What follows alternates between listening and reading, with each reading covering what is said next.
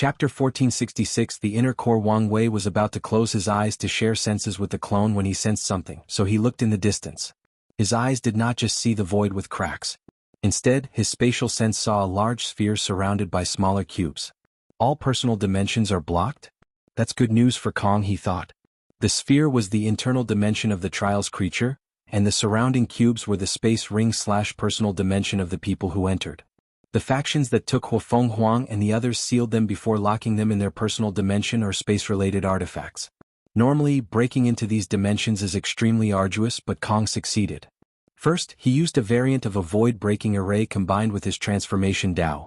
The array can analyze a space and transform or adapt to the correct properties to ensure maximum space-tearing capabilities. However, that was not enough. Emperor Cong took a page out of Wang Wei's book and used a ceremony. Ceremony is a unique form of magic that some consider a subcategory of array. While arrays are better at utilizing the power of concrete Daos like the 5 elements, yin-yang and space-time, ceremonies are better when using non-concrete Daos like commerce, friendship, or loyalty. Of course, the primary use of ceremony Dao was to communicate with higher and unknown entities to use their powers.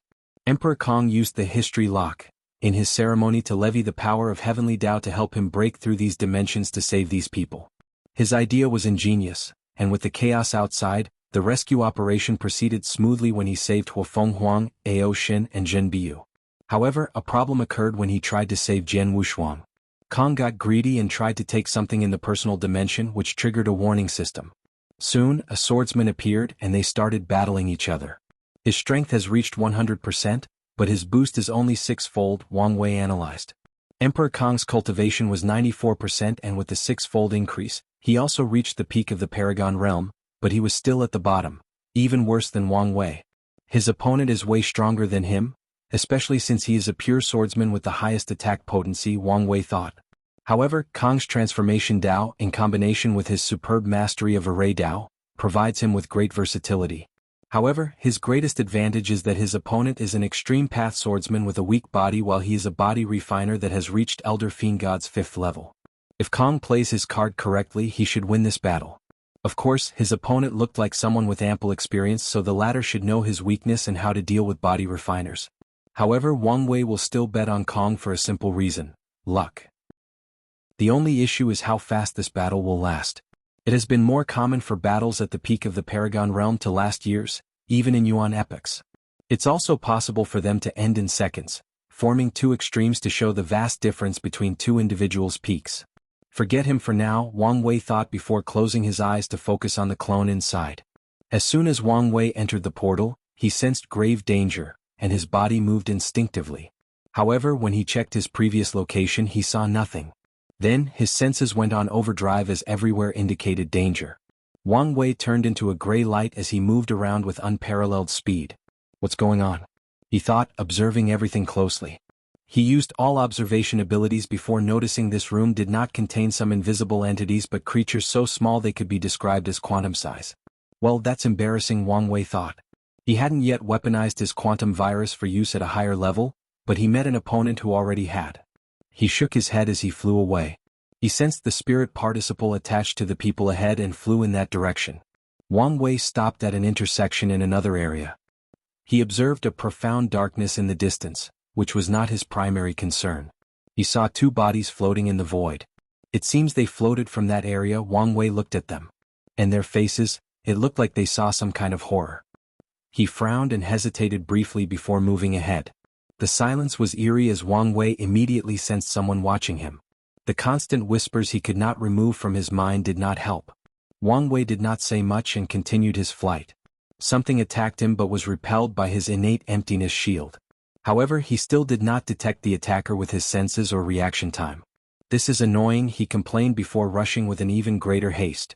He faced numerous attacks, but all of them were useless. However, midway through his journey he sensed something was wrong and increased his focus. He looked down at his arm and numerous pieces of his flesh were missing. The creepy part was this was self-immolation, meaning he did it to himself. My senses are duller than normal, and the influences of the whispers are subtle and almost undetectable, he calmly analyzed before increasing his speed. By the time he reached the third area, he had even more self-immolated injuries. This is a defense mechanism, he analyzed. The trial creature does not want anyone to reach its core, so these measures are to kill all intruders like a human's immune system. There should be more people dead in that black area, but Wang Wei could not notice it because of the circumstances. I'm also lucky because the creature should now be focused on the vanguard. If he had not delayed, the intensity of the previous areas would have been drastically higher, and he may not have been able to pass. Wang Wei flew into the third area and saw nothing but an endless white and black space. The concept of color seemed to have been absent in this area. He instantly raised his alert to the highest level. Then this area mechanism materialized. A group of black and white humanoid crickets with 4 arms and holding spears materialized. Wang Wei's expression immediately turned ugly. The leading cricket man had a terrifying aura that he was slightly similar to a primal paragon. Additionally, all the hundreds of crickets behind all had peak paragon strength. But that was not even the worst part. His senses told him an even more terrifying being was hiding in the shadows, waiting to appear. Wang Wei did not hesitate to activate his nothingness wheel, to enter an intangible state. Now that he had reached the emptiness stage of his nothingness technique, he could remain intangible for an extended period and survive even more potent attacks. He flew to the area and a bombardment of attacks reached him. Wang Wei made the wisest choice and focused on evading the ones from the primal ant and ignoring the others. However, one of them hit him. Damn it, based on this situation only 5 attacks are needed to break me out of my state. The clone had 99% of his strength, meaning this data was not so far from his actual body. He knew the difference between peak and primal was vast, but now he had a small taste. Wang Wei activated his ancestors' evading technique. Although his Tao did not allow him to use this technique to the fullest of its capabilities, it boosted his evading abilities immensely for this escape. And just as he was about to enter the next area, a sense of doom overwhelmed him. Wang Wei was decisive as he blew up his body, using the force from the explosion to push his soul to the next area. And even after entering, he did not stop flying in case the enemy followed him. This area was odd. Numerous debris scattered in all directions and they seemed to be lagging. One moment they looked normal, the next second they disappeared, then they appeared to have aged by 1,000,000 years, or they suddenly charged into black and white. Additionally, Wang Wei sensed a few different transcendent auras. These people had enough of this area and used their transcendent artifact to obliterate this area, Wang Wei analyzed. Such news was great for him as that meant less trouble. It should not be far. He sensed his spirit was closed and rushed to the next area. He did not immediately enter but used his nothingness wheel a second time to enter an intangible and invisible mode. Nothingness was invisible in the first place, so he only needed to copy that characteristic. Then he entered the next area. Wang Wei sensed he passed through a film before reaching the true inner core of this creature. The first thing he heard was the sounds of roaring, fighting, and chains clinking, so he looked at the source. If you find any errors, ads pop up, ads redirect, broken links, non-standard content, etc., please let us know reports so we can fix it as soon as possible. Chapter 1467 The Hinted Solution. 1467 The Hinted Solution. Wang Wei's first order of business was to secretly recover his spirit particle and read the memories of the voyage. The initial host of the particle died, so it had to sneakily find a new host to ensure it could reach the inner core. And once inside, it had to stay out of the way to hide its presence. Once he retrieved it, Wang Wei glanced toward these people. A white deer more than 5 meters tall with purple horns and a purple crystal on its forehead stood at the center, with chains all over its body. It fought desperately, but the chains, which were attached to the transcendent artifacts, were unbreakable. Ji Jingjing and her people formed a circle around the creature. Meanwhile, Sir Lu and the other spirits floated in the sky, hurling attacks at the aggressor, trying to stop them. This should be the new consciousness, Wang Wei thought as he glanced at the deer. The creature's eyes were confused and panicked as it tried to fight for its life. However, the way it moved indicated it was a new life and had little to no experience. What kind eyes? Wang Wei commented. As he glanced at the creature's eyes, he felt a strong desire for protection. It was as if this creature was his child, and Wang Wei had a motherly instinct to protect it. He had to steel his mind to regain his bearing and observe impartially. Madman Chu told me every creature from the Genesis age had their own power capable of breaking the rules of the current era, Wang Wei thought as he focused intently, trying to feel the power of this creature. He sensed an old, archaic power with a similar origin to the Grand Tao source but utterly different in its essence. The power of nurturing, Wang Wei thought. This creature can nurture all things. That's why it can help people reach a higher level. It nurtures the body, soul, mind, and even comprehension of law. The heaven and earth wonder that Emperor Cong used had time-related powers. The one from the Golden Era had a birthing power or a subcategory of yin-yang, and this trial had the concept of nurturing. And even if there is no such thing as transcendent herbs that can help them reach a higher level, some of these factions should have used flawed abilities from the ultimate taboo. They should definitely be able to refine a transcendent herb that helped them become true half-step transcendent, Wang Wei analyzed. This revelation meant he could not allow them to take away this creature. If these people become more powerful, then it will be easier once they try to invade the Eternal Ascension world in the upcoming catastrophe. There is also the fact that Wang Wei also wanted to use this power for himself one day. The issue is, how should I help? A direct intervention was out of the question, but Wang Wei believed there was something he could do to solve the current situation. Have they noticed me? Princess, there is a problem. Qingjie, what do you mean by that? Ji Jingjing asked through divine sense. Everything was proceeding accordingly. Then, out of nowhere, the fate of this creature became uncertain. Qingjie replied as he pushed the power of the pagoda to the limit. Ji Jingjing frowned. Qingjie was one of the heirs of the stargazing pavilion, even escaping the burden of the old man Tianji name. So, if he said something was wrong, then something was wrong. Do you think Bai Longxing finally decided to act? She asked. All signs show he will only act if we fail, Qingjie replied. Then what is the source of this anomaly? Monk Damadina asked as he controlled the golden prayer beads. I don't know. Do you think there is an intruder? The Supreme Thrust Paragon asked. Someone who came after Bai Longxing. I didn't detect anything, Monk Damadina replied as he activated his mind-eye technique to scan the area. Unfortunately, there was nothing in sight. Qingjie, can't you divine or calculate anything? Asked the fifth member, an odd-looking man wearing a tattered black robe and bandages that covered every inch of his body. Everyone called Death's Breath. All I see is this all-encompassing nothingness, Qingjie replied in a strange voice. It's vast, beautiful, and the place all things, including all Daos, will eventually return to. I can feel its embrace, it's calling me. I must return. It is where we come from and where we will return. Bang. His pagoda trembled, releasing a slight light that instantly woke him from his strange daze. Damn it, Qingjie said with gritted teeth, angered for many reasons. His divination failed and he was embarrassed by his peers. A deep fear flashed in his eyes before he exhaled to control his emotions. Are you all right? Monk Damadina asked. I'm fine, Qingjie replied bluntly. Whoever the intruder is, he has mastered a profound counter-divination method. Do you think it's someone from the all-seeing temple?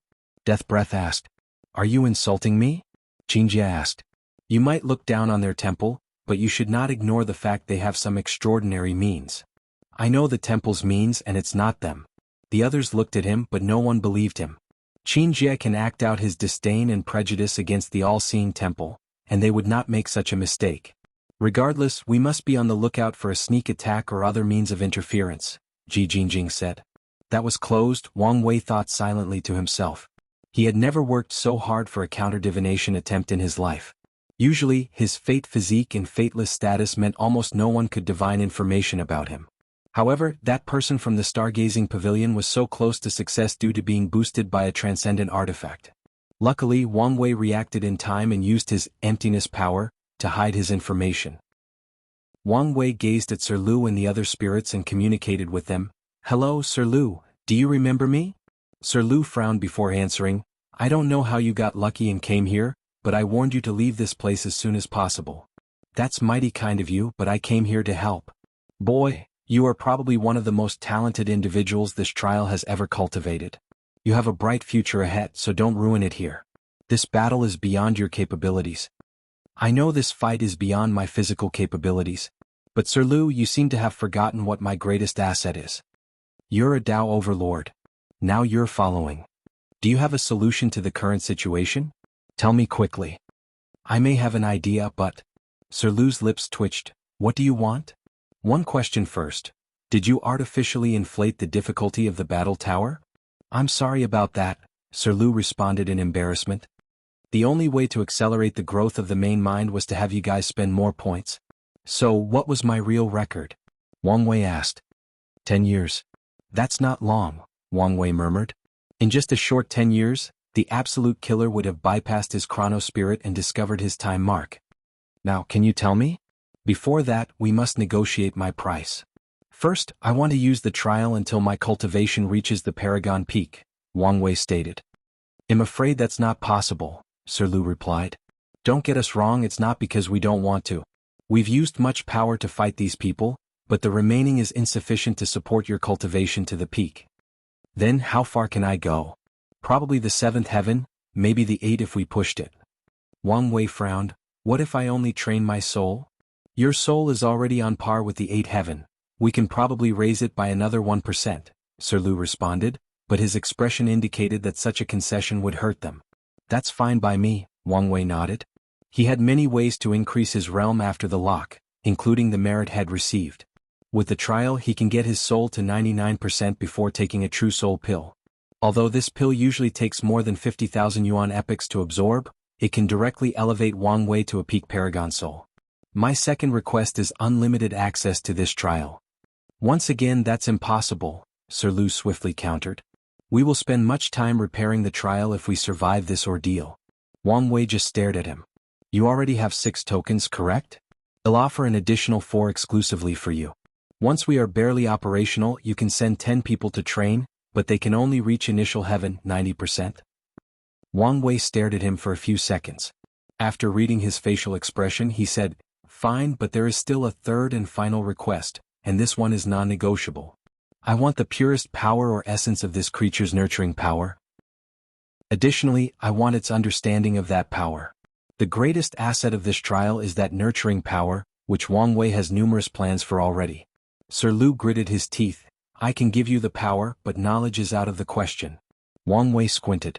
The main mind has retained little knowledge from its predecessor, Fei, Sir Lu immediately explained. That's why it's in such a bad state, it cannot control its power. I see, Wang Wei muttered. Very well.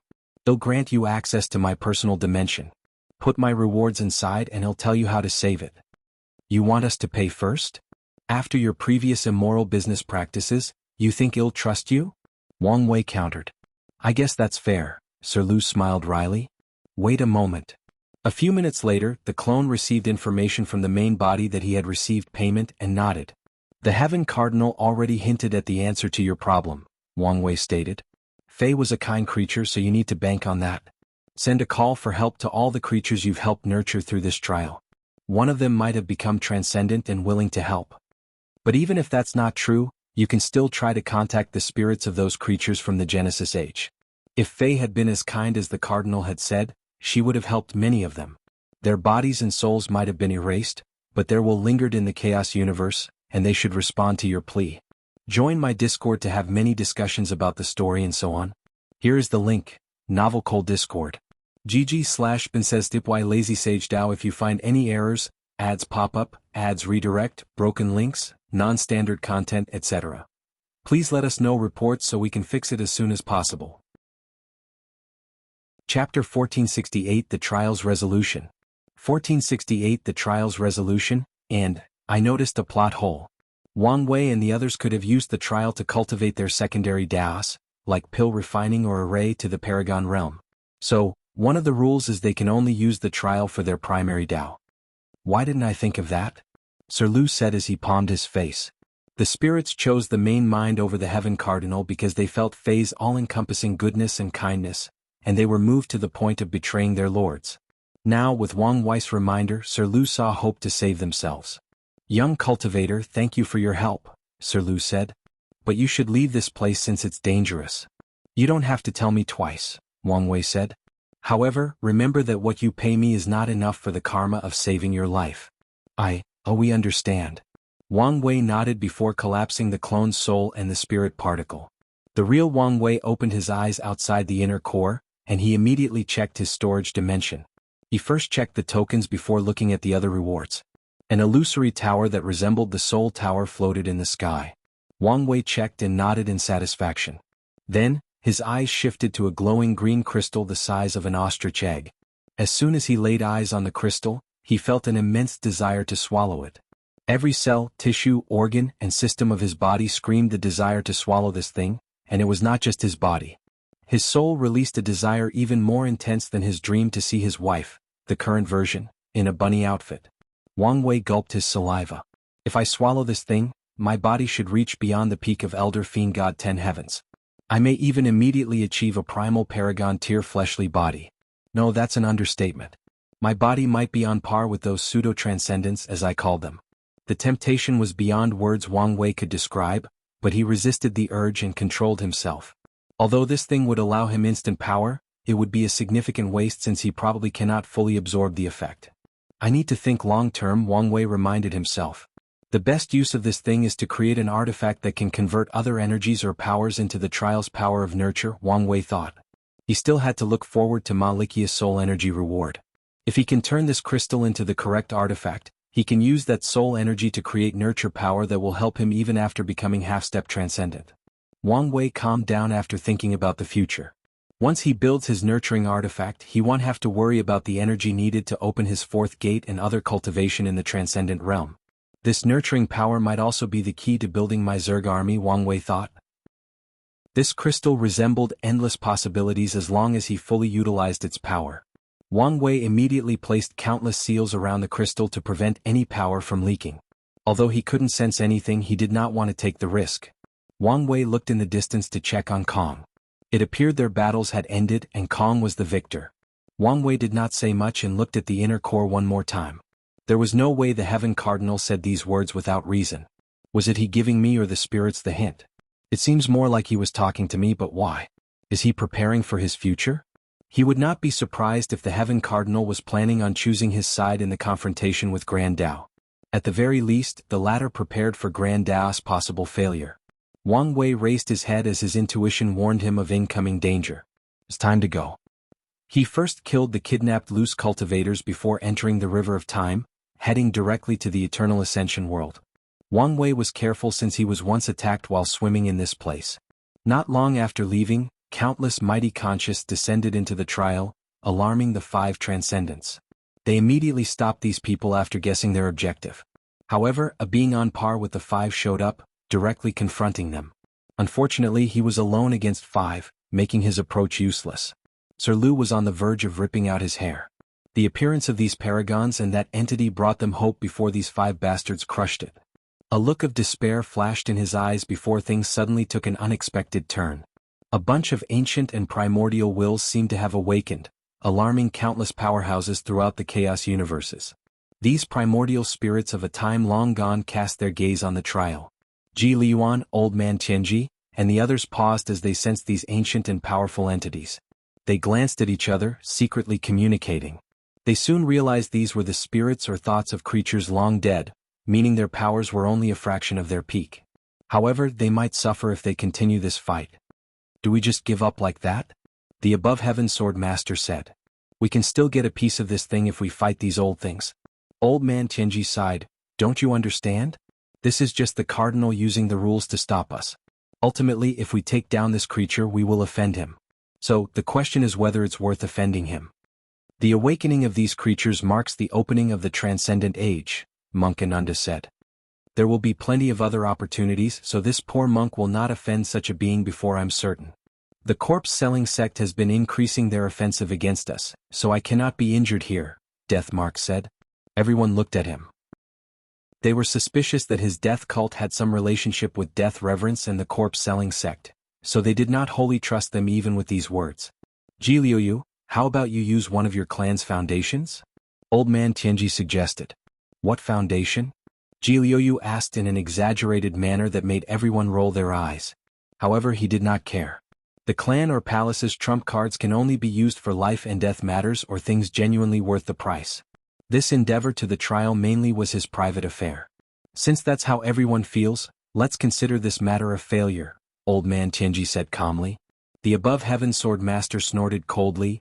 I'll remember these people. He left immediately without saying another word. The other then ordered their talents to retreat. Ji Jingjing frowned after receiving the order but did not dare contradict the Supreme Elder. She felt it was a shame since success would mean guaranteed backing in the clan and palace. But now she was not sure what fate lay ahead for her. Everyone then followed, leaving only by Longsheng. We are safe, said the soul spirit. Yes, we are, Sir Lu nodded and everyone started rejoicing. Now is not the time to celebrate, the life spirit yelled. It's time to heal. Oh, you're right. We also need to thank our benefactors, the heart spirit added. Everyone looked at the sky and bowed to everyone who came to their rescue. An intense gaze looked at the main mind, which immediately worried the spirits as they did not know what was going to happen. Then they heard a voice, Faye. The voice was booming but contained the gentleness of the earth. I'm glad you can live again even if it's in this form. The voice contained a deep melancholy and joy that passively infected all the spirits without noticing. Little guys, the voice continued as it focused on the spirit. Take good care of her. And if you need something, don't hesitate to ask. We will help you even beyond the grave. We will do our best, Sir Lord, Your Excellency, Sir Lu said, his face red in embarrassment. He couldn't help it, as this was a natural instinct of lower life forms when confronted with higher dimension creatures. His mind was not working correctly, and coming up with words was harder than cultivating from a mortal to the pinnacle of the Paragon realm. The booming voice chuckled, What a funny little guy. Well, see you again. The spirits remained in their bowing position for a good 30 minutes after these spirits and consciousness disappeared. Alright guys, I think they are gone. Let's start the healing process. Everyone nodded with a word before moving to repair the trial. The Mortalhood trial arc ends. The next arc is the finale to the Heavenlock arc. If you find any errors, ads pop up, ads redirect, broken links, non-standard content, etc., please let us know reports so we can fix it as soon as possible. Chapter 1469 The Trial's Aftermath. 1469 The Trial's Aftermath. Red Mist Forbidden Zone. Heavenly Book opened his eyes, immediately flipping through his book. Pages after pages were filled, and Heavenly Book every word with great concentration.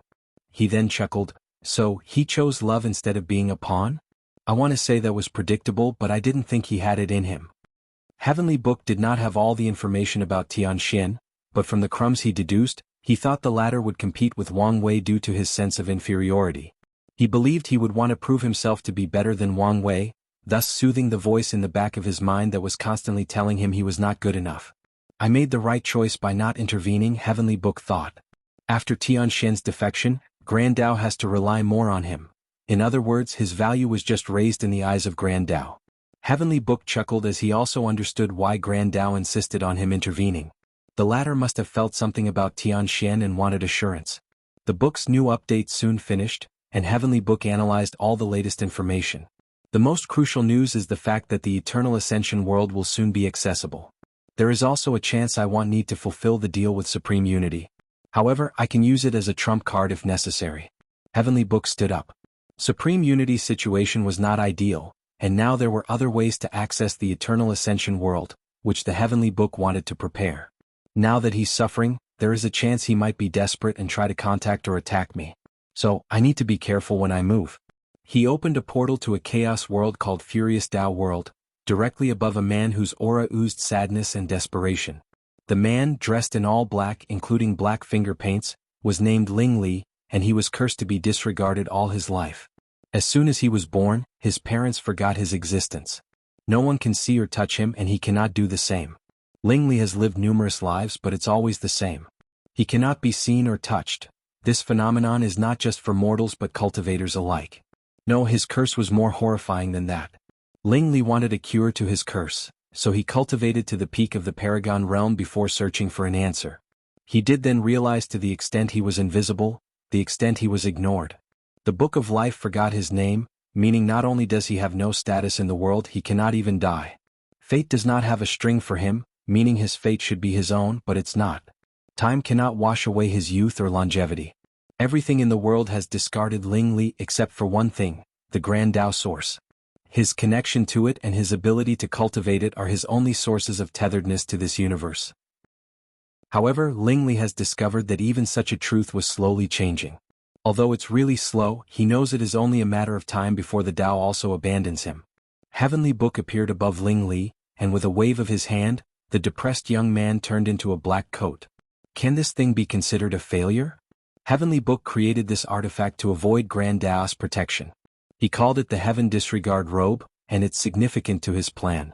It will need a significant boost before it can be complicated. However, it's enough now to hide in front of these half-baked transcendents, he thought before putting the robe over his shoulder. Heavenly Book immediately entered a state in which all things in existence instinctively or naturally disregard his existence. Let's move. The all-seeing temple was an artifact shaped like a gray temple with motifs of the river of fate floating in primordial chaos. Today the Destiny Council, a primal, supreme and first-class seer meeting, occurred due to Grandma Just's return. The meeting had a strange atmosphere, especially if viewed from an outside perspective.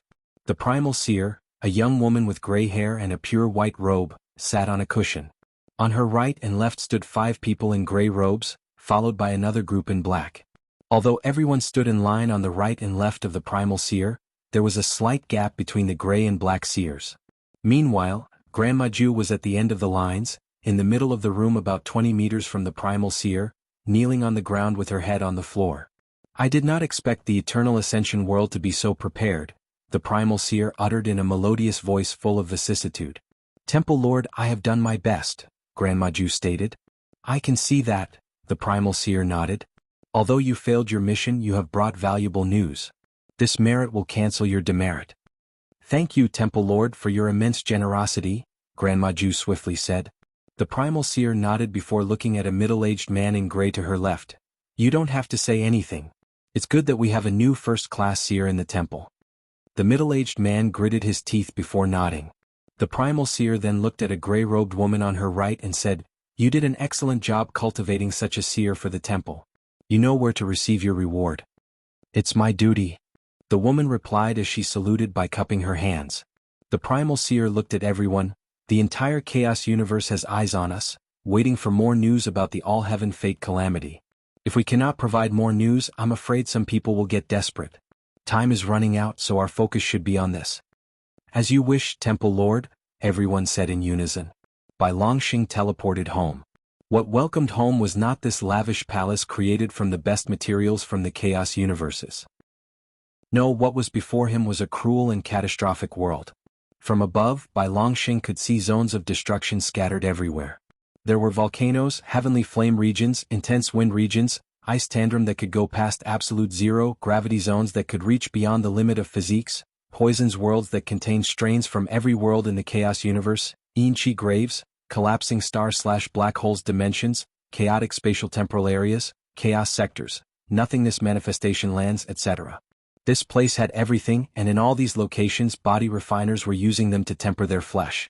Bai Longxing took a deep breath, absorbing the energy in the environment. This was not Dao Qi but the purest essence Qi. Any mortals living in this environment would grow up capable of lifting a dozen tons without exercise. And any body refiners would sacrifice one of their testes to live in this place. Bai Longxing looked at a palace located at the center of this chaotic world. The palace was all black and looked normal. It was hard to tell whether it was luxurious or what kind of materials it was made of. Bai Longxing flew to the palace and landed on his feet before entering. He headed directly to the mission hall. A man with a bare upper body sat on the floor, looking intently at a transparent. His muscles seemed to contract with the same rhythm of the flame's flicker. Uncle Dragonroot, Bai Longxing bowed. Report. Dragonroot said directly, and Bai Longxing told him everything, including how he behaved when he met Wang Wei. We predicted that the Dao opening sect's destiny would run out after Qiyuan or flourish unlike anything before. It seems it's the latter, Dragonroot muttered. What should we do about Wang Wei? It doesn't matter. Although his talent is one of a kind, it's not the first time we've encountered someone like him, and it probably won't be the last, Dragonroot said calmly. Plus, if he is important enough for someone to put a warning mark on him, he might be more trouble than he's worth. I see. If you want to be the mansion lord or the clan patriarch, you must demonstrate the ability to rally people behind you. Strength is not enough. You must demonstrate charisma and leadership skills. I understand, Uncle Dragonroot. Dragonroot nodded. You still did an excellent job, so it will be marked on your record. Bai Longxing knew this conversation had ended, so he saluted his uncle before leaving. His shadow morphed into an entity, staying in the room to communicate with Dragonroot. Eternal Ascension World.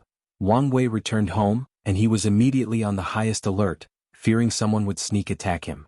However, after not noticing anything, he relaxed slightly. He looked around before teleporting home. A bright smile plastered on his face as he returned to his transcending fate mountain.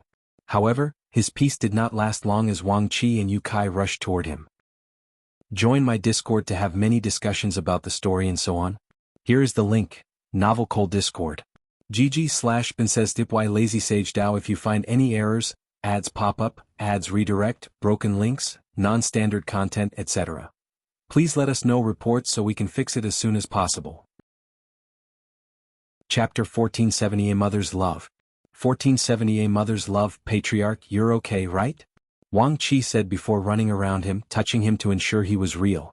I'm fine, and stop touching me. Wang Wei controlled him so he remained standing before him. You disappeared after the others returned, so we thought something had happened to you, Yu Kai said with relief. I'm glad you're all right. Wang Wei was about to say something when numerous talismans suddenly rushed from the void. He received all of them, and they were from his acquaintances all over the world. They also noticed the disappearance of his karma and its reappearance a few minutes later, so they wanted to know what had happened. Wang Wei waved his hand to send a return communication to everyone. You're quite popular, aren't you? Wang Qi teased. Should the madam be worried? Wang Wei ignored him and asked Yu Kai, did the ancestors contact us during my death state? No, but a depressing atmosphere loomed over the sect during that period. I reckoned it was them, Yu Kai explained. I see, Wang Wei nodded. What exactly happened? Yu Kai asked curiously. I met a troublesome opponent and had to fake my death, Wang Wei replied truthfully. And how strong are you exactly? Strong enough to be a supreme elder. Yu Kai smiled wryly. Although I expected it, I was still surprised. Yu Kai sighed. The man was worthy of his position as a primal seed.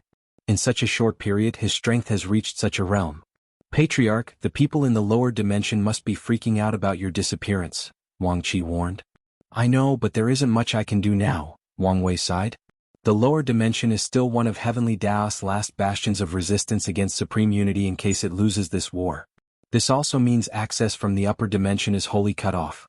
Your soul flame should have been relit like ours, so it should be fine, Yu Kai reassured them. Hopefully. The three let the silence linger before Yu Kai spoke again. Now that you've returned, what do you plan to do? Wang Wei did not immediately answer him but looked at the sky. It's time to end this era. Yu Kai's eyes sparkled. Many people have been waiting for this moment for too long. Do you need anything? They'll ask if I do, Wang Wei nodded. Yu Kai did not overstay his welcome and soon left. Not long after, Grand Elder Yan Shui came to check on him, but the latter only stayed a few minutes. Wang Wei and Wang Qi soon arrived at the manor. Wang Wei did not enter but headed for his garden and fishing pool. How long have you been gone? He asked. 9,789 years, Wang Qi replied. The ratio to the trial is not too bad, Wang Wei nodded. Anything happened that I need to know? There are a few things, Wang Qi reported. Firstly, a few loose cultivators tried to use this opportunity to cause trouble. Did they think the peak lineages sent all their best powerhouses and now were vulnerable? Exactly. Were they eradicated? Wang Wei asked. Not exactly. Oh. Paragon Jimin interfered. He also used this opportunity to recruit many of them into his new faction, the Thousand Faces Valley. We've always known Jimin was ambitious, so it made sense he would use this opportunity. I would wager he probably secretly instigated them in the first place, Wang Wei calmly commented as he played with a deep blue flower. You said he interfered. Oh. He first tried to mediate on behalf of these cultivators and used the fact he was the only surviving paragon left in the world. Threats, huh? Wang Wei muttered. I thought he would be more tactful than that. He knew whom to threaten, Wang Qi emphasized. Jimin threw his paragon weight to the overlords but did not dare threaten them. So he's smart, Wang Wei nodded. What else happened? The Divine Faith Haven threw a fit after learning their people died, Wang Qi continued. They said some nasty words publicly against us and even sent an ambassador to ask for an explanation. Did the sect deny it? Of course, we even fought back by saying we won't take kindly to unsubstantiated rumors. That's the right approach, Wang Wei nodded. Although he planned to eliminate the Divine Faith Haven, he still had to act innocent to the public eye to preserve the sect's reputation. In this world, reputation equates to luck and destiny, and although their sect has reached the point in which rumors have little effect on them, they still have to keep appearances. Someone tried to free Time Eater, Wang Qi said, making Wang Wei pause his flower gazing. Don't worry, the operation failed, but we did not capture the culprit. He's indeed an instability, Wang Wei uttered, his brow furrowing deeper. Lastly, Du Tsong wants to see you. He's not dead? Wang Wei asked. Du Tsong was the leader of his new mortal civilization. His lifespan limit of 10,269 years should have expired by now. It's the least I can do, Wang Wei replied. His next focus should be the lock, but based on Mithraya's previous warning, he still had plenty of time. However, Time Eater's looming presence has motivated Wang Wei to kickstart things as soon as possible. Before I check on him, I need you to fetch 2 people for me, Yang Guowei's mother and the Xie clan matriarch. No problem. A few minutes later, a middle-aged woman dressed in simple blue robes walked toward Wang Wei. She had an ordinary face but green eyes as bright as the stars. Her aura showed a calm woman of wisdom, but she was also someone who had experienced much in life. My son is dead, isn't he? Fu Yangqing asked. I'm sorry, Wang Wei said, looking her in the eyes. And I'm guessing you have no intention of reviving him? She continued. No, but I can protect your safety and well-being. What? Because I'm valuable? She asked, staring at him directly. Your son is the one who serves me, not you. Fu Yangqing looked him in the eyes, trying to see whether he meant it or not. She took a deep breath and exhaled. Thank you for the offer, but there is no need. Wang Wei furrowed his brow, wondering why she was being so headstrong. There is something you can do for me, Fu Yangqing continued. I want to reincarnate with all memories and a blessing. You want to cultivate to the Paragon realm in your next life to revive your son? Wang Wei asked. That's right, she nodded. After her husband sold her to one of the moons, Fu Yangqing had only one person she could count on, her son. Now that she has lost him, she'll do anything to get him back. You do understand that by the time you've become a peak paragon, so long would have passed that the difficulty of reviving him will increase by an astronomical amount? And that's only if you ever become a peak paragon? Wang Wei questioned. I do, but it doesn't matter, does it? The firmness in her eyes was unwavering. A mother's love transcends all, and nothing can stop this woman from embracing her son again. I guess it doesn't, Wang Wei nodded. He pointed his finger to her forehead and transmitted a group of information. What's this? Detailed copy of your son's existence, Wang Wei explained. With this knowledge, you only need to become a peak paragon and use existence reconstruction to revive him. Thank you, Fu Yangqing said sincerely, her voice even choking briefly. She bowed fully to display her thanks. She knew how valuable this information was and how much time and effort she would save. In fact, she had no idea how valuable Wang Wei's information was. Existence reconstruction is vague and not detailed because the person doing the reconstruction cannot directly observe the blueprint like Wang Wei. But if they could, Fu Yangqing would be capable of perfectly reviving her son to the state before the tribulation. Although Yang Guowei would lose his cultivation progress, he would also have another opportunity to become a paragon again. Of course, that's only if Grand Tao allows this level of existence reconstruction. Alright, let's get to it, Wang Wei said. In my name as the fate-dominating emperor, as a boundless paragon, as the three-realm emperor, as the immeasurable emperor, I grant you the titles of the one blessed by wisdom, and the mother who defies fate. A golden light enveloped Fu Yangqing, purifying her soul. Her multicolored Qi luck dragon manifested before the horns turned white. Wang Wei condensed a black jade talisman to hand to it. Wait until the lock is gone to activate the talisman, he instructed. Although it was fine for her to reincarnate now since the lock only blocked communication to the underworld, not reincarnation itself, he did not want her to take the risk. Wait until the lock is gone to activate the talisman, he instructed.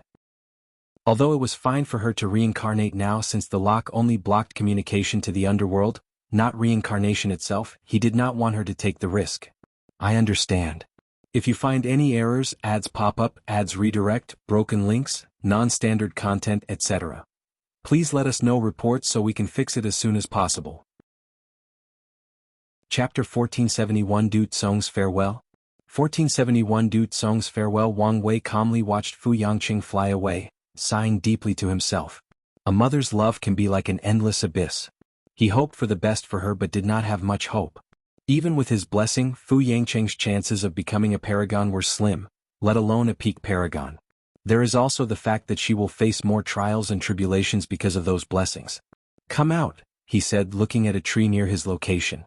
A thin elderly lady walked out behind the tree, wearing tight black clothes that almost reminded Wang Wei of ninjas. He immediately noticed a few anomalies as he glanced at this old woman. She made no sounds when walking, her body had no odor even with his extreme senses, her vitality was undetectable, her aura non-existence, light did not refract on her, she had no shadow, and even as Wang Wei looked at her, it was as if no one was before him. The Tao of concealment, and she's cultivated it to the extreme, Wang Wei analyzed. You must be Matriarch Xia Huan. Primal Seed, Xia Huan bowed deeply. My shadow is currently unavailable, meaning I'll need someone to assist me. It's my honor to serve you, Xia Huan replied immediately. Don't be too quick to agree, Wang Wei raised his hand to stop her. I've modified the Lord's Shadow technique to allow someone to be my temporary shadow. However, once I separate from the shadow, they will enter a period of weakness of at least 100,000 yuan epochs. Xia Huan frowned after hearing this. The good news is the technique will allow you to experience the strength, mindset, and even Dao application of a paragon, which will be immensely helpful to your paragon tribulation. Then I'll accept, Xia Huan said without hesitation.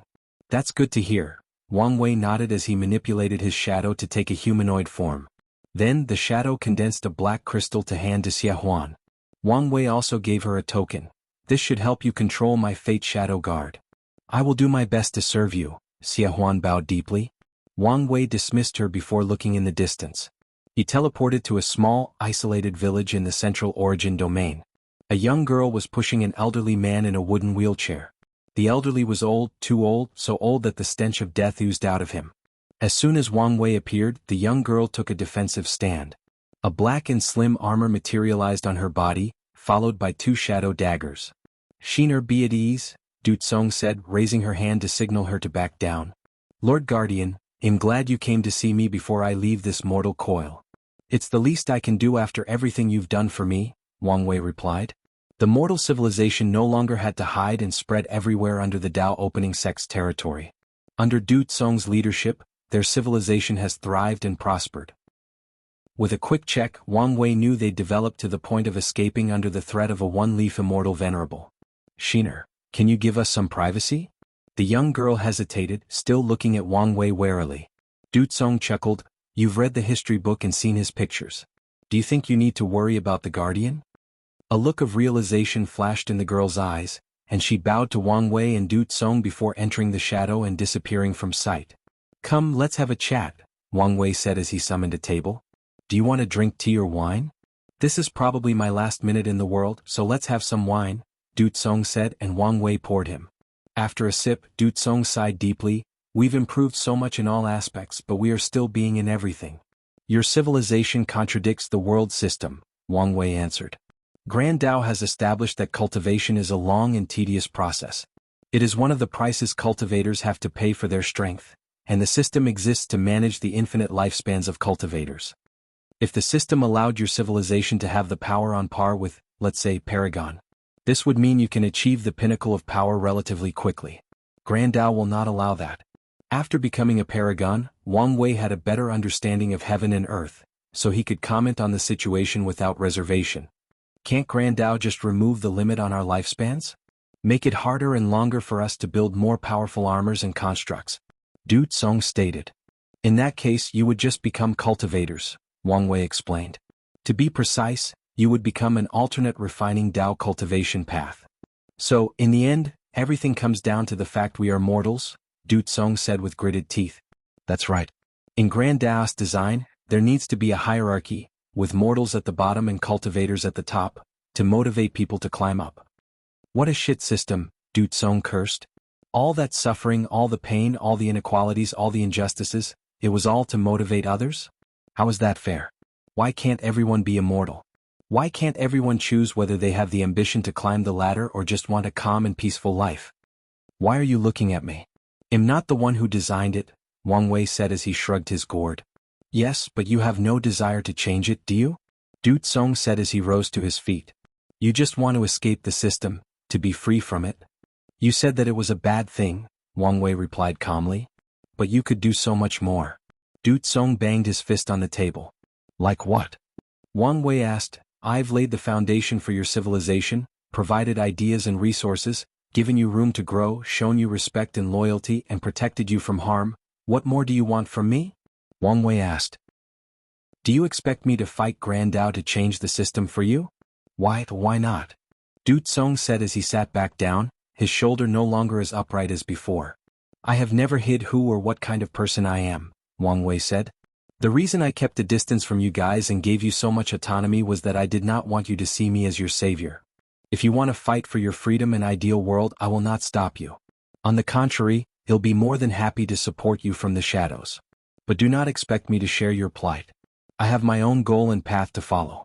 Du Tsong let these words sink in, and for a moment, he wished he could draw himself in the wine. Do you think it's possible? Do we have a chance at winning and changing the system? That I don't know, Wang Wei replied. What I do know is nothing will change if you don't try. Du Tsong was silent for more than 10 minutes, drawing himself in the alcohol during the entire time. Time is up, he muttered before looking at the sky. My only regret in this life is that I won't live to see the bastard responsible for the plague suffer for their crime. If it makes you feel better, I may not live to see that day too, Wang Wei joked. No, it didn't make me feel better, Du Tsong said honestly. Can I ask you something? What is it? Reincarnation is real, right? It is. Can I be reborn as a mortal with no cultivation talent for eternity? I also want to be reborn in this world. So, you want to try this endless battle that may be pointless? Wang Wei asked. You said it yourself, I won't know if it's possible without even trying. I must admit, I admire your dedication, Wang Wei said. He raised his hand to release a black and white light into Du Tsong's body. The old man smiled before slowly standing up. He fixed his robe and took one last look at the distance and the sky before slowly dissipating between heaven and earth. I'll see you again. See you later, Wang Wei saluted. Join my Discord to have many discussions about the story and so on. Here is the link, Novel Cole Discord. GG/BenSaysTipY Lazy Sage DAO. If you find any errors, ads pop up, ads redirect, broken links, non-standard content, etc. Please let us know reports so we can fix it as soon as possible. Chapter 1472 The Four Pieces. 1472 The Four Pieces. Author note. A reader reminded me of a plot hole. I said only 2 factions have the word Dao in their name, the Dao opening sect and 1 faction long lost. However, I've been using the Skill Dao Association for a while. So, from now on, their name will be the Occupation Skill Association. I'm open to better name suggestions. Lastly, I would like to apologize to that reader.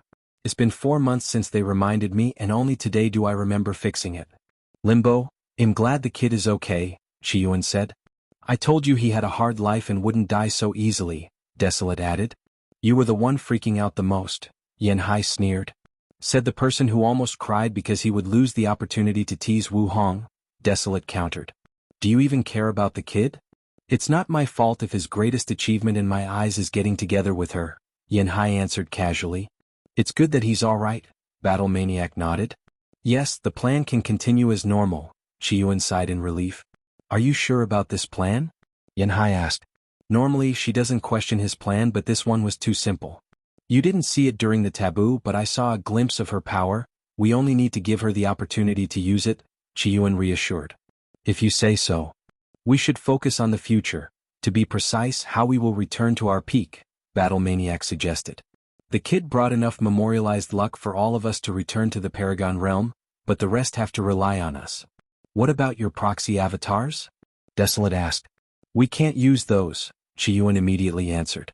Before entering the ultimate taboo, they took a few of their proxy avatars and left one in the world. After so long, it wouldn't be surprising if those transcendents found those avatars and tempered with them, Chiyuan continued. Proxy avatars are supposed to be almost impossible to find but not impossible. So, it would be foolish to risk their lives and use these things as a means of their revival. That makes sense, Desolate nodded. Should we warn the others? Battle Maniac asked. They should figure it out themselves, and if they don't, that's their problem, Chiyuan said calmly. Although they worked together, ultimately they were competing factions. If you say so. Eternal Ascension World, Central Origin Domain, Southern Area, Yellow Tree Village. Wang Wei calmly looked at the new grave he had constructed himself. The young girl, Sheener, stood behind him, trying and failing to control her tears. Besides reincarnation with his memories and ensuring he returned to the Eternal Ascension World, Wang Wei provided no additional help to do. Cong non-immortal cultivators can only reincarnate 9 times before their souls are recycled to create a new soul or life with a completely different existence. As for mortals, less than 0.1% can retain the memories of their past selves, meaning they are recycled after 1 reincarnation. Du Tsong's soul as an enlightened human is different, meaning he may survive 2 or 3 reincarnations if he's lucky, but that's his limit. This is the first hurdle in your endless battle. If you cannot overcome this obstacle, then you better give up this fight, Wang Wei thought. Du Tsong's situation is reminiscent of Sage Duanru from the lower dimension. The only difference is Sage Duanru's soul will be nourished by his mortal Dao art. Maybe these two's lives will be intertwined, Wang Wei suddenly thought. He turned around and looked at the young girl. What is the protocol for his death? Although the teacher disagreed, it's already been decided that a civilization-wide funeral will be held, followed by a day of mourning that our people will forever celebrate for as long as our civilization exists, Shiner replied. It seems Du Tsong was more loved than I knew, Wang Wei commented. He dedicated everything to the cause, even stopping himself from forming a family because he did not want them to have too much power and ruin the foundation of our civilization, Shiner said. That was a wise move, Wang Wei nodded. If Du Tsong is as loved as the girl said, his family might suddenly become a royal family in the mortal civilization, ruining the democratic process that runs the civilization. This fact also shows Du Tsong's determination. If he wants his fight to succeed, he must become the civilization leader in each generation, which will not be an easy feat unless he reveals his identity. If you don't mind, I'll participate in the funeral, Wang Wei stated. 1307, it will be our honor. Wang Wei nodded before sending out 2 communication talismans, one of which was to Jia Ping. If there was one person who cared as much as this civilization, it was the former second prince. So, the 2 participated in the funeral, followed by the day of mourning. After the ceremony, Wang Wei and Jia Ping were about to leave when Shiner rushed to see him. She knelt on the floor, with her head deeply imprinted on the ground. Lord Guardian, please help me. There is no need for all that, Wang Wei said as he gently helped her up. Tell me what you need. I want to cultivate, Shiner stated after a brief hesitation. Oh, and why is that? I want to live long enough to see the teacher and protect him in all his reincarnations, Shiner said, her eyes more determined than they had been in her entire life. Are you sure about this? Wang Wei asked. If you do this, your people will consider your action a betrayal. There is also the lure of the power of cultivation. Once you become an immortal, there is a high chance you will abandon your original goal to pursue a higher realm and power. I won't change.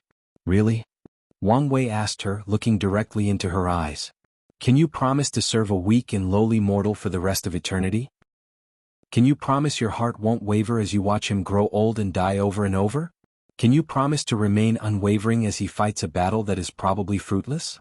I promise. Wang Wei looked at her. Although I won't bind you with any spells to keep your oath. I'll leave the judgment to your heart. He pointed his finger at her, manifesting her fate line. Then Wang Wei changed her fate, granting her a talent for cultivation. Finally he handed her a token. Go to my sect and they will train you until the great emperor realm. Be mindful you won't receive any exceptional treatment. How far you can go depends on how much you're willing to fight for. I want to build a dynasty with enlightened humans and their rune technology, Jia Ping said. That's fine, Wang Wei nodded. Although he granted these people free-range development, he still has access to all their products and developments. I will also need territory.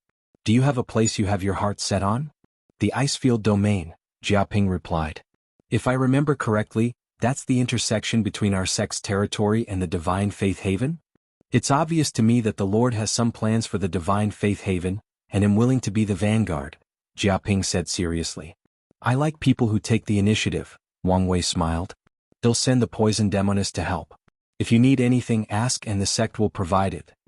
Thank you, Jia Ping bowed before teleporting away. Wang Wei stood alone in the sky, looking distracted. It's time to destroy this prison. He's been feeling uncomfortable ever since his return.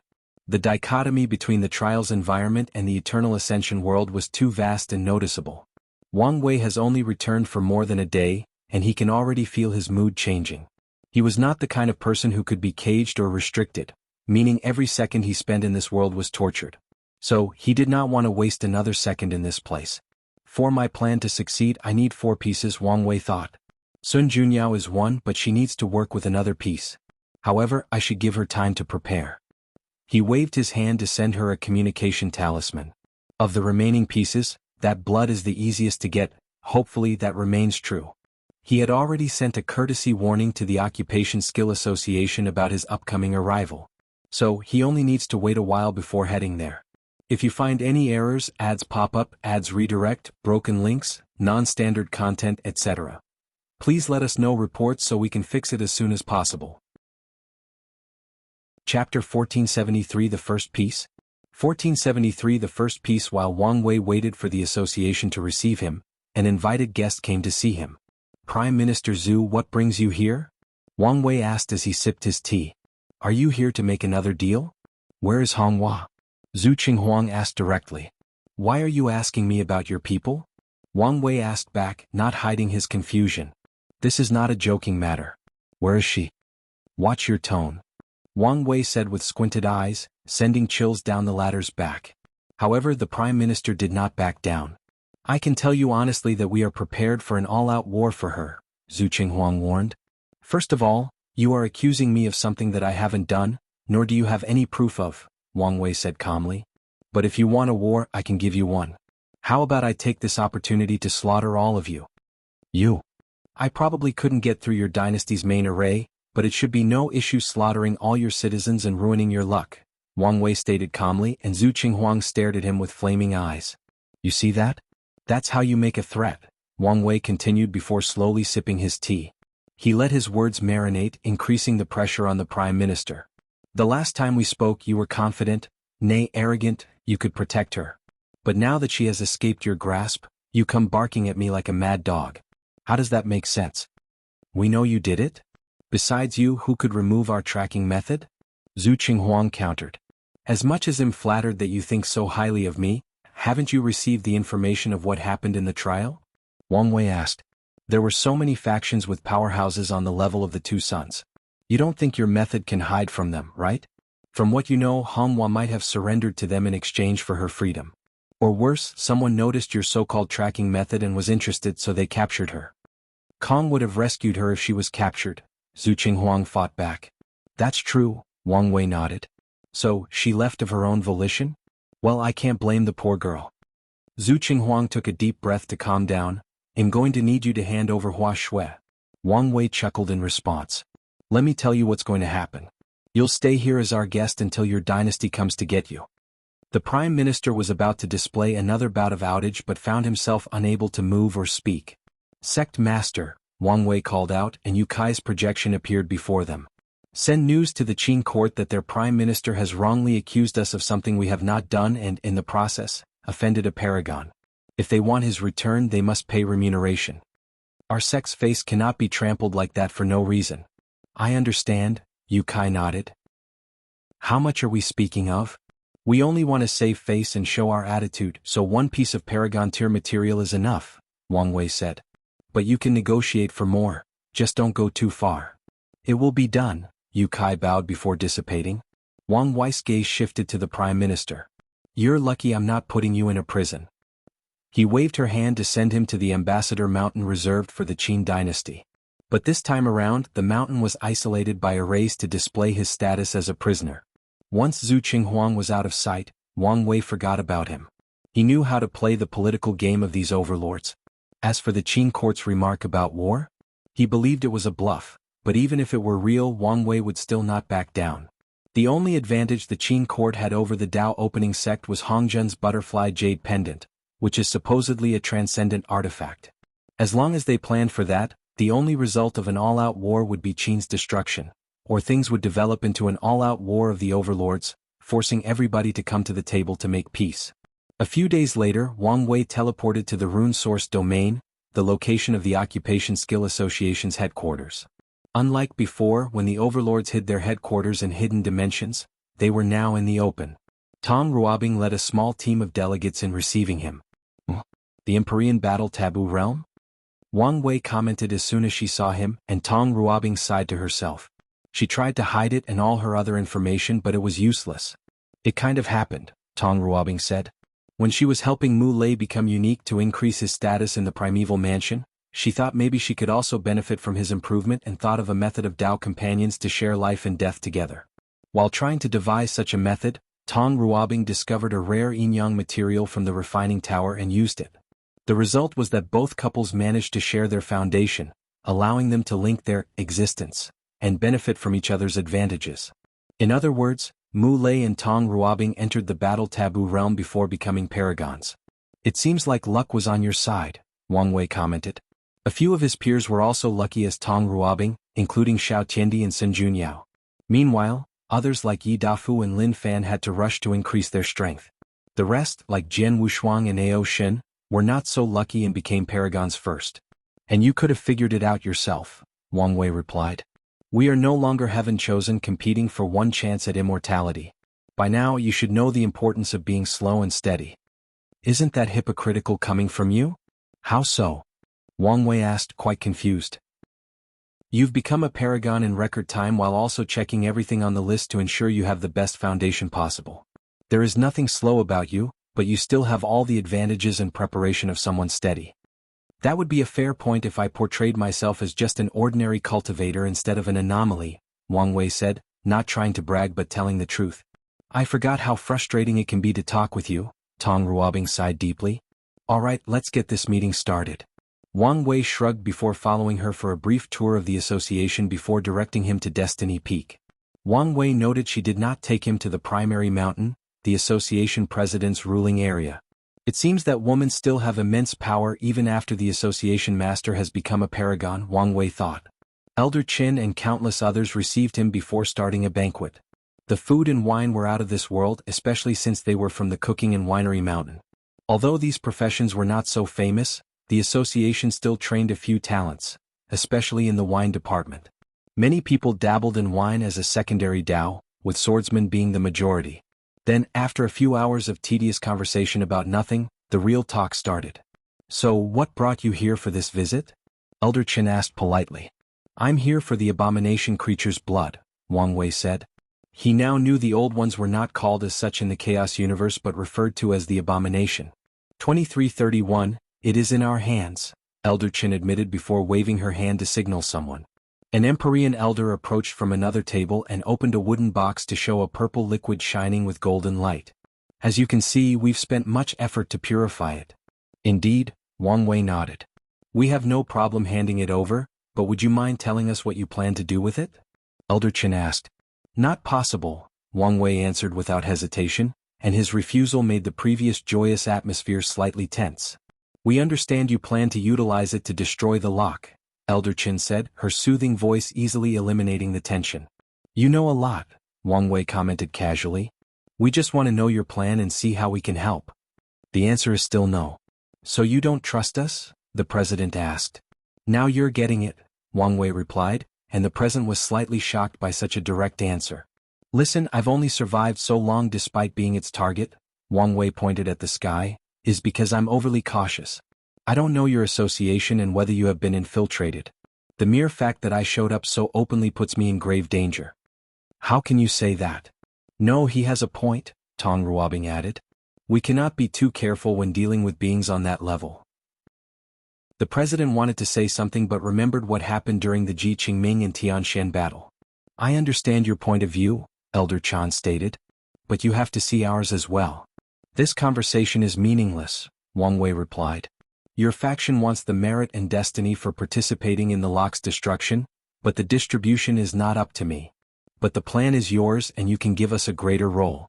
Like I said, I don't trust anybody with this matter, so the plan relies almost entirely on me, Wang Wei continued. However, if things do not go accordingly and I need more help, I will be more than glad to ask your association. Can I take that as you giving us your word? You can, Wang Wei admitted. If things reached such a point, Wang Wei could guess how dangerous subsequent plans would be. If the association wants to offer him aids, mainly cannon fodders, hell take them. Good. I know you have a reputation for keeping your word, so I won't ask for anything in writing, Elder Qin said. I'm sensing a but, Wang Wei sighed. Yes, before we hand the blood over, we would like to discuss our luck artifact. Join my Discord to have many discussions about the story and so on. Here is the link, Novel Cole Discord. GG/BinSaysDipY Lazy Sage DAO. If you find any errors, ads pop up, ads redirect, broken links, non-standard content, etc. Please let us know reports so we can fix it as soon as possible. Chapter 1474 Sage Rune Halo?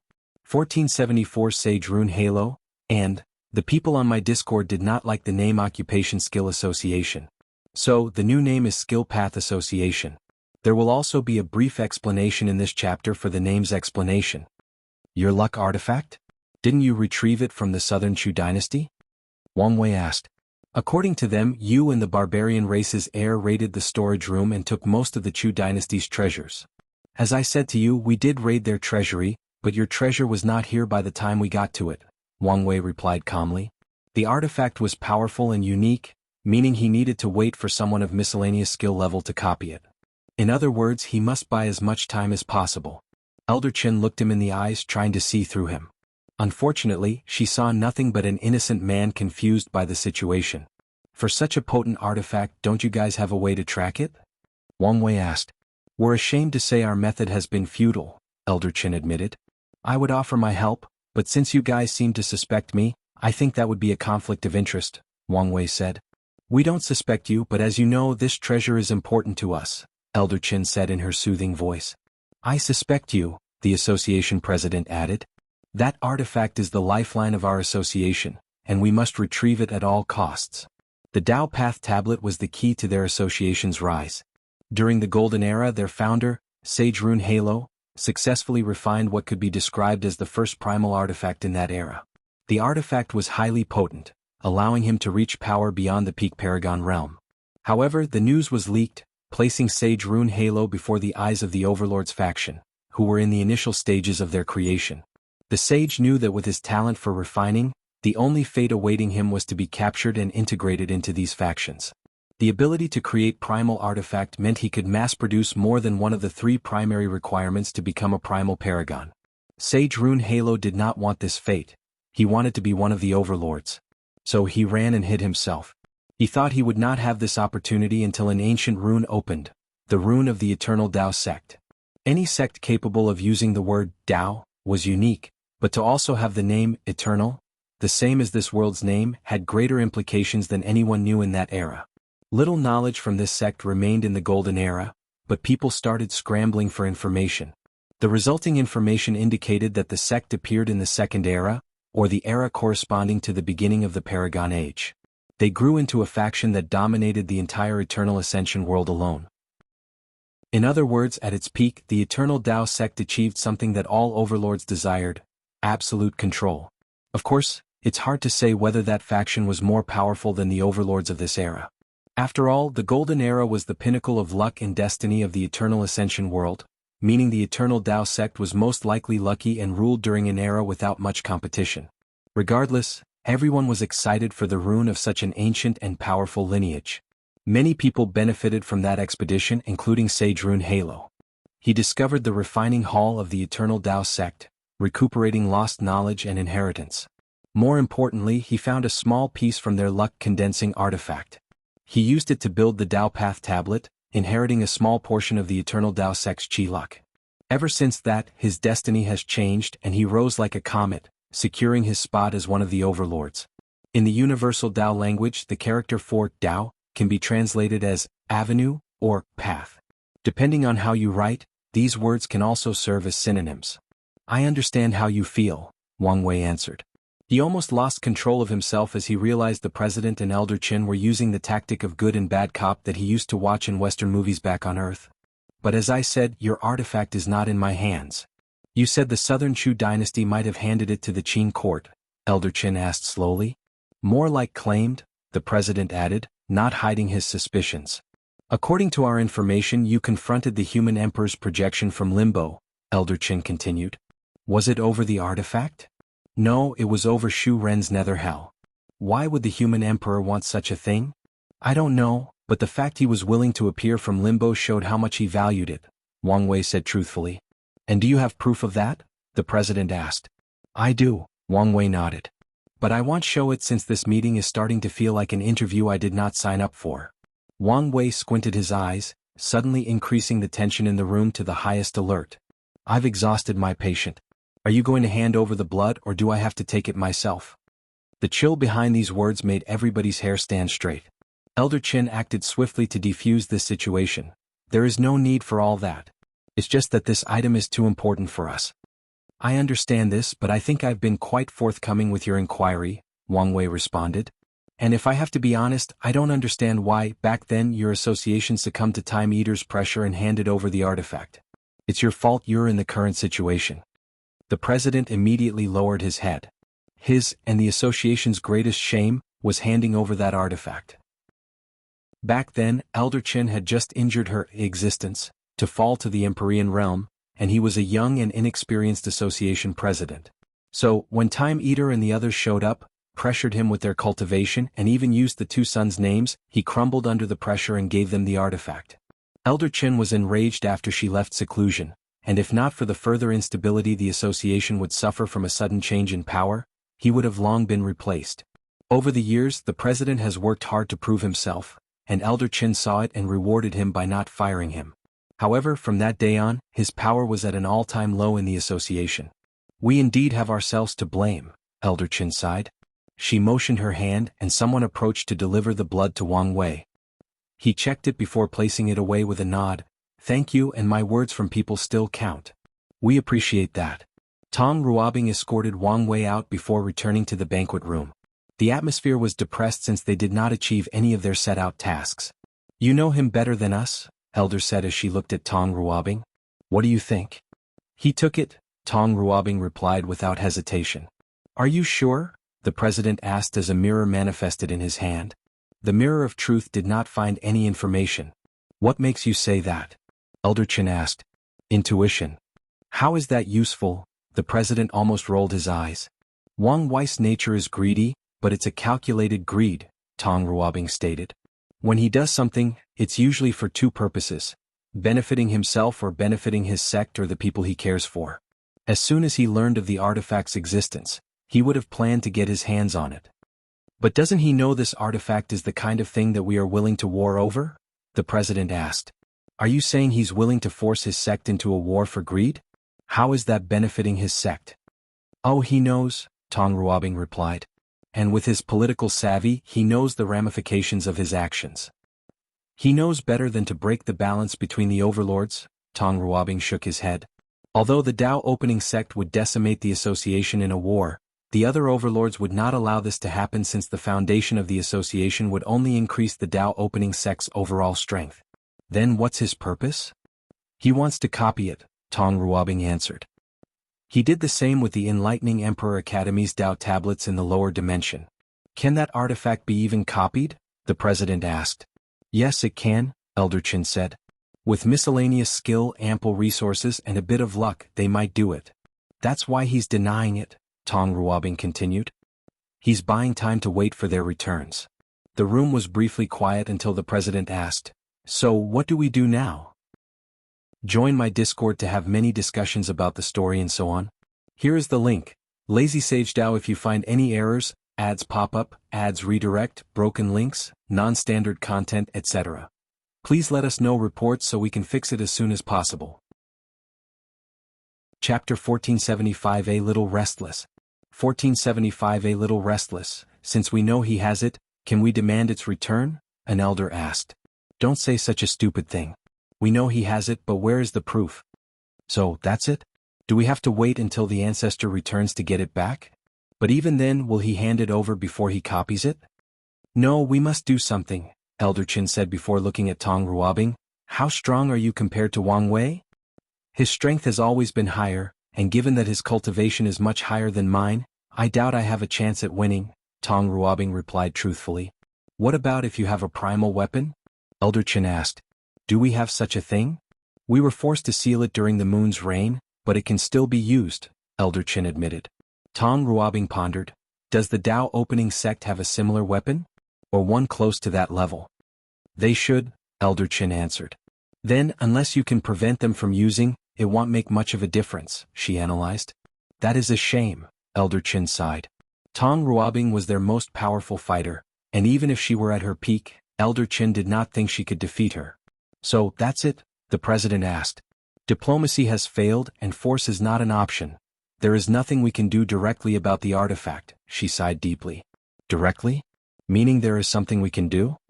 The president swiftly asked. There are currently countless loose cultivators whose pride and sense of self have been inflated after becoming paragons, Elder Qin muttered slowly. It's only a matter of time before one of these imbeciles thinks they are strong enough to challenge an overlord given our current weakened state. If these people discovered we were missing our luck artifact, they would think we were weak and emboldened to choose us as their target. We need to nip this kind of thinking in the bud. You want to stage a demonstration of strength? The president asked. That's right. Who's the target? The Southern Chu dynasty, Elder Qin answered calmly. We have the perfect excuse, so why not use it? They are the perfect target, the president agreed. But our research revealed some connection between them and the Qin court. What if they intervene? It will depend on Binger, Elder Qin replied, looking at Tong Ruobing. Are you more powerful than the Qin court's new paragons? There was one prince who was slightly talented, but I doubt he would be much of a problem, Tong Ruobing answered. Good. You only need to assess the situation. If you think you can win, be aggressive and teach the Qin court a lesson. Don't push it too far since we are only sending a message. However, if he's a real problem, you can back up a little and give them face. I understand, Tong Ruobing nodded. Do you want me to deploy now? No, wait a little while, Elder Qin uttered. The trial has just ended, so let's observe the situation a little while before we move. In that case, call me when you think it's appropriate. Wang Wei slowly returned home. With each step he took in the void, he would teleport millions of light years away. While traveling, he was deep in thought about the meeting. All this talk about the luck artifact reminded me of this treasure's origin, Wang Wei thought. By now, people knew how the association inherited some of the luck of the Eternal Tao sect.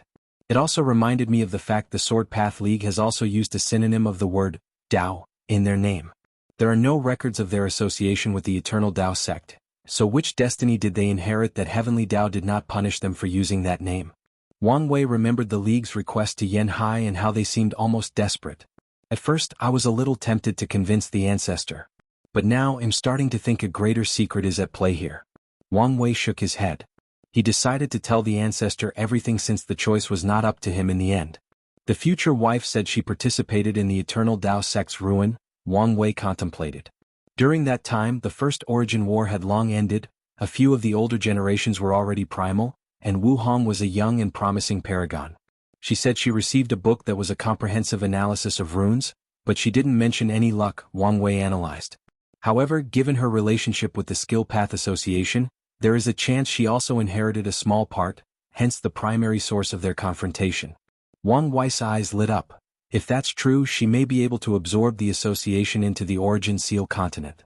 If Wu Hong becomes the catastrophe's first transcendent, she will need to increase the foundation of the Origin Seal continent, and what better way to do it than swallowing the Skill Path Association? I'm sure she's thought of that and maybe even planned for it, Wang Wei thought with a smirk before rushing home. As soon as he arrived, Wang Wei did not rush to utilize the blood. Instead, he turned invisible and undetectable before approaching the flame blacksmith. Without the latter's awareness, Wang Wei cast a spiritual hint into his soul to slowly forget about the existence of the Tao Path tablet. Although Wang Wei could erase his memory, a roundabout approach was more effective than a direct one. After all, regardless of anything, the flame blacksmith was a boundless paragon, and Wang Wei's soul Tao had not reached the paragon tier yet. After ensuring there were no issues, he returned to his manor. He snapped his finger, and a shadowy figure appeared before him. Matriarch Xie Huan had chosen someone to serve him until she completed her cultivation. Tell your matriarch that her first job is to keep an eye on Flame Blacksmith. As you wish. The shadow disappeared and Wang Wei started his work. He observed the blood intently and had to admit the association did a great job in the purification process. They used numerous methods, including purification arrays, source cleansing talismans, transformative artifacts, and flame-purifying pills. There are even signs of other profession Tao methods of purification, Wang Wei observed. However, it's not good enough. At the existence level, Wang Wei still noticed some hidden sections of this blood. For example, he learned that whoever is the original source of this blood can use it to spy on others. In other words, Tulhun can spy on all its believers or people who are tainted by its power/blood. We can't have that, Wang Wei muttered before starting his own purification. He has discovered the best way to affect or influence the existence is through acupoints techniques. However, this was a pile of blood with no acupoints. It took a moment to devise a method. He plans to create an acupoint technique that uses the Bodis atoms. This should work, Wang Wei thought before trying. He locked himself in the room, trying to purify this blood to the best of his ability. However, less than 5 years after his retreat, he sensed something and looked into the distance. Cong stood opposite Paragon Jimin and they were about to clash. The loose cultivators attacked the academy as well, and if I remember correctly, Jimin did not give them much face despite knowing Cong had a high chance of also becoming a paragon, Wang Wei analyzed. Now it's revenge time? He observed these two closely with squinted eyes. No, I have a feeling that it's not that simple. Ever since the trial, I have this feeling that Cong is slightly restless. The battle was anticlimactic. Cong easily suppressed Jimin and Old Ma, forcing the prideful paragon to ask for help from Shu Niwanzu, the current ruler of the southern Chu dynasty. The former third prince came to repay his karma, but his presence made no difference. Cong defeated 3 paragons in a shocking display of power. Furthermore, he even captured Jimin and Old Ma, leaving the third prince to run away and hide under the protection of his dynasty's Qi luck. Cong did not run after him but made a public declaration. He first apologized for his actions, revealing why he acted in such a bold fashion, unbecoming of his character as a scholar. He followed that by inviting all the loose cultivators who had proven the Tao to become paragon to a seminar held by his Emperor Enlightening Academy. He told them there were many secrets of the paragon realm, which these lineages kept to themselves, and he was willing to educate everyone. He's definitely planning something, Wang Wei thought to himself before snapping his finger to summon his shadow. Activate our spies in the academy. I need to know what he's planning, as you order. Wang Wei continued his work, but less than 2 years later, another major fight took place. Tong Ruobing flew to the southern Chu dynasty, destroyed it and captured Xunyanzu. After these 2 events, more small-scale confrontations occurred all over the world. The lock hasn't been removed yet, and these people are already fighting each other. Wang Wei shook his head. He wanted to ignore them but couldn't. He needed to ensure supreme unity was not secretly sowing discord as a last desperate attempt to return to the world. If you find any errors, ads pop up, ads redirect, broken links, non-standard content, etc., please let us know reports so we can fix it as soon as possible. Chapter 1476 The Stealers and Lin Fan's Woe. 1476 The Stealers and Lin Fan's Woe. Emperor Cong teleported to a hidden jail underneath the academy. He slowly walked toward Paragon Jimin's location. The latter was hung in the hair with 2 chains connected to his left and right hands. Jimin was in a terrible state, but his aura remained fierce and steadfast. Well, have you changed your mind? Cong asked calmly. However, the only answer he received was a mouthful of spit that was wiped away by the prison's protective barrier. Cong remained composed. He was not rattled in the slightest by the latter's action. Your follower, that old man, Cong continued. He chose to bow down as long as you're alive. He's quite loyal, isn't he? Why don't you reward his loyalty and follow in his footsteps? Jimin stared at him. He was not surprised that old Ma would bargain for his life. However, that old man was used to serving others all his life, so his choice was understandable. However, Jimin refused to bow down to anyone. He did not bow down to the moons or the 2 suns, so he would not bow down to Cong of all people. Oh Jimin, you are an ambitious man who wants to rise to the top of this world with your own talent and effort, Cong stated in a strangely eerie but calm voice. Unfortunately, you are a wild cultivator with little to no knowledge or foundation. Look what's in my hand. Cong's palm contained a strange rune design that was releasing the aura of time. Jimin's eyes turned red. Yes, it's your time mark. It took a little while, but your ability to protect is subpar to say the least. Cong was not only cultivating during the trial but also training. After knowing the Battle Tower's ability, he used that opportunity to make up for his academy's lack of knowledge regarding battles between paragons. Things don't have to go this far, Cong explained. You will be a grand teacher in the academy with immense power. And if you want to be the headmaster, I have no issue allowing you to compete. I can even have it in writing to give you a fair opportunity. Together, we can build a lineage that will take its place at the top in the upcoming catastrophe. Unfortunately, all this grand soliloquy got Cong was a second round of spit, making him sigh deeply. So, you would rather die than surrender? Even those 2 beings beyond our scope of understanding didn't make me bow down, and you think death will? I'm offended you thought this would work, Jimin sneered. Oh, I knew the chances were small, Cong admitted. However, Jimin did not appreciate his calmness and felt a sense of foreboding. I only thought I would try one last time. If you're going to kill me, do it and stop all this talking. It's getting boring. I can't kill you, Cong said in a gentle voice. My academy has just started to prosper, so I can't bear the backlash of killing the first paragon of the previous era, at least not yet. So, you want to torture me until I give in? Jimin sneered. You keep underestimating me and it's disgusting. You and I know there are fates worse than death, and while torture is one of them, it will not be my approach, Cong continued. You said all this talking was boring.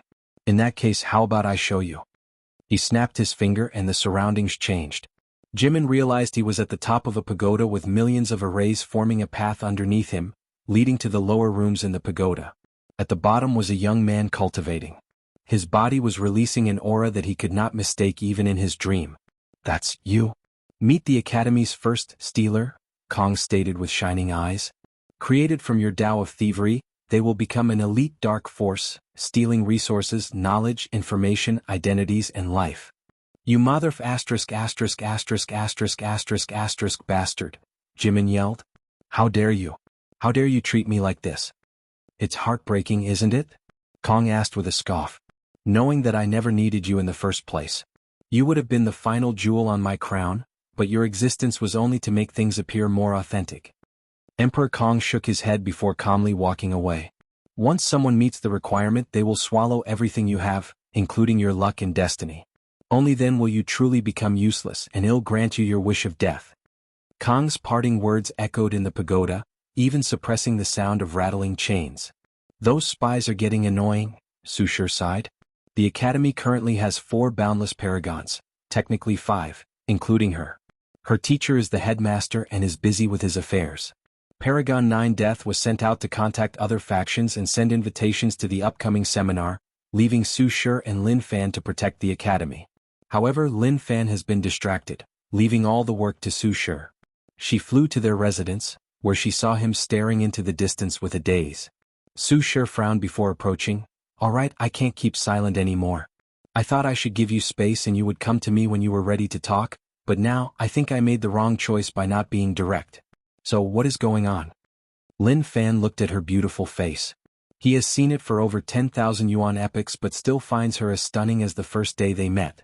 He sighed before taking Su Shi into his embrace. I can feel it, she's about to ascend. You're talking about Suya? Is that why you've been in a hurry? Did something happen during your time washing tribulation? No, you were in this state before the tribulation. Yes and no, Lin Fan answered. My hatred for her was almost exploited during the tribulation, but it only fueled my drive and hatred for her.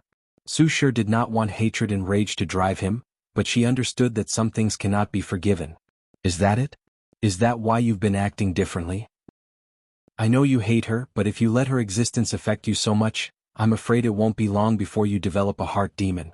It's incredibly difficult for people of their cultivation realm to develop heart demons, but it will be a nightmare once they do. The heart demon will literally turn Lin Fan into a mad devil cultivator driven only by his desire to kill Suya. And if he succeeds in this endeavor, he won't magically turn back. He will blame someone else for his problems instead and transfer that hatred to them. Then he will repeat the pattern, trying to fill an emptiness in his soul for all of eternity. The teacher already talked to me about that. Lin Fan shook his head. So what is it? During the trial, I've been thinking about my child, Lin Fan said, tightening his embrace slightly. I was looking forward to the Paragon realm because it meant I could see her again. However, I had a prophetic dream that something terrible would happen to her after the revival. That's why I've been so desperate to increase my realm and be as strong as fast as possible. Su Shi listened attentively, her brow furrowed deeply. Prophetic dream? My intuition warned me of something wrong, so I tried to look into the future. After failing, I considered combining dream and time Tao for a better divination. What did you see exactly? It was vague, but I was fighting desperately to protect someone. I could see what the person looked like, or I was fighting, but I knew she was my daughter. You were also there, fighting by my side, but I couldn't see anyone else. Su Shi's brow furrowed deeper. I'm afraid things are not so simple. 2333. Remember what Wang Wei said about your connection with the Chaos Demon Gods? Are you saying they've been influencing me? Lin Fan asked in a severe tone. All signs have shown that the upcoming catastrophe will involve beings on their level, meaning this is the best opportunity for their return, Su Shi analyzed. And what better way to prepare than to start activating their pawns? What better way to control you than through your hatred of Suya and love for your daughter? Lin Fan clenched his hands so tightly that the space around him twisted. Su Shi even felt some of the power. Luckily they were both body refiners in the Elder Fiend God realm. Calm down, she said as she turned to face him. She gently caressed his face. Getting angry and losing control will not help us. I know, Lin Fan sighed, but what am I supposed to do? I can't just suddenly let go of my hatred. I can't just pretend I don't want to see my daughter. And no one is asking you to do that, Su Shi reassured him. The catastrophe will be dangerous and chaotic, meaning many variables will exist. Variables mean opportunities, opportunities for us to triumph over our fate.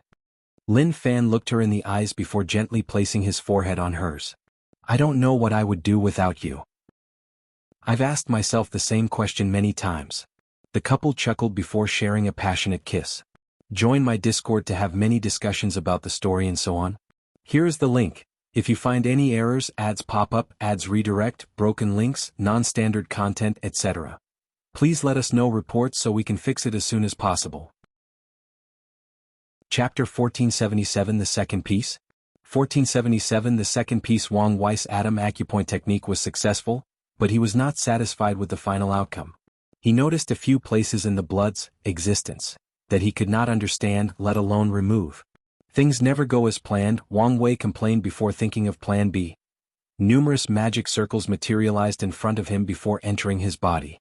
The best solution to this problem was to sacrifice his body. He will accelerate the effect of the blood from his soul before abandoning his body and recondensing a new one. 3 million years passed outside, but Wang Wei spent 30 million years with this project using the sect's best time acceleration array.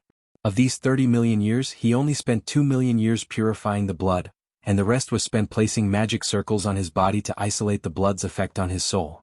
Now everything is ready, Wang Wei muttered as he walked out of his cultivation room. As soon as he left, two people came to see him, Wang Qi and Shi Huan. Let's start with you, he said looking at Wang Qi. Is everything prepared? Yes, the sect has prepared a grand source pool for you to condense a new body. Grand source pool? I thought they would use some qi from the source qi space, Wang Wei commented.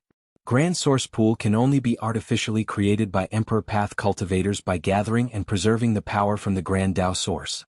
It's the purest form of energy/power in the world, but it takes too long to make these pools. Only the best for you, Wang Qi replied with a smile. Good. What about the unsoiled body pill? It's ready, Wang Qi nodded. But what do you need that for? Wang Qi only recently learned this pill was something Supreme Elders, Peak Paragons, used, so he was intrigued. I'm just being cautious, Wang Wei replied. He may not need the pill, but he needed to prepare just in case. What about you? Anything to report? A few noteworthy things, Xia Huan answered. Our spy could not get much information from the academy since Cong has kept everything tight. We know that old Ma has surrendered and he captured Jimin for a grand plan, but that's all. I'm getting intrigued about what he's planning, Wang Wei commented. Isn't it obvious? He's trying to build his academy, Wang Qi commented. That's just surface level, Wang Wei shook his head.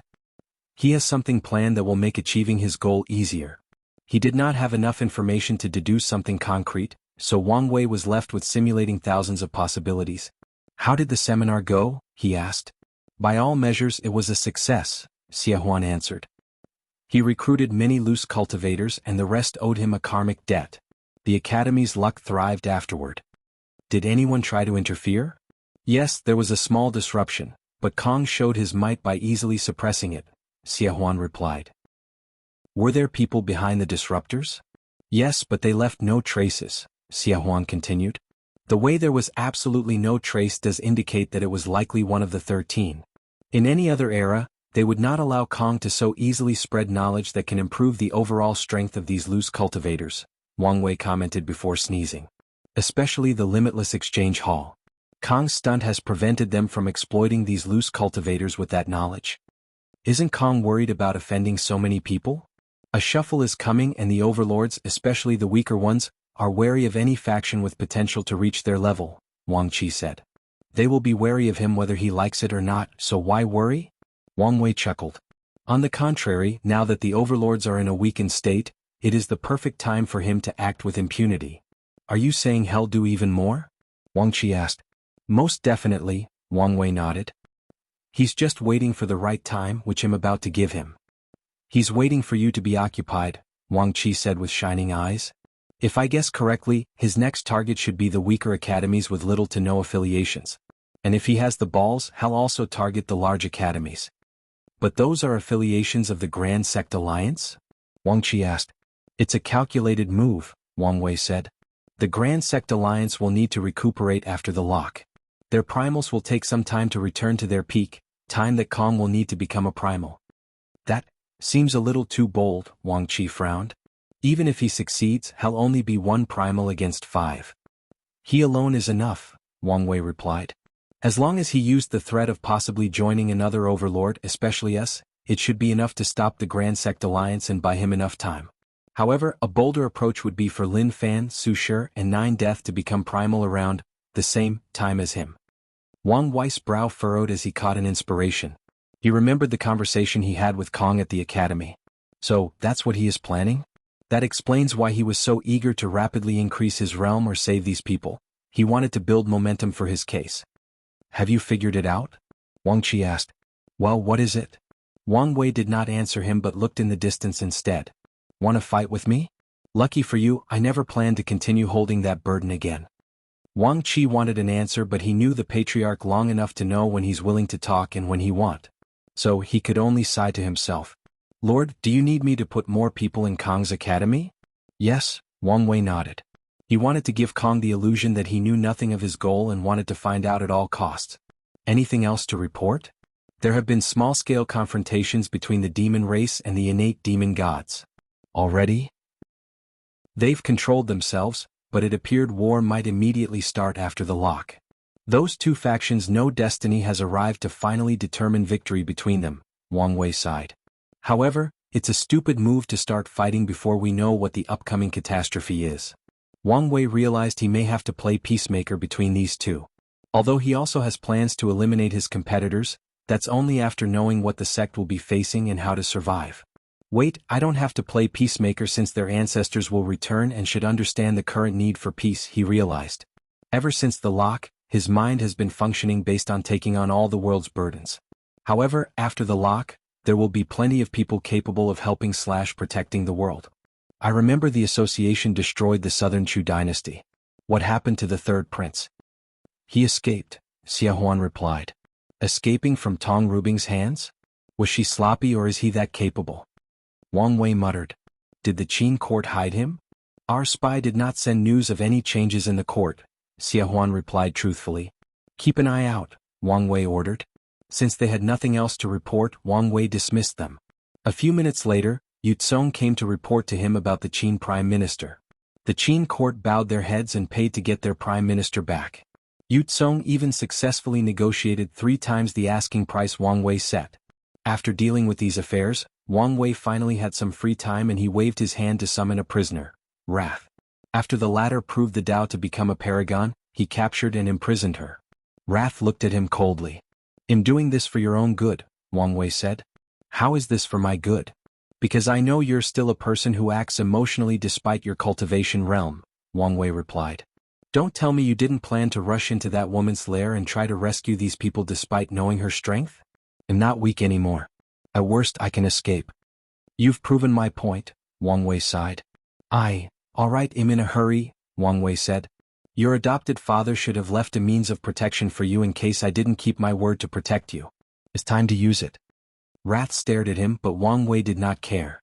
Instead, he handed her a talisman containing his power of nothingness and an information talisman. I hope we won't need it, but just in case, this talisman contains Plan B in case negotiation fails. Wrath read the information and her eyes immediately shone brightly. When do we start? After I'm done dealing with a pest, Wang Wei replied. I'll be waiting. Wang Wei granted her access to his manor and mountain, but she was still not allowed to leave. He still did not trust her. Then he headed directly to the second piece he needed to remove the lock, Time Eater. Join my Discord to have many discussions about the story and so on. Here is the link. If you find any errors, ads pop up, ads redirect, broken links, non-standard content, etc. Please let us know reports so we can fix it as soon as possible. Chapter 1478 The Battle of Time Wielders Begin. 1478 The Battle of Time Wielders Begin. Void Battlefield. Mithraea and Supreme Unity's vessels were crashing but suddenly stopped. They simultaneously checked on the Eternal Ascension world, watching as Wang Wei flew toward Time Eater. It has begun, Mithraea said with a smile. To be exact, Monk Wuxia was the one who smiled, but his demeanor or mannerism was that of his teacher. What? Unwilling now that you're about to lose the game. No one knows who will be the final winner until the end, Seven Cauldron replied coldly. You have lost this game and you know it, Monk Wuji said, glaring at the cracks in Seven Cauldrons' face. Wang Wei has done many things that he does not know whether they were useful, but they are. For example, he killed Seven Cauldrons' son, the first son, out of paranoia and to prevent Supreme Unity from having another vessel. This was the best choice he could have made. Being a vessel is complex, especially for higher dimensional beings like themselves. Not everyone can be a vessel. Feng Heng and Wuji became Methraia's vessels due to their high spiritual attainments and their deep karma with her. Supreme Unity chose Seven Cauldron because she was his descendant and was created by him. However, after pushing her body and soul to the limit, Seven Cauldron had reached her limit. She could no longer sustain Supreme Unity's essence. Normally, the first son would have been his backup, just like Monk Wuji was for Methraia, but Wang Wei had the latter assassinated, leaving Supreme Unity with no choice but to try his best to preserve Seven Cauldron for as long as possible. Seven Cauldron stared at him without uttering another word. However, Monk Wuji did not care. What a terrible fate that poor little girl has endured. All she wanted was your approval. After knowing the connection between the two, Methraia checked on Seven Cauldrons' past. That's when she learned Supreme Unity created Seven Cauldrons during his search for his transcendent path. The resulting experiment granted Seven Cauldrons such a pure power of yin-yang that her sex was fluid, as she could change between man and woman. However, the fact that she could not control this power as a child also meant she was a failed experiment, so Supreme Unity essentially abandoned her after a few million years of observation, moving on to the next experiment. Seven Cauldron had no direct relationship with her father until the Moon Council. Before that, she tried her best to become powerful enough to gain his approval, but sadly, after becoming a paragon, her talent had dried up, and she made zero progress. So, when Supreme Unity called her to join the castle, she readily agreed despite knowing he probably only needed someone he could control. Seven Cauldron thought they would gain Supreme Unity's acknowledgement as long as they did a good enough job at the council, but the next time they met, their father had fused with Heavenly Tao, becoming even colder and more indifferent. After everything, her fate is to be used by you before being discarded. In the end, the poor lad could not escape the sea of suffering known as this world. Monk Wuji sighed. Are you done? Seven Cauldron asked coldly. Yes, and it's time to end this. Methraia knew she had made a mistake in how she handled everything. However, a small part of her is not sorry for the decision she made. The sense of dread she felt after realizing that Time Eater would bring catastrophe to the world is something she would never forgive. The only reason she regrets her decision to put all her focus into searching the infinite trichiliocosm is that she failed to find the source of that danger. Regardless of how she felt about that decision or the consequences, Methraia knew she had to focus and ensure she made no mistakes from now on. So she glanced at Seven Cauldron, no Supreme Unity, and rushed in. She had one goal, to force this vessel to its end. Supreme Unity knew what fate awaited this vessel and tried to turn the situation, but it was useless. Even his desperate attempt to take Methraia's vessel with him failed. As Methraia watched, Seven Cauldron's body disappeared, followed by her soul and existence. She sighed in relief. Then a look of grief flashed in her eyes. I'm sorry, disciple, but I must also sacrifice you. Her only objective for preserving the vessel was to help Wang Wei with his plan to destroy the lock. Wang Wei arrived before the seal. He saluted the guards before looking at the enormous creature before him. Two enormous eyes opened, glancing at him. So, it has finally come to this, Time Eater said. His body slowly reduced in size as he transformed into his human shape. It appears so, Wang Wei nodded. A battle to determine the fate of the world, huh? I'm not the kind of person who chases after excitement, but I must say this is quite exciting, Time Eater chuckled. The amusement on his face strengthened his calmness and confidence. We can all use a little theatric in our life once in a while, Wang Wei replied. True. So what are you waiting for?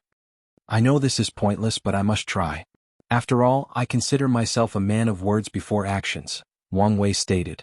Is it too late to ask you to stop all this nonsense? There is still a chance you can save your life. Confident, aren't you? Time Eater smiled. Unfortunately, I know I won't lose. Are you in too deep? Tell me what you did and maybe there is a way out. What's with all this talking? Let's get this fight started. Wang Wei frowned. Alright, how about a different approach? Let's make a wager. If I win this fight, you tell me what you did. You're an expert at fishing for information, Time Eater laughed. Unfortunately, your methods are useless to me. Is that so? Wang Wei sighed. Communication was useless, so that only left fighting to resolve this situation. Wang Wei slowly flew into the seal, facing Time Eater directly. The two titans released their aura, and the clash sent shockwaves and energy waves in the shape of lightning. His existence is foggy, Wang Wei thought, instantly raising his alert to the highest level. Time Eater was only a regular paragon with an 8-heaven cultivation, so how come he has the technique to hide his existence? No, that's not even the crux of the problem, Wang Wei analyzed. Maitreya or Supreme Unity should be able to observe his existence. So why was no one suspicious of him then? Supreme Unity would never have trusted someone he could not see through to rule the Moon Council, even more so for Maitreya. The only explanation is that whatever disguise he used before could not be kept for whatever reason. The seal should not have this effect, so what did this bastard do? Whose pawn are you? Wang Wei suddenly asked. The Genesis Age creatures? The Chaos Demon gods? People from the Lost Age? The failed transcendence of the Old Ages? Or something else? What nonsense are you talking about? I thought the talking had ended, Time Eater sneered. He did not wait for Wang Wei to continue speaking and went on the offensive.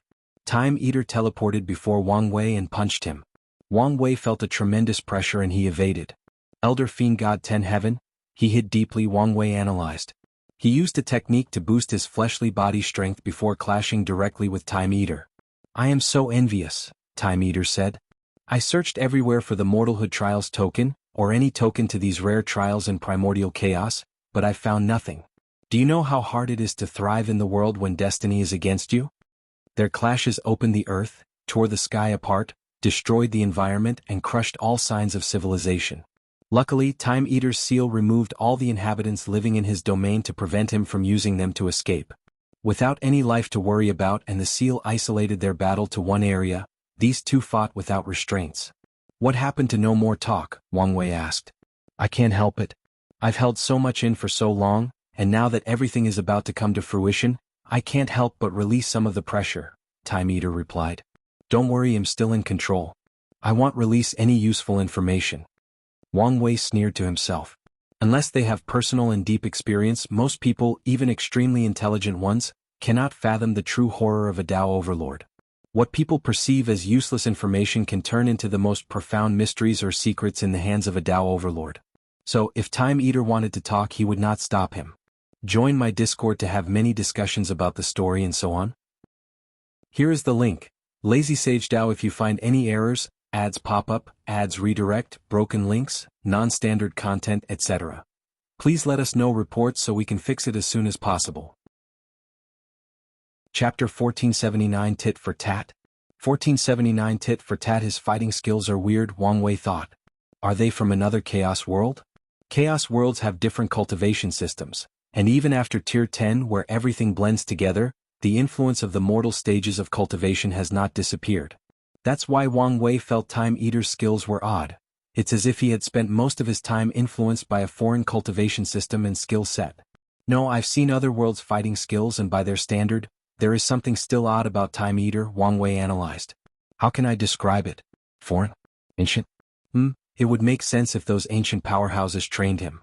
Wang Wei's theory that he was one of these creatures' pawns is getting more attractive. The clashes continued, each individual analyzing the other. He's powerful with well-mastered skills, Time Eater thought. However, it's apparent that he's young and lacks fighting experience. The number of worthy opponents he's faced in the same realm can be counted on one hand. He's made up for his lack of experience with his ability to learn and adapt to any situation, meaning the longer this fight goes on, the lesser chance I have at winning. Now that Time Eater had an inkling of his opponent's capabilities, it was time to stop testing the water. He waved his hand to manifest time chains that surrounded Wang Wei, with each string capable of aging the essence of their target. In other words, Wang Wei's body and soul will age, thus weakening him in the process. Wang Wei calmly watched the chains, deciding his next course of action. Instead of evading, he chose to counter, or to be precise, bouncing and returning them to their creators. However, Time Eater seemed to have predicted his move. As soon as he countered, Time Eater countered his counter, even increasing the string's potency in the first place. Wang Wei did not hesitate to redirect these chains by opening space-time tears that led to other dimensions. However, with a thought, a time corridor appeared to guide these chains to their original destination. Wang Wei changed tactics to evading, but the chain's number drastically increased and instantly cornered him, leaving no room for any escape maneuver. So, he used Tao freedom to be free of any chains, shackles, or restraints from time. Wang Wei's reaction was excellent but not good enough. Right before the chains touched him, they suddenly changed their properties. They switched from a pure Time Tao technique to a physical technique powered by Time Tao. The chains became tangible materials powered by the energy from the river of time. Wang Wei's body flew a few meters away, but before he could hit anything or even react, another chain hit him. For a few seconds, his body was swung away worse than children playing with ragdolls. How terrifying was the weight of the river of time. Wang Wei did not know, but given how easily it tore apart his nothingness skin shield and devastated his body, it was a terrifying number. Despite his terrible situation or the pain, Wang Wei's mind did not falter. Since the opponent could use the weight of the river of time, couldn't he too? Wang Wei went even further and added the river of fate in the equation. With one punch he tore apart these chains. The intensity of his attack did not stop here as it rushed toward Time Eater. The former ruler of the Moon Council displayed his mastery of time. He channeled twice the amount of power from the river of time than Wang Wei to counter this punch. While doing all this, he also condensed new time chains to entangle Wang Wei, who copied him by creating time chains of his own. The chains confront each other, sending temporal waves with devastating effects on the surrounding environment. Trees suddenly aged and withered, the temperature changed due to a sudden change in season, houses suddenly disappeared after being lost to time, new landscapes materialized out of nowhere, and time echoes of different eras superimposed on certain areas. Fast learner, isn't he? Time Eater thought as he watched Wang Wei stole his technique by learning from him. He remained calm since he expected this to happen. A sword condensed before him, and Time Eater took a stance for a quick drawing strike. He then moved so fast that he resembled an intense white light cutting through heaven and earth. Time Eater manipulated time so that it had one purpose: to reach his destination as fast as possible. Did he manipulate his surroundings to a time in which there was no friction to hinder endless acceleration? Yes. Did he skip into the future to arrive at his destination? Yes. Did he gather kinetic energy across spacetime to boost his speed? Yes, he did.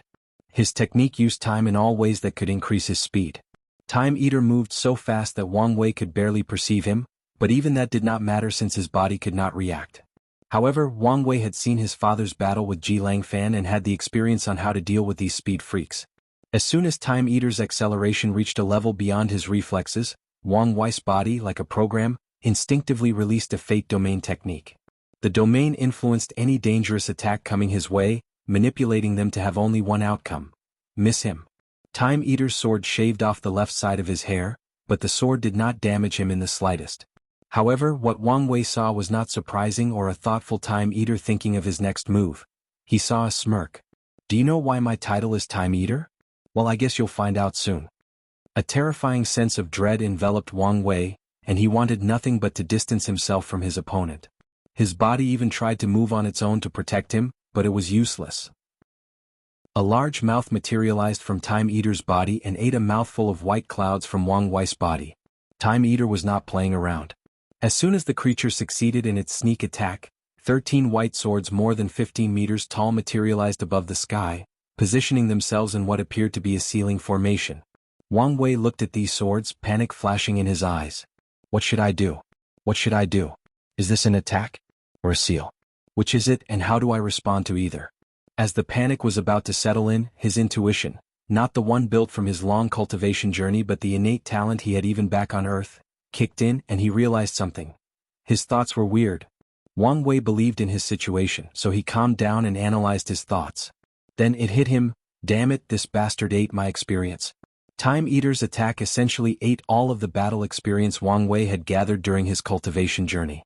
Such a subtle manipulation of time and history was truly brilliant, mainly since it targeted one of Wang Wei's weaknesses.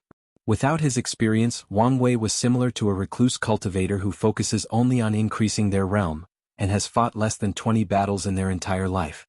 He had numerous spells, skills, and techniques at his disposal, but he did not know which was the best to use in any situation. What a frustrating feeling, Wang Wei complained. He knew time was running out, and he understood he should have a way to deal with the situation, but his mind immediately became chaotic when he tried. He became indecisive and full of fear of making the wrong choice.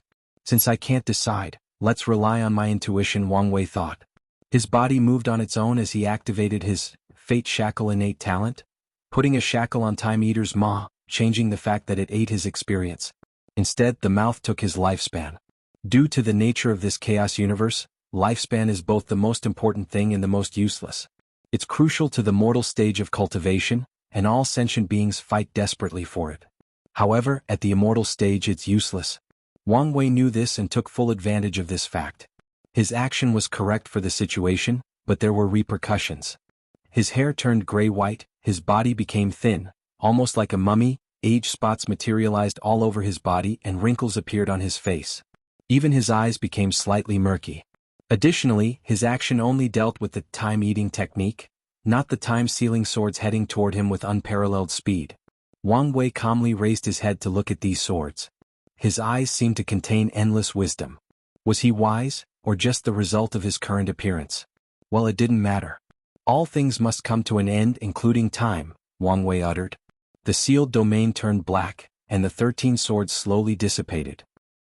Join my Discord to have many discussions about the story and so on. Here is the link. Lazy Sage DAO creators thought if you find any errors, ads pop up, ads redirect, broken links, non-standard content, etc. Please let us know reports so we can fix it as soon as possible. Chapter 1480 Intensifying Battle. Time Eater's face changed. His attack, why is it so potent? Has he already developed a unique skill? He observed the darkness around, along with the dissipation of his attack. No, he hasn't reached that level yet. However, his attacks have a similar power to those of these beings' descendants. Wang Wei turned to look at him. You also cannot escape death. A colossal scythe materialized between heaven and earth, descending toward Time Eater to reap him. What a joke, Time Eater sneered. I've transcended time, let alone death. Time Eater summoned a projection of the river of time above him before transforming into an enormous fish with a wingspan of 30 kilometers. He flew into the river, which morphed into armor around the fish. The scythe and fish clashed, releasing a devastating energy wave. A roar echoed between heaven and earth, but it was not from the fish. Instead, the voice was a combination of millions, if not billions, of voices. On the ground, numerous undead creatures materialized as a result of the death energy wave and roared at the sky before the power of time aged them into oblivion. Boom. Time Eater's body crashed on the ground, annihilating everything it came into contact with. He transformed into his human form as the scythe disappeared. He frowned as he sensed the scar across his chest, releasing a dark and nasty aura. An almost perfect combination of Death Dao with true will, Time Eater analyzed. In other words, a prototype of a will unique skill. A hint of envy flashed in his eyes. However, this was not the time for these emotions, not only because they had no place in the battlefield, but because Wang Wei's next attack was coming. Wang Wei used the concept of death as inevitable and always arrived to teleport behind Time Eater. And just like he previously experienced overwhelming speed, Time Eater had the same experience. Wang Wei also understood his opponent had a high battle IQ and plenty of experience, so the first thing he did was target his will to resist. His body released a dark aura that instantly killed Time Eater's desire to resist. Then Wang Wei released a second aura containing the purest and most concentrated power of death. Time Eater's expression became calm and docile, almost as if he were not on the verge of death. Luckily for him, he had prepared automatic defensive measures for an exact situation as this. Past self-protection. A past version of himself that is not in mortal danger will materialize to protect the present version. Time substitute. An alternate version of Time Eater will suffer the damage sustained in the attack. Embrace of time. For a brief period, Time Eater becomes the darling of the river of time, allowing him access to its infinite time energy to mold into a defensive barrier. With all these defensive techniques, Time Eater should have survived this attack, but that was not the truth. The power of death overwhelmed everything in its path to send him to the afterlife. This technique has reached the level of a unique skill, Time Eater thought before dying. His death was calm with his body and soul intact. There were no wounds or injuries, he just died. Meanwhile, Wang Wei's complexion was pale, and in a matter of seconds he lost all his hair and his body became thinner than a mummy. That was closed, Wang Wei thought. He sacrificed most of his lifespan to boost his attack to that level, meaning he was currently a kindling on the verge of extinction. The irony is that his current state was the best way to use Death Dao, but that would be playing with his life. Everything Wang Wei does was calculated, so he followed up by opening his mouth and swallowing Time Eater's essence to replenish his. His body slowly returned to its normal state while Time Eater's dissipated. As expected, there are some profound means of control deep in his existence, Wang Wei thought. His reckless approach had many purposes, the primary of which was gathering more information. His chronospirit skills are superb, maybe even too good, Wang Wei thought, feeling annoyed at how complicated things would be. Time Eater was one of the keys to removing the lock, meaning his death was essential. To be precise, his time powers and his main body as a time beast are the key to Wang Wei's plan. I can't mess around anymore, Time Eater thought. As the most powerful of the moons, he had access to the most resources, meaning he should have the highest number of longevity resources. However, that was not the case, at least not anymore. Time Eater had to use most of his life during his infinite trichiliocosm travel. And the one he just lost was the last.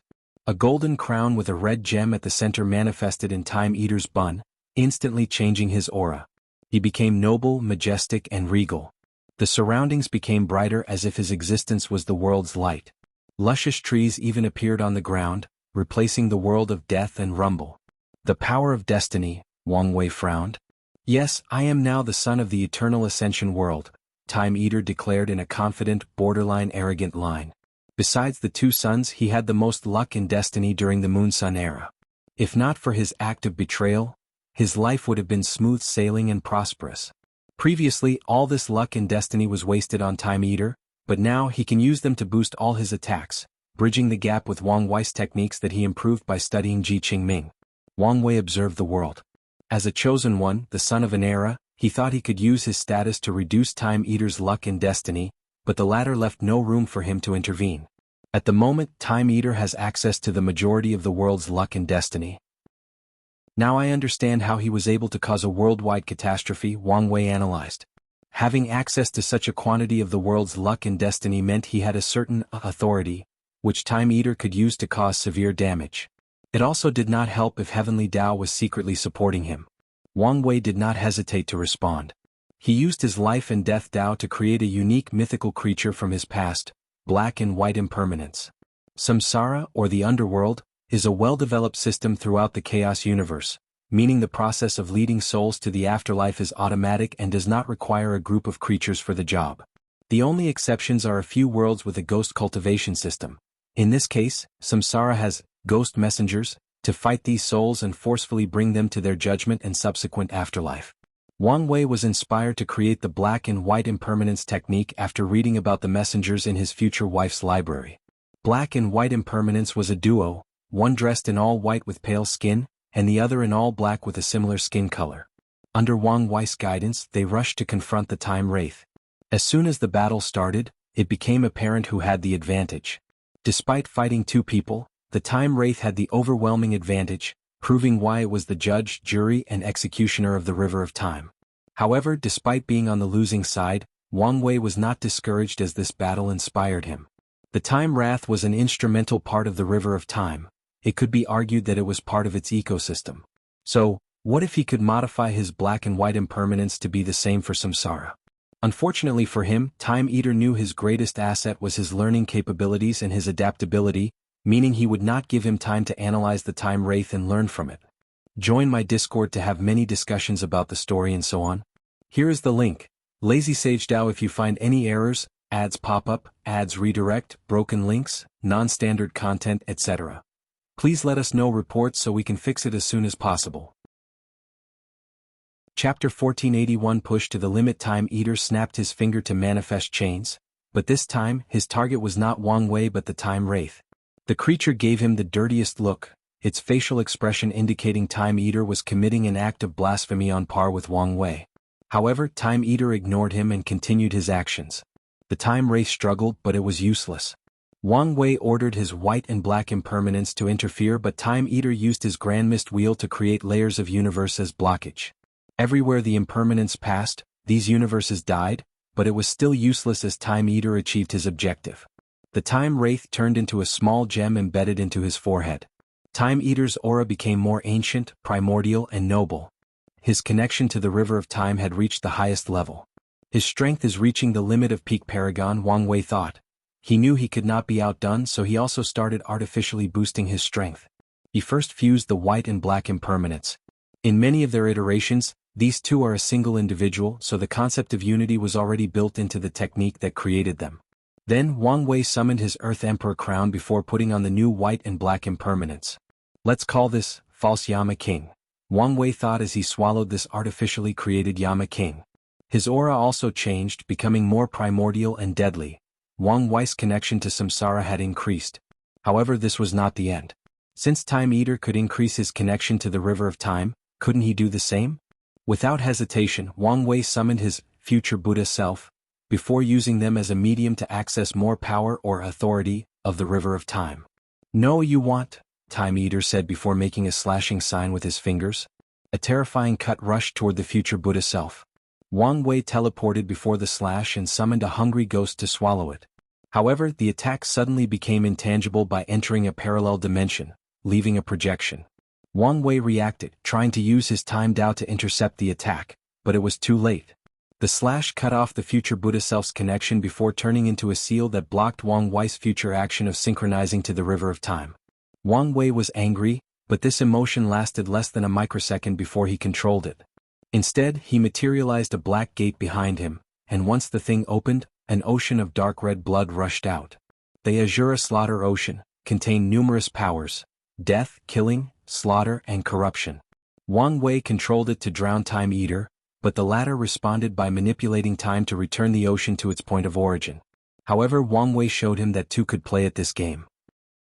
Before the latter's attack could activate, Wang Wei used his Freedom Dao to make the blood free from any time effect. The blood swallowed the Time Eater, but he reacted by protecting himself with the power of destiny, preventing his body or soul from being affected. However, Wang Wei's target was not him, but his connection to the river of time. Although he did not want to admit it, Wang Wei knew his connection to samsara was not as deep as Time Eater, so he chose to reduce the latter's. Wang Wei's approach was successful. The Azura Slaughter Ocean was created from all the killing of the Azura race throughout history, meaning it also contained the resentment and unwillingness of all these creatures killed. That resentment is the ultimate corrosive, and Wang Wei used it to corrode Time Eater's connection. "It's still too much for my taste," Wang Wei complained.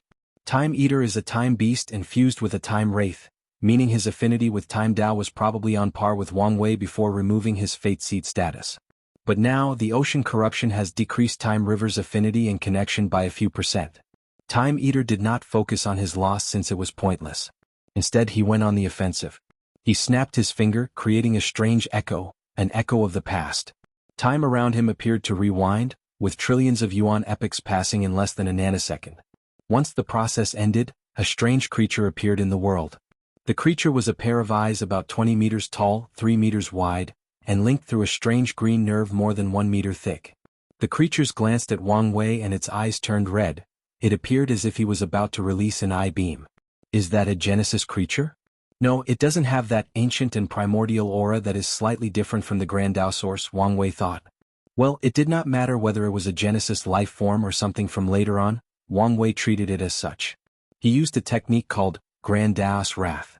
At one point, Wang Wei asked himself how would the destruction of the Genesis age come to an end? His first inspiration was from the Western Bible with how God destroyed the world with a flood, but instead, Grand Dao would use numerous catastrophes to kill everyone. Then, he thought about it and decided that was an inefficient approach. Grand Dao at that time should be young, simple, and direct. Wang Wei thought it would either happen instantly with no signs or a giant eye or hand would descend from heaven and earth and destroy everything. For this technique, Wang Wei chose a hand. A dark hand that embodied darkness and death materialized between heaven and earth, heading toward Time Eater, who was forced to control his one-eyed creature to fire the beam toward the sky. The two techniques, one using death and the other destruction, clashed harder than an unstoppable object clashing with an immovable one. Wang Wei and Time Eater had to move out of the way so as not to get hurt from the shockwaves. Wang Wei raised his hand to condense a black crystal above his palm. Time Eater's face turned ugly as he realized the latter was gathering the energy released from the clash of these two techniques and condensing them for his use.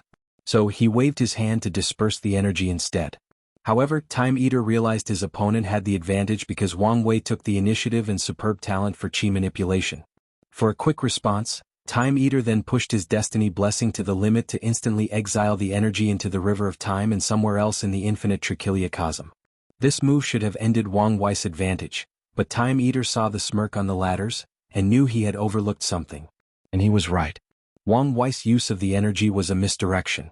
His real chess move was the source chi space. He did not just use the chi inside to boost his attack. Time Eater was much older than him, and even with access to his future wife's Qi Vault, they might only be on the same level. Wang Wei instead used his Qi Flower ability to increase his affinity and connection to the source Qi space, thus allowing him greater control and access to energy. As soon as his plan succeeded, Wang Wei did not immediately attack. Instead, he rewrote the order disorder of this seal. Order: no one can ask for foreign aid of any strength to aid them in winning or surviving this battle. Disorder: if they do, the person with the least amount of link to a grand construct will suffer grand Daos wrath. The person with the highest link to a grand construct will suffer heavenly Daos wrath. Time Eater calmly looked at the chains of law embedded in this battle zone. He read Wang Wei's order and he remained calm and composed, but only he knew what was going on internally. Grand constructs, also named grand framework, is not a major secret to paragons, so Time Eater knows them. It is what people of their level referred to when speaking about the Grand Tao Source, the River of Fate, the River of Time, Samsara, the Source Chi Space and Primordial Chaos. Things like Heavenly Tao, Normal and Source Chaos worlds, Spirit Chi between heaven and earth, branches of Samsara of the Rivers of Fate and Time, are considered minor frameworks. He's linked to the Source Chi Space and Samsara, while I only have access to the River of Time, Time Eater analyzed. And that's not mentioning he should be able to access the River of Fate. Wang Wei's move irked him since he had eliminated Time Eater's last desperate trump card. In the end, he'll have no choice but to use that approach to ensure the mission is completed, Time Eater sighed to himself. He took one more glance at Wang Wei before summoning an artifact, which suddenly grew to an enormous size. Wang Wei's brow immediately furrowed. Is that his Proving Tao artifact? And, tell me if you prefer Grand Construct or Grand Framework. I prefer the latter but open to changing my mind. If you find any errors, ads pop up, ads redirect, broken links, non-standard content, etc., please let us know reports so we can fix it as soon as possible. Chapter 1482 Trump Cards. What appeared before Wang Wei was a massive copper ship that resembled ancient junk ships with a flat transom, sails made of horizontal panels composed of what seemed to be bamboo. He was confused because this artifact had the aura of time and that of a Proving Tao artifact, but the information he knew about Time Eater said his artifact was a time ruler. Surprised, are you? Time Eater said. But this is just the beginning. Time Eater disappeared by teleporting to the ship, which trembled slightly, a sign of its activation. A projection of the River of Time manifested under the boat, followed by a complex magic circle. Bang! The magic circle released a white beam that traveled so fast that Wang Wei barely had the chance to move, resulting in the left side of his body disappearing. The thing is drawing such a tremendous amount of power from the River of Time. Wang Wei was in the process of regenerating his body but discovered the process was slowed down at an alarming rate. Normally it would be instant, but now he found it would take more than half an hour to regenerate that missing part. Damn it, this artifact is a primal artifact, and what's worse, it's a Tao will focus one, Wang Wei thought before immediately swallowing the unsoiled body pill. The pill released an unknown power that instantly forced out the Tao will combined with time power out of Wang Wei's body before temporarily modifying his body to be immune to Tao will attacks. Bang! Another attack rushed toward Wang Wei and he raised his hand to summon numerous black gates to block the attack. The beam pierced his defenses, giving him enough time to evade. The ship moved its position before firing again. No, something is wrong, Wang Wei thought as he used another technique to defend himself. My intuition tells me this ship is capable of even greater destruction, but all these attacks seem to be measured, controlled, and with a purpose. Numerous thoughts flashed in his mind, analyzing the previous beams. In the meantime, Time Eater did not stop moving and attacking, slowly pushing Wang Wei to a corner. Damn it, his target is not me but the seal, Wang Wei figured out. He immediately did something wild by creating an order disorder that affects the ship. However, Wang Wei knew there would be a backlash because of the difference in strength between himself and this artifact, so he ensured the backlash was suffered by both him and Time Eater, and the target was their willpower. Wang Wei held his head due to tremendous pain, blood dripping from his nose, with everything spinning uncontrollable. However, this did not stop him. He used this opportunity where everything is paused, to send a communication talisman to the sect, asking them to contact all other factions. They had one objective, to reinforce this seal. You annoying pest. Time Eater roared. All I wanted was to finish my mission while ensuring my safety, but you had to ruin everything. Go to hell, you bastard. The boat's magic circle started again, but the intensity of the light was even brighter than before. The light beam rushed with far greater speed than usual, not even giving Wang Wei the time to move. Luckily, his mind was faster than his body, allowing him to use one of his life-saving techniques. Death immunity. He did not die, but his immunity did not mean immunity from injuries. Wang Wei coughed a mouthful of shining blood, which was in fact soul blood. My soul cannot withstand such intense usage of high-potency spells, Wang Wei thought, almost laughing at the irony. All his life he never had to worry about his soul, but now, when he most needed such ability, it was no longer usable. I have to do something and I have to do it fast or I'll die in this fight, Wang Wei thought. He sensed numerous Paragon-tier auras approaching, which reassured him. Now that he did not have to worry about this bastard escaping, he could focus all his effort on ending this battle. Wang Wei first summoned 13 peak Paragon defensive artifacts and put them into an array. Time Eater was not having this nonsense and started bombarding him. However, Wang Wei was strategic and chose artifacts with spirits and ordered them to burn themselves if necessary to buy him enough time. Then he summoned his 13 Fate Palaces and combined them into his false river of fate. A ball of string flew out from his forehead or his sea of consciousness before the strings attached themselves to this false river of fate and to the real one. Wang Wei had connected to another grand framework. However, this was not the end of his trump card. He linked himself to his Origin Seal Continent's River of Fate for an additional boost, amping him up to a level of power he had never felt before. Wang Wei did not let this power get to his head, instead he focused on the task at hand. Receive fate's judgment, he uttered. His false river of fate trembled before becoming a little less illusory. It had materialized a bit more. Then it released a gray light toward the ship. Time Eater fought back. The river of time underneath the boat also became more tangible before fighting back. The two beams clashed, releasing a pure destructive force that tore apart the void. In a matter of seconds, Wang Wei and Time Eater found themselves in all white space with no matter, no energy, gravity, and no spacetime. The winner of the clash was obvious. Wang Wei had connections to 3 frameworks, while Time Eater was holding on purely based on skills or excellent applications of his only framework. So, after a brief clash of about 3 minutes, the Fate Beam started overwhelming the Time Beam. This will not end so easily, Time Eater roared before transforming into his Time Beast form and sacrificing his flesh to increase the ship's attack potency. No, I need his flesh intact for the plan, Wang Wei thought. He moved swiftly to access the power of the Origin Seal Continent's River of Time and Samsara to boost his attack and overwhelm his opponent. The attack reached the ship but did not destroy it. Instead, everything, including Time Eater, was placed in suspended animation. Wang Wei calmly watched the outcome and sighed in relief. However, he almost fell from the sky as a terrible sense of weakness overwhelmed him. It's been a while since I felt this tired, he thought as he swallowed a mouthful of pills. While recuperating, Heavenly Tao rebuilds the surrounding temporospatial structure. However, this place was now barren and would be so for a while. Wang Wei slowly flew to the boat. He could still feel this artifact fighting against his Fate Seal, which raised his alarm. However, his focus was soon directed to the chain Time Eater. You look calm for someone about to die, Wang Wei said. That's because this is not the end. On the contrary, this is just the beginning, Time Eater replied calmly. I can't tell whether you're delusional or you have something to rely on, Wang Wei said truthfully. This will not be the last you see of me, Time Eater sneered before his eyes turned fierce. And when you do, I will be a brand new man. I promise you, I will cut off your head and use your skull to make a wine cup. Not that you said this, I remember I promised to turn you into an artifact before making your consciousness into my dog, Wang Wei stated.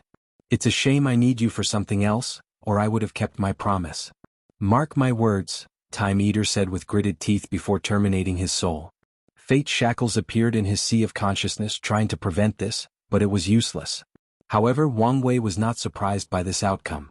From how Time Eater spoke, he knew he had something else up his sleeve. He was also protecting himself from a last-minute act of desperation.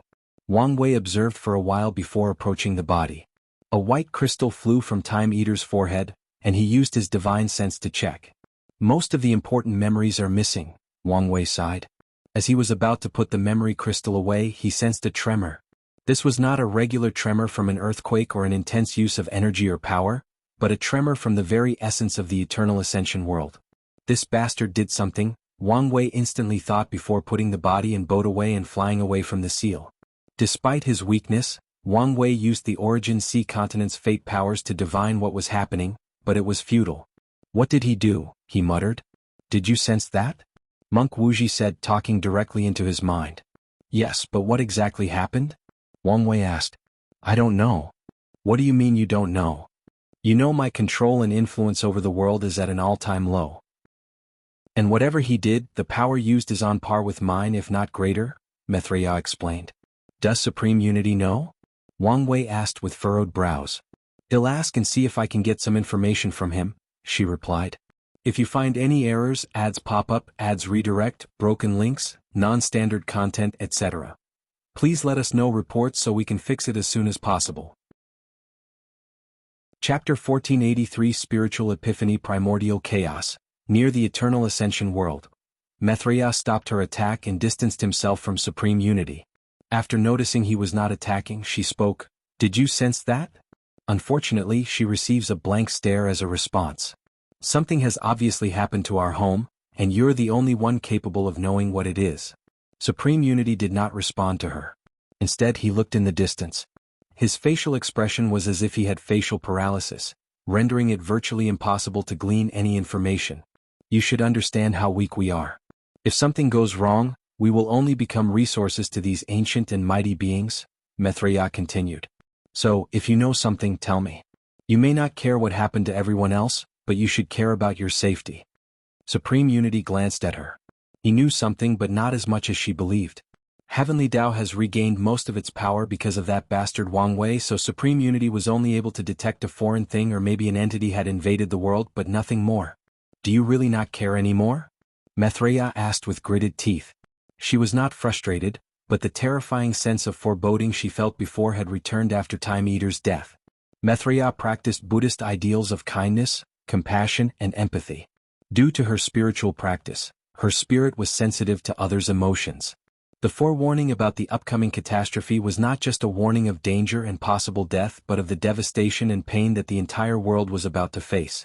Maitreya could sense the suffering the entire world, mortals or cultivators, was about to experience in the catastrophe. What will happen if I help you? Supreme Unity asked.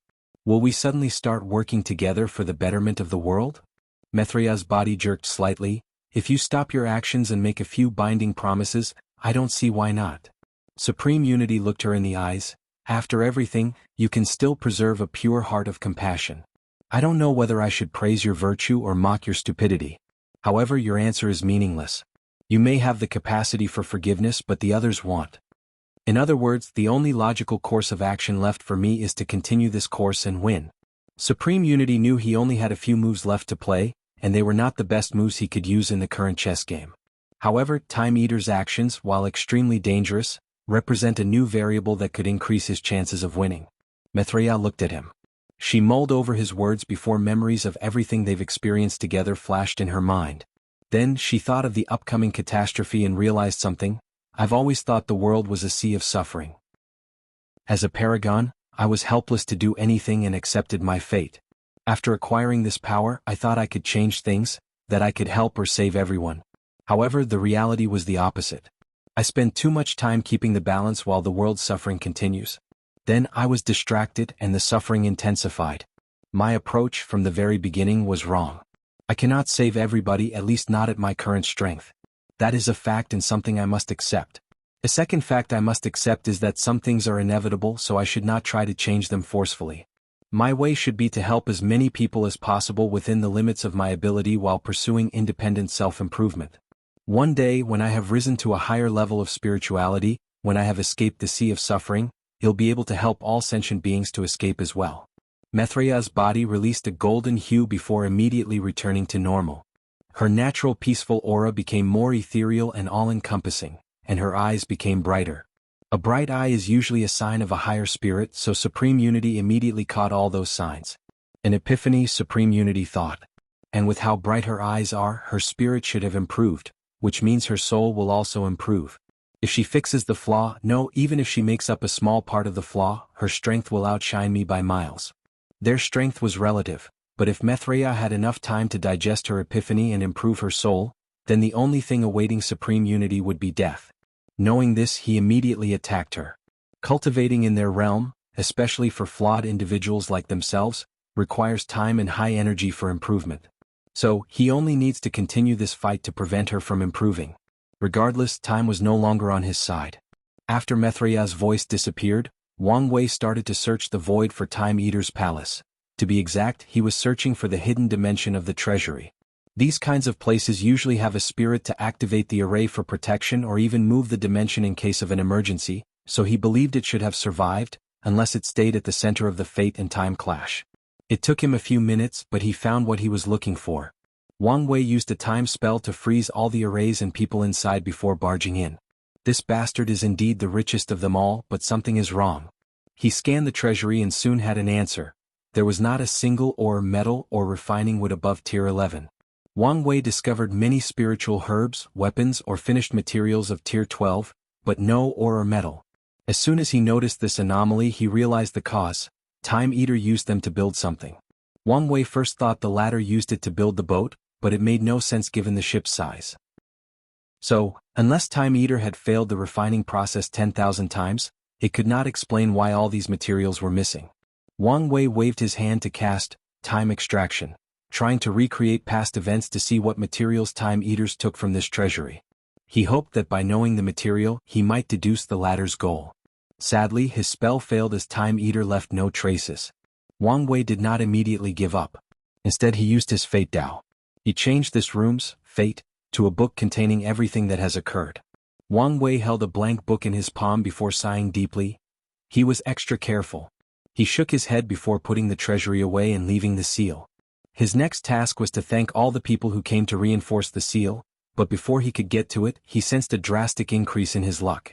Wang Wei closed his eyes, feeling the changes in his body. The invisible or illusory part of his Qi Luck Dragon increased by 10%, meaning he had acquired more transcendent luck. However, Wang Wei did not care for this reward. As he said to Bai Longxing, the transcendent path must be walked alone, meaning he would not trust or rely on something like luck. It may help, but it will never be his priority or primary focus. When Wang Wei opened his eyes, a swamp of paragons rushed to meet him. He recognized many acquaintances, but the vast majority were loose cultivators, who Wang Wei believed showed up because they believed an opportunity to gain merit was here. "Thank you all for showing up and providing your aid," Wang Wei said before cupping his hands to salute. The other paragons saluted in return. Although not everyone knew Wang Wei, his aura and intense residual energy/power from the previous battle made these paragon fearful. "And before anyone asks, yes, you will be rewarded by heavenly Tao once the lock is gone," Wang Wei said. Although his words were slightly blunt, these people were all thick-skinned and did not care for such a minor faux pas. "Lord Wang Wei, do you know when the lock will be gone? There are a lot of things needed for the process, but you can expect a solution in the next 20,000 yuan epochs," Wang Wei replied. "That's good to hear."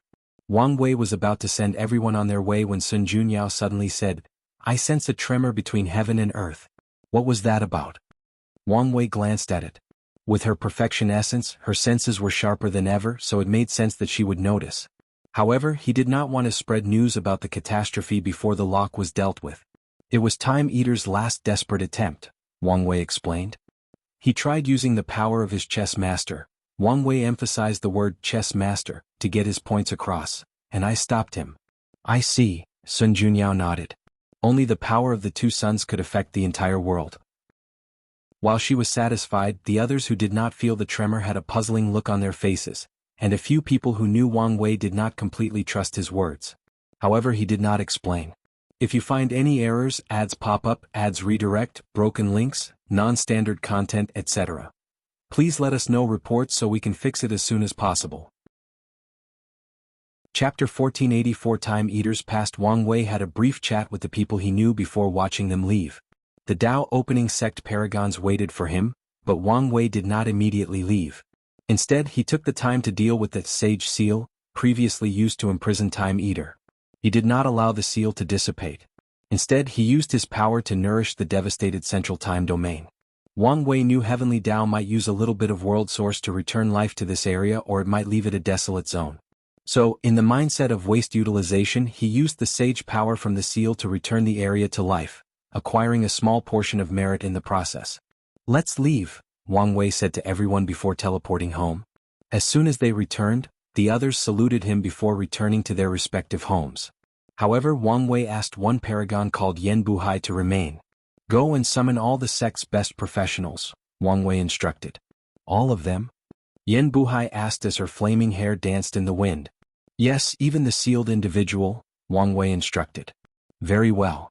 Yen Buhai flew away, leaving Wang Wei alone with matriarch Xia Huan. I noticed Cong did not come to reinforce the seal. Where is he? Wang Wei asked. Lin Fan and Su Shi showed up, but there was no sign of Cong. Your deduction was correct, sir, Xia Huan answered. As soon as you entered the seal, he and Nine Death went on a warpath against the weaker academies, forcing them to surrender. What about the ones associated with the Grand Sect Alliance? Did he touch any of them? He did. He really is ballsy, Wang Wei praised with a smile.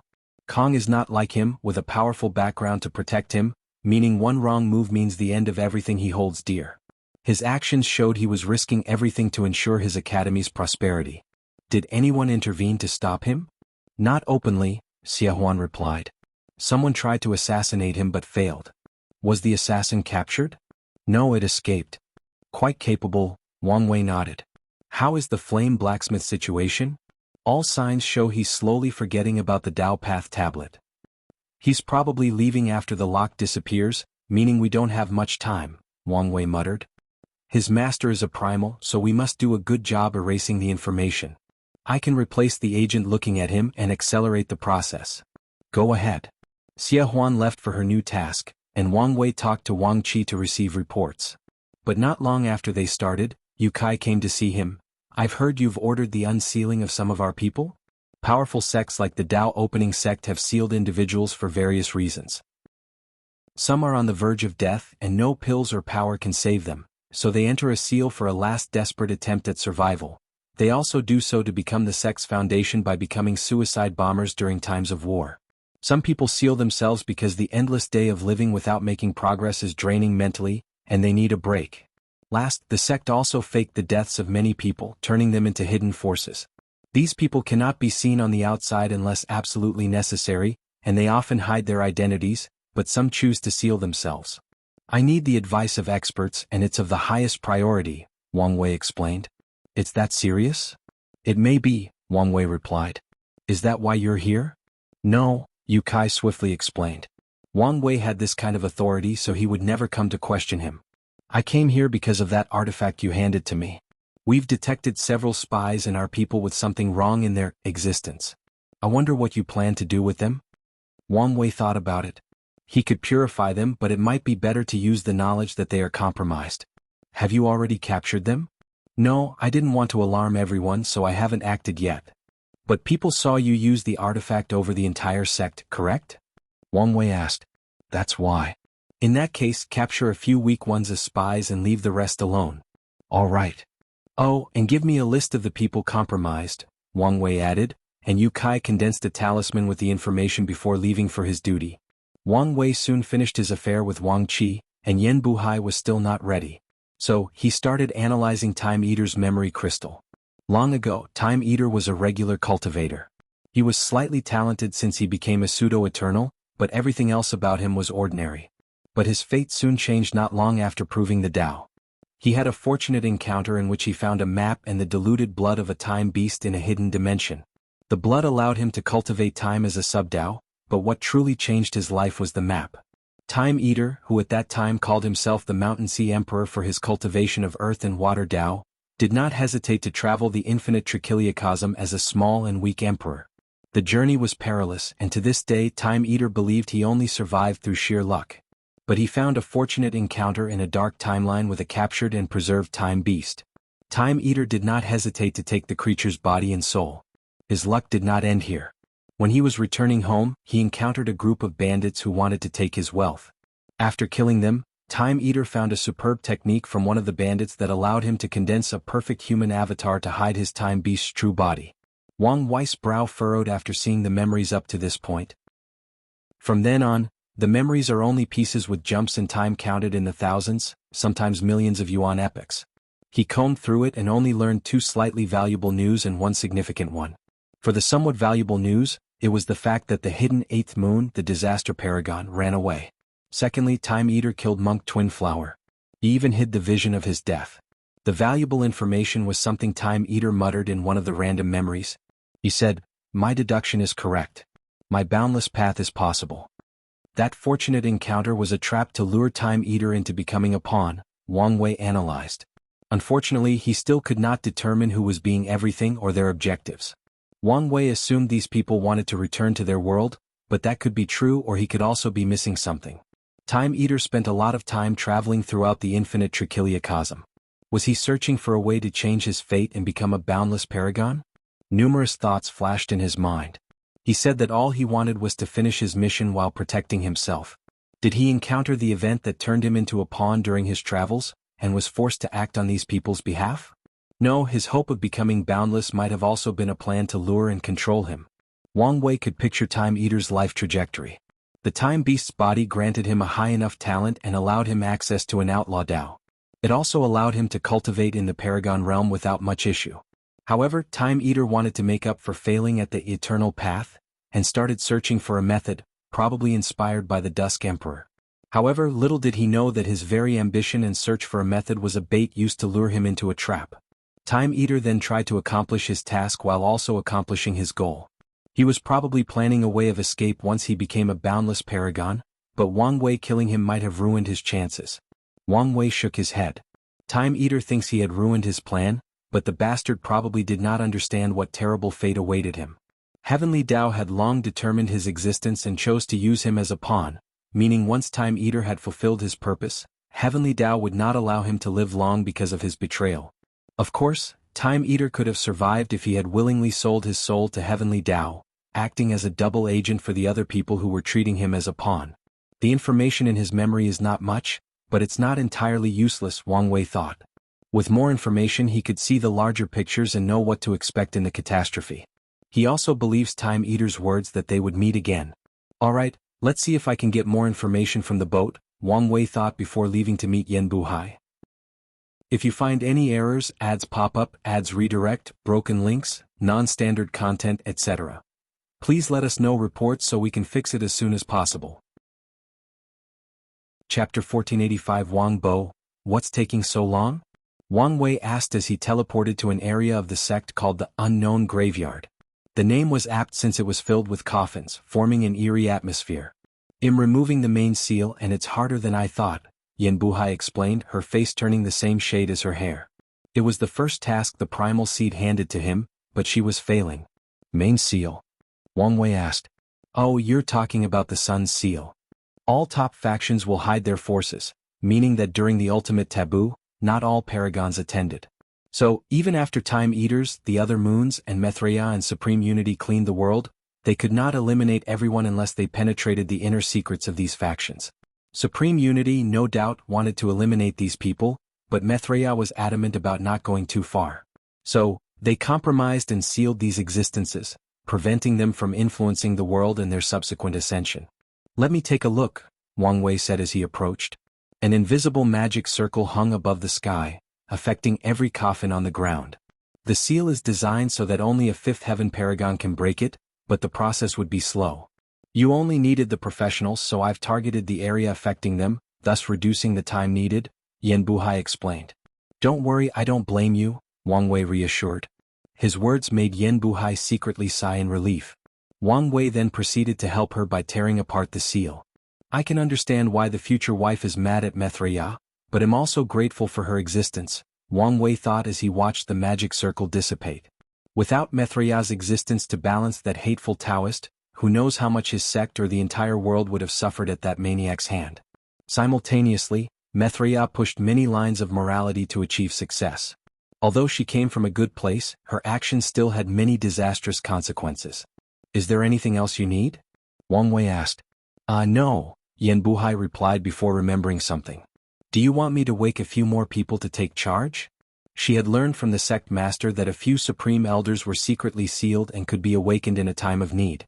No need, just the talented and experienced professionals, Wang Wei replied.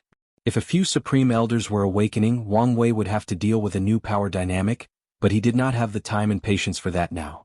Once the lock is removed, the ancestors can revive and take charge. All right, Yan Buhai replied with a small but not well-hidden grin. As one of the few paragons active in the sect, she now has a lot of power, and if she uses it correctly before the ancestors return, she can get enough benefit to help her future cultivation. All right, Yen Buhai replied with a small but not well-hidden grin. As one of the few paragons active in the sect, she now has a lot of power, and if she uses it correctly before the ancestors return, she can get enough benefit to help her future cultivation. Wang Wei had to wait another hour before meeting these people since many of them needed time to acclimate from the long sleep. As soon as he appeared, all eyes shifted to him, observing and even testing him. Wang Wei did not hide his natural aura. The last thing he needed was for these people to underestimate or use their seniority to fight with him. In the cultivation world, strength was respected, so no one could say anything else after realizing who they faced. The world is about to experience a catastrophe unlike anything it has seen. I have found a clue to this catastrophe and need your help to analyze it, Wang Wei declared. These old cultivators frowned after hearing his words, not hiding their confusion or skepticism. So they began to deduce or divine the truth. Wang Wei snapped his finger, stopping all of them. He then used his divine sense to transfer knowledge of the era and the lock situation. He did not stop them when they tried to observe the lock to verify the truth. "What a terrible era," an elderly man uttered. He was dressed in a casual black robe, and the odd thing about him was his missing front tooth. "Boy, what's the evidence you speak of?" "You are?" Wang Wei asked. "Wang Bo, your sage origin Rune," Wang Wei said. "That's the stupid name that boy Chiyuan forced me to take," Wang Bo responded as he started picking his nose. "It's an honor to meet you, ancestor," Wang Wei said, bowing deeply. "This man's name may not be popular, but that's because he doesn't like fame. But even in the lower dimension he is a legend in the Tao opening sect. When Ancestor Chiyuan started the sect, Wang Bo was the person responsible for building the foundation of the sect's professional Taos. In other words, he built the alchemy halls, weapon mountains and so on. And when Chiyuan ascended, he took Wang Bo with him. He first reincarnated to walk the Emperor path before slowly crawling to the Paragon realm, and redoing the same for the upper dimension branch. Unfortunately, Wang Bo's talent was lacking. After an assassination attempt during the First Origin War, he received a Tao wound, which is a permanent wound to the existence, that cut off his Paragon path. As a result, he could not move further than the third heaven and decided to seal himself. "You're quite polite, aren't you?" Wang Bo chuckled. "Based on your face and demeanor, I thought you would be a stuck-up little brat. I have a lot on my plate and am currently in a no-nonsense mood. Otherwise, I'm a fun person to be around," Wang Wei replied truthfully. "Yes," Wang Bo said with narrow eyes. "I can see the burden of destiny on you just like that brat Chiyuan back then, and just like Patriarch Heaven even before that. Heavenly Tao should really stop burdening our clan. The sect history never mentioned this old guy was alive during the Heaven Opening Emperor's era," Wang Wei thought. "Well, there are some advantages to being blessed by destiny," Wang Wei uttered. "Let's not talk about this. Let me show you what I found." He waved his hand to summon the ship, immediately drawing Wang Bo and everyone else who was listening in silence. They surrounded the boat and started discussing animatedly. "Is that Blackheart bamboo?" "No, it resembled source steel bamboo from the Twin Peak world." Someone spit on the ship and observed, "No, it's not source steel bamboo. Don't discount it yet. It may have been modified with runes or mixed with something else." They discussed countless possibilities, but each was rejected after analysis or testing. Finally, when everyone was frustrated, someone said, "I don't think this is from our universe." "Are you stupid? Did the long sleep dull your mind?" "Yes, what nonsense are you talking about? If it's not from our universe, where is it from?" "Damn you bastard. I mean it's not from our timeline." "Oh, then why didn't you clarify? You guys just attack me before I even finish. It's not our fault you speak so slowly. We thought your brain was as slow as your speaking speed." "Damn it, I'll fight all of you bastard. None of you has shown me respect even though you know I'm the best around." "The best? Now I know something is wrong with your mind. Alright, let's have it out. Well, have the primal seed as the witness." "Focus, people, don't forget what is at stake," someone yelled. "That's right. Yinzi is correct. The material is probably from another timeline. Does anyone have any experience in that matter? The only time I've traveled to another timeline was to find materials that were rare in our timeline. I've never studied whether they have their own unique or fauna." "Me too. I've never even been to another timeline. Yeah, I never saw the point. I've only been there once to save my beloved Pinger. Alas, I still lost her a second time. Since we don't know about the material, let's focus on the refining process. I have something. The flame technique used is a combination of our world and a technique from the wood cradle world. Isn't that where the venerable pill sage lives?" Now that you mention it, I had the honor of watching the venerable pill sage refine an elixir, and the flame technique does resemble the one used on this ship. Are you saying the venerable is connected to this thing? Not him but his home world. Isn't it a little too early to say that? Maybe not, Wang Bo suddenly said. Most of the runes and techniques used on this ship differ from our timeline, but if you look closer, you will see that they share a similar root to the refining technique from the wood cradle world. Are you saying the technique used on this ship is from an alternate world of the wood cradle world? Wang Wei asked. Exactly. Something must have happened to deviate the technique from our timeline, but their roots are similar, Wang Bo nodded. That is something, Wang Wei said with a furrowed brow. If you find any errors, ads pop up, ads redirect, broken links, non-standard content, etc., please let us know reports so we can fix it as soon as possible. Chapter 1486 The Boat's Implications. Wang Wei thought that by learning of the wood cradle world's history and a few visits to unique timelines, he might get more clues about what's coming. The sect's library has a section dedicated to knowledge, information, and history about foreign worlds. Once he analyzed that information, Wang Wei would need to send someone to investigate or do it for himself. Boss Bo, come look at this, suddenly said an elderly man with a gray beard that touched the floor. However, the latter's lavish black robes and golden fan gave him a sage-like atmosphere and aura. Still, anyone with a decent sense could tell this sage-like aura was artificially created, which in fact reveals much about this person. What is it? Wang Bo asked. The energy signature and pattern of this boat is exact, almost uniform, Li Wen explained. This boat's blueprint was created for mass production, Wang Bo realized with shining eyes. Exactly, Li Wen nodded while fanning himself. Mass production? Wang Wei asked. The creator of the blueprint standardized the refining process to lower the difficulty and ensure as many of those boats can be created as possible, Wang Bo explained. He clicked his tongue. In other words, there are many of these boats, probably even legions. Yeah, Wang Bo nodded before clicking his tongue in wonder. This is a powerful artifact, and for someone to standardize it, I cannot fathom their level of skills. Time Eater used this artifact to manipulate the river of time. Given its shape, it's fair to say its primary use is navigation. To be precise, travel through the river of time, Wang Wei analyzed. If the people behind him have legions, it means they can travel to any chaos worlds or any timelines with relative ease, making them a well-cultivated force for grand-scale invasion. His words instantly made the room quiet. Everyone imagined how the sky turned dark as millions of these ships suddenly appeared in their world before releasing numerous powerhouses that started to slaughter and plunder. Is there a need for fear-mongering? After all, we don't know that for sure, someone said. Yes, there is no proof of any legion or invasion. There is proof, Wang Bo cut them. The primary runes used for the refinement are indeed for navigation, specifically the utilization of the river of time. Primordial chaos is vast, and one of the reasons that only paragons are recommended to travel is that they can bend the river of time to teleportation, allowing them to cover the distance between worlds at a relatively fast pace. Otherwise, any emperors or empyreans might spend a billion yuan epoch traveling through primordial chaos without finding the nearest world.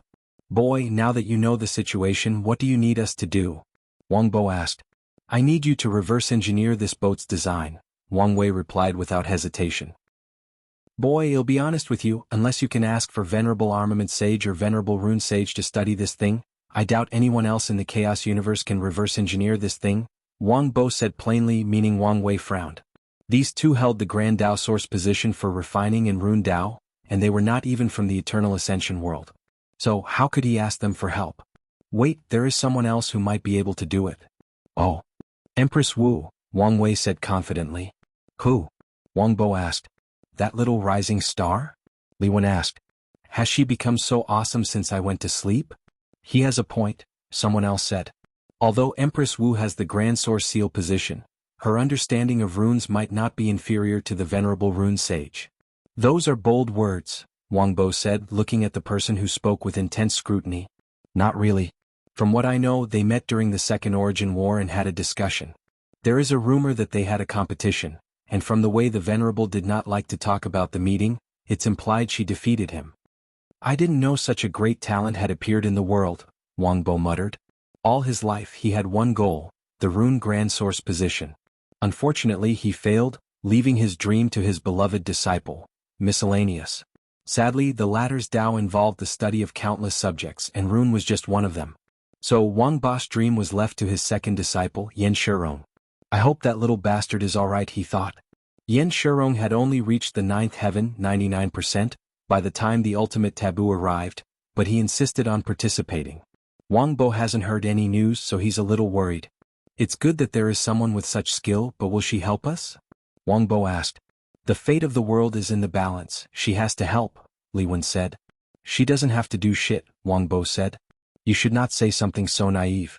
The essence of cultivators is and always has been to pursue their own interests. So, let me rephrase my question. What kind of price are we willing to pay for her aid? And if she refuses, how far will we go to get what we want? Don't worry, she'll help us without any issue, Wang Wei said with a smile.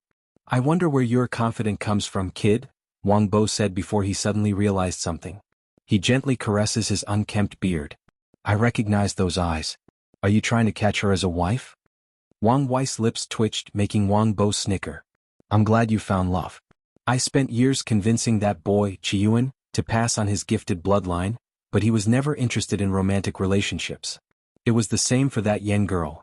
Meanwhile, that Li boy forsook love after that woman chose someone else over him. It was such a waste for these youngsters not to pass on their strong bloodline. Wang Wei smiled to himself. He did not expect to learn this many juicy details about the ancestors' love life. It was great to meet someone with even more seniority than them, especially someone who knew them when they were young and knew all their embarrassing moments. Well, I'm glad you have some relationship with her, Wang Bo nodded. So, when are you asking her for help? She's currently sealed, for lack of a better word, so you have to start without her. Do the preliminary study so that she can finish the task early.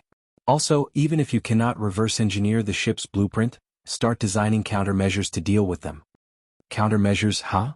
They don't have to be perfect, as an initial plan will also do, Wang Wei explained. Although the catastrophe is coming, there is still time to prepare. We can do that, Wang Bo nodded. You can also try to build a cheap copy. The catastrophe is something the whole world has to deal with, so we can sell those cheap copies to others at an exuberant price to amass more resources to cultivate our people, Wang Wei added. Wang Bo chuckled at these words. It seems you're more greedy than Qiyuan and the Patriarch. I like it. Greed is kinda my thing. Anyway, you can start, and I don't think I need to remind you to get anything you want for this project.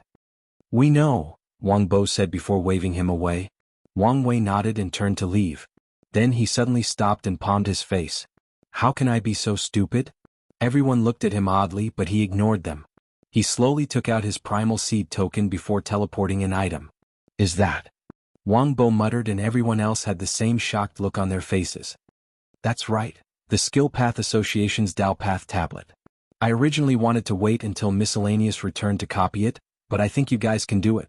Or, at the very least, get started and wait for him to finish it. Wang Bo raised his hand and immediately caught the tablet, looking at it more intensely than a harem protagonist who sees a jade beauty. Can we? You can use it as much as you want, but don't neglect the work for the replica, Wang Wei nodded. Thank you, Wang Bo said sincerely. With unlimited access to this thing, maybe there is hope for him. Wang Wei glanced at him and only nodded. He knew about the latter's Dao injury, but he did not know whether his acupoint technique could save him, so he did not say a word so as not to give him false hope. He'll try when he has time, but he won't make any promises. Wang Wei teleported away, returning to his mansion. However, he discovers Yu Kai is waiting for him. Why are you here again? Time Eater's treasury, you took it, right? Do you know what you're going to use it for? There is no need to ask in such a roundabout way. My original plan was to hand it over, Wang Wei replied. No, it's not. Don't worry about it. Don't just hoard it. Once the lock is broken and everyone can cultivate, we will enter war mode. Are you serious? Yu Kai asked. War mode means all resources will be cheaper and more accessible. Wait for the right time and we'll discuss everything, Wang Wei said. Yu Kai nodded before leaving with the treasury. If you find any errors, ads pop up, ads redirect, broken links, non-standard content, etc., please let us know reports so we can fix it as soon as possible. Chapter 1487. The fourth piece. Wang Wei sat cross-legged in his retreat room, thinking about the previous conversation with Wang Bo and the other professionals, trying to figure out if he missed something. Wang Bo reminded me I need to start preparing for Li Jun and Yan Liling's ascension. He needed to prepare the resources for these to cultivate the Empyrean Peak as soon as possible, then he would hand over one of the trial's tokens to them. Yan Liling might want to try Wang Bo's legacy trial, Wang Wei thought. Wang Bo left a trial to select disciples and so far 2 people have passed, Miscellaneous and Yan Shirong. Although these people have probably never officially met or spoken to Wang Bo, they are his disciples. Wang Bo's seniority and achievements has granted significant influence on Qiyuan and power in the sect, so it's a good idea for Yan Liling to become his disciple and guarantee her position in the sect, Wang Wei thought. With power and influence, she'll have access to more resources and can cultivate faster. Wang Wei hopes he'll make some progress in creating his all-nurturing artifact from the source he received in the mortalhood trial. As long as he succeeds, he'll be able to drastically increase the time needed to cultivate paragons. Of course, he'll never be able to compete with the trial until he becomes a transcendent. His ambition is to reduce the time needed from millions of yuan epochs to hundreds of thousands. He doesn't know how long the catastrophe will last, but he knows it won't be short. Suppose the Tao opening sect and maybe the Eternal Ascension world have a method of rapidly cultivating paragons. In that case, they'll be able to recuperate their loss of upper echelon fighters and last longer in the catastrophe. Wang Wei shook his head to remove these thoughts. He then muttered, I wonder how little June and Linger are doing in the lower dimension. It's been a while and he thought of them. However, Wang Wei knew this was not the time to be nostalgic and reined in his thoughts. Just as he was about to close his eyes to recuperate from the battle with Time Eater, Matriarch Xie Huan sent him a talisman about a matter that may be urgent, so she summoned him. What's the matter? A devil loose cultivator slaughtered a small mortal dynasty at the far end of our territory, Xie Huan reported. Is something wrong with the cultivator? After receiving the news, I felt something was wrong and investigated. I discovered an almost disappearing trace of incense in their soul. You think this is the Divine Faith Haven's retribution for what I did to them? Wang Wei asked. The proof is almost non-existent, but it looks like it's the case. Wang Wei ran his hand through his head as he mulled over these words. They only sent an Empyrean to the seal, correct? He remembered that the Divine Faith Haven's participant tried her best to remain inconspicuous among all these paragons. Yes. Although she brought a paragon artifact, she was indeed just an Empyrean. Spread a rumor that their faction has secretly surrendered to the enemy and is working in secret to destroy any plan involving eliminating the lock. That's why they didn't send a paragon, Wang Wei ordered. What's the point of that? They can wash away their name as long as they reveal they had no active paragon, Xie Huan asked. Such an admission will embarrass them slightly, but it won't affect them in any meaningful manner. These loose cultivators are restless after acquiring power. They also know there is an intense power vacuum with the disappearance of the ancestors, and it won't be long before things return to normal once the lock is gone. They need to take advantage of the situation before it's too late. So, what do you think they will do after hearing the Divine Faith Haven admitting they had no paragons? Even if they don't admit it, the rumors are enough to embolden them, Wang Wei explained. He understood why Tong Ruobing destroyed the Southern Chu dynasty and why she did it in such a public and grandiose manner. The weaker overlords have a higher chance of being attacked, and Wang Wei's actions are just to give them a target. I understand, Xie Huan said before bowing down and disappearing into the shadows. Wang Wei proceeded with his recuperation. Most of his injuries were minor due to the protection of the unsoiled body pill, but his soul was heavily drained and burdened, so he needed to alleviate the issue. It took a few pills and 250,000 years, but he finally returned to peak. After exiting his retreat, Wang Wei swiftly learned of what happened during his absence. Cong became bolder after realizing Wang Wei was not paying attention to him. About 50,000 years ago, a group of cultivators invaded the Divine Faith Haven and successfully retreated with one person severely injured and the others with minor injuries. Their attempt appeared unsuccessful, but the idea that they escaped from one of the overlords emboldened the other loose cultivators, prompting them to start testing other factions. Over the past 50,000 years, more incidents have occurred worldwide as the loose cultivators' actions had domino-like effects, affecting everyone else. Wang Wei did not focus too much on these affairs. Instead he summoned Wrath. Are you ready? I am, Wrath nodded. And you know the risk? Don't worry about me, she reassured. Good, let's get started. Wrath activated the power of nothingness, becoming invisible. Then she shrunk herself to be smaller than a quark before attaching herself to Wang Wei. Wang Wei found Yukai to get another unsoiled body pill before heading to get the fourth piece for his plan, the Primogenitor Devil's broken transcendent artifact.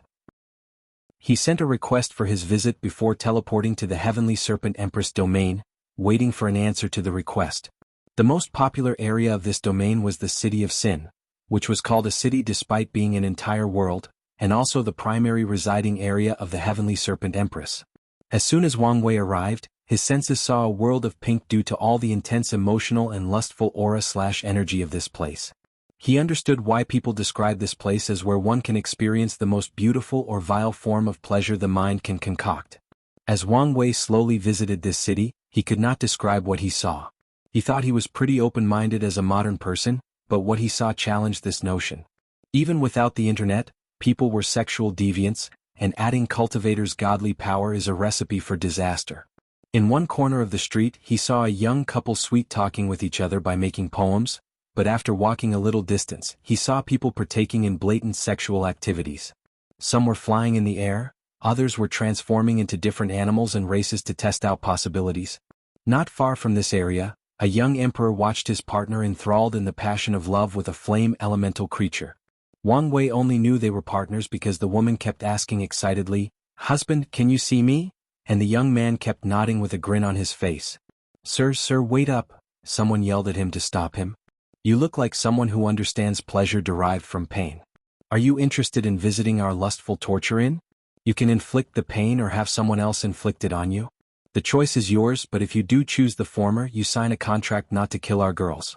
We've spent a lot of resources training them. Of course, it won't matter if you bring your own partner.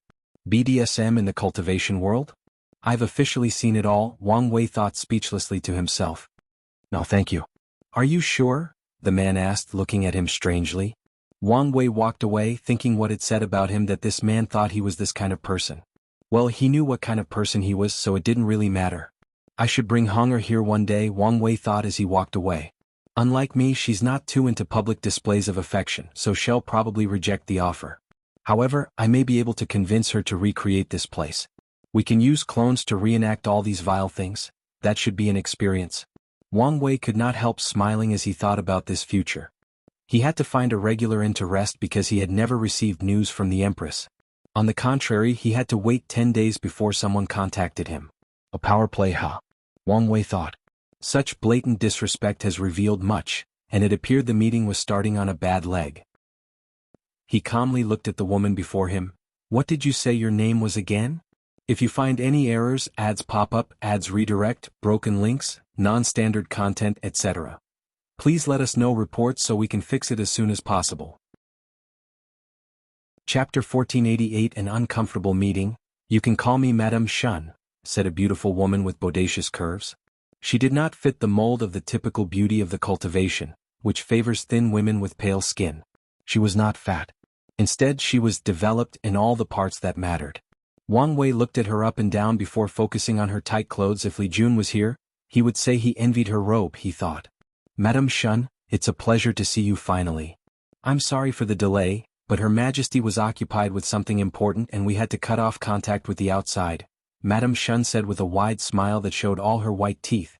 "To compensate for our mistake, we will offer you a 1,000,000-year free pass to the City of Sin," Madame Shun continued. The City of Sin was where people could experience their wildest desires without judgment. For many cultivators who are bored with their endless life or cultivators who use lust and depravity as their cultivation source, this place is a heaven. However, it is not free. On the contrary, most ordinary cultivators cannot afford a 1-year stay in this place. So, a pass for 1,000,000 years was considered a great reward. "I'll accept the compensation," Wang Wei nodded, and he immediately detected surprise from Madame Shun's eyes. "Not expecting me to accept? I must admit I didn't. Most outsiders who came here find this place disgusting, even though many visit secretly under different names and appearances," Madame Shun admitted. "I'm not the type of person to refuse something valuable offered to me.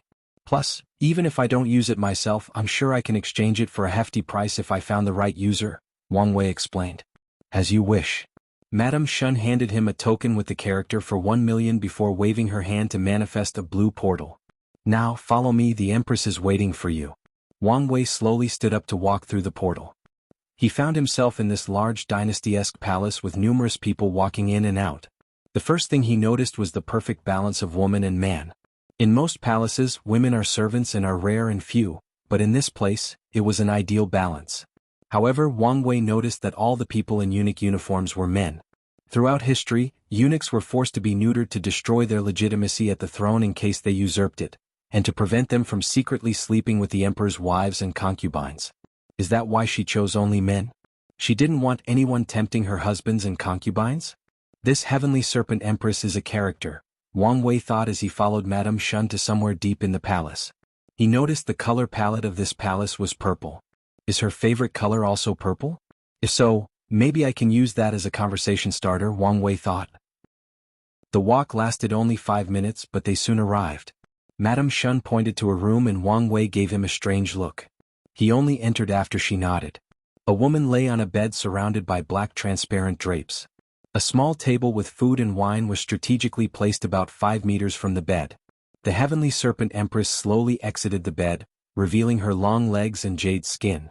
If Wang Wei did not have incredible willpower, his nose would have immediately started bleeding. The empress was not wearing a hanfu, but what could be described as a barely transparent red sleeping dress made of unknown silk with floating appendages. Her black nail polish, red clothes, and purple hair with black tips somehow perfectly matched to elevate her unearthly beauty and unworldly sexiness. Wang Wei did not shy from looking, but while he was enjoying the view, he was also observing. As expected, there is a slight transcendent power protecting her. No, it seems to be hiding her true strength. You won't even hide the fact you're peeping? The heavenly serpent empress asked. If your majesty is willing to show, I'm willing to watch and appreciate it. Bold, aren't you? She chuckled. So, I've been told. The way you looked at me, the heavenly serpent empress said, her eyes and mouth appearing to be smiling. It's almost as if you can see through my clothes. I tend to have this effect on people, especially women, so please don't mind, Wang Wei replied. Bold and funny, aren't you something? She smiled charmingly. Tell me, are you also daring? I'd like to think I am. Then show me. Come to me and boldly rip my clothes before letting your instinct dictate what comes next. Wang Wei's mouth opened for a few seconds as he stared motionlessly. He smiled wryly, as tempting as that is, I'm afraid I have to decline the offer. So, you're not as daring as you claim? Maybe not to this extent. The heavenly serpent empress eyes became more tender. A man who can admit his fault? I'm liking you even more. Come, sit and let's talk. Wang Wei accepted her offer and sat at the dining table. The heavenly serpent empress poured him some wine before filling her cup. You're Wang Wei, right? That's right, your majesty, Wang Wei nodded.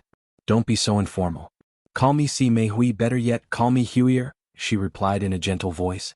I thought her name was Lu Chuntao? Is she trying to hide her identity from the old era, or does she have the knack of changing her name every so often? Wang Wei thought. I wouldn't dare call you so intimately, so how about we compromise and I call you Lady Si? Lady Si, huh? I've never been called that. I think I like it, she replied before sipping her wine. So, Wire, what do you think of my kingdom of sin? Wang Wei's lips twitched. Can this woman be more shameless? Regardless of his thoughts, he still responded. It's a great idea. So many cultivators are sexually repressed, so I'm glad there is a safe space for them to explore their fantasies. Otherwise, heaven knows what these people would do. This has been one of my objectives from the beginning, but everyone else looked down on him, and some of these scholars even tried to label me as a devil cultivator, the heavenly serpent empress smiled. I'm glad we think alike. The literary way has done irreparable damage to the world's culture and development, Wang Wei nodded. Confucianism has fundamentally dictated China's cultural identity for thousands of years, and in this world, the literary way did the same thing. It seems you get it, the heavenly serpent empress replied as she gently moved her hair behind her ears. Back to the topic. Is there something that caught your eye during your visit? Something you would maybe want to try? Wang Wei sipped his tea while cursing his life and existence. This conversation is any protagonist's wet dream, but he has to control himself because of an undetermined relationship. I feel so aggrieved. He mentally slaps himself. Come on, Wang Wei, your mother raised you better than that. Controlling yourself and not cheating is the bare minimum in a relationship. There are quite a few things that intrigue me, Wang Wei replied. I'm hoping to convince my wife to try them. Oh, and do you think it will work? The heavenly serpent empress asked with a slight smirk on the corner of her mouth. Although she's not open to trying almost everything as I am, she's pretty open-minded and experimental. So I like my odds. Pretty open-minded, you say? Is she open enough for another woman to join your bedroom? she asked while looking him in the eyes and slowly sipping her wine, ensuring her creamy tongue was on display. She's pretty rigid about that kind of thing, Wang Wei hurriedly said. She's even willing to go to extreme lengths to prevent me from getting with other women. Aren't you the man of your relationship? Can't you just order her to do it? The Heavenly Serpent Empress insisted. Sadly, she's the one wearing the pants in the relationship. I'm working hard to regain my manhood, but I still have a long way to go, Wang Wei admitted with pure eyes, making the Heavenly Serpent Empress body paused. She chuckled with an angelic voice before saying, I don't know whether I should look at you with disdain or respect for admitting this. I think you should respect it. After all, honesty is the best way to live life, Wang Wei replied. If only that were true, the Heavenly Serpent Empress sighed. It appears you're not interested in a wonderful night of passion with me. It's your loss since it would have been the most memorable night of your life. I'm sure it would have been. Tell me, why are you here? The Heavenly Serpent Empress said while looking at him directly as her eyes turned reptilian. However, her allure was gone, replaced by the majesty of a terrifying ruler. If you find any errors, ads pop up, ads redirect, broken links, non-standard content, etc., please let us know reports so we can fix it as soon as possible. Chapter 1489 Negotiation. Here it comes, Wang Wei thought, feeling a headache coming. In his short conversation with the Heavenly Empress Serpent, he could tell what kind of person she was. Unpredictable. She does not follow societal norms and can change her mood, as if she were changing her clothes. Crazy people and her kind are the two types that Wang Wei least likes to deal with since it's challenging to map out their behaviors. I'm here for the primogenitor devil's weapon, Wang Wei revealed, and the atmosphere immediately became even more tense. I had a feeling this would be the case, the Empress replied. It is the last key to remove the lock, so I must get it. However, I understand this is your property, so I promise to return it upon succeeding my goal, Wang Wei explained. How do you know it's in my hands? She asked. She has kept that secret for countless yuan epochs and even hid the weapon from the two sons. So, how did this little brat know about it? Wang Wei thought about how to answer. I met the primogenitor in the lower dimension. After promising to save the remaining members of his clan, he told me about it. Isn't he dead? Oh, it should be an obsession, the Empress nodded. Your Highness, what's on your mind? Wang Wei asked. Now that it's business, I'm no longer Lady Si? Si Meihui rolled her eyes, making Wang Wei roll his eyes. Who was the one who made the atmosphere tense and stiff? Sadly, he had to control himself and retain his business smile. Well? Unfortunately for you, I can't do that. Why not? I believe everyone, including you, does not want to live forever in this cage, right? Wang Wei asked. You have a point, but my answer remains the same. Lady Si, be reasonable. The lock's destruction will benefit everyone, including you. If you give the weapon, Heavenly Tao will reward you with purple merit. Reasonable? Why does everyone want me to be reasonable? Does it look like I want to be sensible? I go out of my way not to be reasonable, she snapped back. Wang Wei could see the madness seep through as her nail elongated and her hair dancing behind her like living snakes. What you're saying is you purposely act unreasonable. It sounds like you allow other people's view or criticism to affect how you behave, Wang Wei swiftly said. Si Meihui's pupil dilated, her snake hair paused, and her aura diminished slightly. The state lasted a few seconds before she suddenly smiled, acting like the previous volatile state was someone else. I guess I never thought about that. You're right. I can be reasonable. I'm glad to hear this. I promise to return the weapon and willing to sign a binding agreement, Wang Wei said as his body relaxed a little. Come back in about 500,000 yuan epoch, Si Meihui nodded. Pardon me? Come back in 500,000 yuan epoch and I'll lend you the weapon, she uttered, almost making Wang Wei lose his composure. He controlled the urge to call and ask if she was mad. Do you understand the consequences of waiting for so long? All the advantages we have so far will be gone. 250,000 yuan epoch is enough time for that bastard to recuperate and concoct another fucked up plan. By then we will all be doomed. You are underestimating the people of the world, Si Meihui replied while dismissively waving her hand. The world will suffer, true, but we will survive and become stronger afterward. Wang Wei glanced at her, realizing she truly believes these words. He did not know whether she was stupid or too confident in the members of her generation. Why does she want to wait so long? Could this be the time needed to reach the half-step transcendent realm? It's unlikely since she took the primogenitor devil's descendant to use their blood to control the weapon. The greater possibility is she needs time to completely wash away the primogenitor's mark and gain absolute control. It's good you have this level of faith, but I can't take the risk, Wang Wei stated. So, the weapon must leave with me. And how are you going to take it? Si Meihui said, looking him in the eyes. I can tell that no amount of words will convince you, Wang Wei said. He had plenty more words of persuasion, including blackmail by revealing to the world the weapon was in her hands or other threats. However, he knew all of this would be pointless. So, he swallowed the remaining wine in his cup. So, let's decide this with our fist. Fighting and slaughter are primitive concepts that we should have long evolved past. But they've become one of the fundamental truths of our society, Si Meihui said as her eyes turned into a serpent, and her nail polish turned red. Let's find an isolated place for this fight, Wang Wei suggested. And give up my advantage? She sneered as countless magic circles appeared above the sky. Wang Wei calmly looked at the array above him. If you don't want to lose everything you've worked for, I suggest you accept my proposal. What does that mean? Si Meihui asked.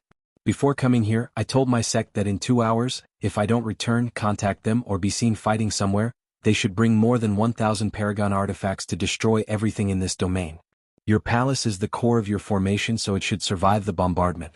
But it's hard to say about your little kingdom of sin. Si Meihui looked at him before slowly licking her luscious lips. Your ability to switch from a diplomat to a cold and calculating murderer is so seductive beyond words could describe. It's one of the many things my wife found attractive about me, Wang Wei replied calmly as he slowly stood up. She's a lucky lady. But it doesn't matter. Once I defeat you, you will be my spoil, Si Meihui said. If you want to seek your death, go ahead. The Empress chuckled. Choose your battlefield. Wang Wei did not hesitate and opened a portal to a desolate star field. A few seconds later, the Empress followed him, but she was now completely different. Her nightdress was gone, replaced by a green outfit. Of course, Si Meihui did not wear regular female armor, but one with a skirt and revealed too much skin. Such armor would usually be impractical, but with the proper refining technique, those exposed areas have the same level of protection, invisible shields, as anywhere else. That aura, Wang Wei analyzed. Is that Earth Dao? It's been a while since I had a decent battle. Don't disappoint me, young lover, she uttered as a trident materialized in her hand. She raised it above her shoulder before throwing it. Wang Wei immediately felt a terrifying pressure looming over his head. The trident was fast, and before Wang Wei could barely react, it had reached his destination. With no other choice, he raised his hand to catch it, resulting in him flying into the distance, crashing into countless planets, stars, and gas giants. The weight and density of the trident were too much. How strong is Wang Wei? When he was a young mortal, he used to carry planets and stars as a way to cultivate his body. And at this stage, his strength cannot be comprehended by the mortal mind. Yet this trident was too heavy for him. The weight of the earth, Wang Wei thought as he finally stopped the trident. This attack was not based on her strength or accomplishment in the realm of body refining. Si Meihui's technique allowed her to use the weight of the eternal ascension world, which can be described as a finitely expanding world created by fusing countless other infinitely expanding worlds. Swish. Si Meihui appeared at the end of the trident and punched him with a rock fist encasing her hand. Wang Wei raised his hand to materialize a yin-yang symbol, using its power to divert the strength from the attack. A booming sound echoed between heaven and earth, resulting in countless planets, suns, systems, and galaxies turning into cosmic dust due to the force and vibration of the attack. Most of the redirected attack was towards Si Meihui, but she casually absorbed the force and vibration before pulling the trident from Wang Wei's hands and stabbing him. Her attack released an earthquake of unparalleled magnitude, creating void tears in the surroundings. Luckily, this part of the star field was now an empty zone after the previous attack. Wang Wei was ready for an attack and reacted swiftly by teleporting out of range. Si Meihui followed him like a hunter that had found her prey, but before she could attack, he said something that stopped her. Wait. What? Are you surrendering so soon? The Empress asked with rage written all over her face. You're not Si Meihui, are you? Wang Wei asked.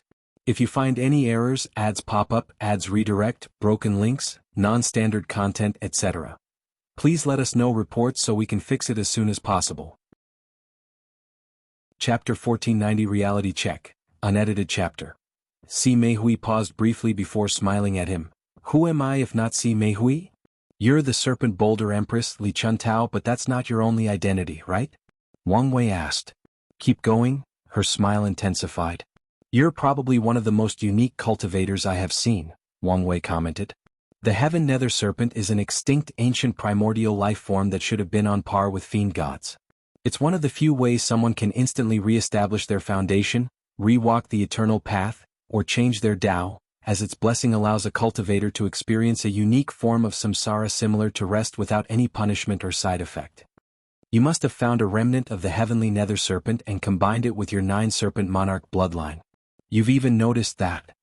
I met someone with the 9-serpent monarch bloodline, so I'm familiar with it, Wang Wei replied. He had secretly observed and studied Yi Dafa's wife, the noble serpent Empress, in the lower dimension. What else did you see? Lu Chuntao asked, her smile remaining the same. The way you perfectly combine these powers is brilliant. You used the concept that names have power and cultivated name Tao. Each name you choose is a different personality, individual life experience, and unique Tao created from the unique samsara of the heavenly nether serpent. You also choose a unique bloodline. Lu Chuntao was created from the primordial earth serpent and uses earth Tao. Si Meihui should be the personality who has cultivated the lust Tao. If I guess correctly, she should have the primal lust serpent bloodline from the 6 desires 7 emotion serpent family. You were able to learn and deduce all of this in just a few seconds of battle? Your brilliant mind makes me want you even more, Li Chuntao said with burning eyes of passion. Unfortunately for you, your attempt at stalling and secretly trying to influence my soul to a more agreeable personality is pointless. They are all me and I am them. They are not different personalities, but more like alternative versions of myself with one mind and serve one purpose. Well, I had to try, Wang Wei sighed. Assuming she was a primal paragon, he could not approach this battle as he did the others. So, without hesitation, he popped the unsoiled body pill and summoned the weapon the blacksmith flame and the poison demoness made for him. A purple spear.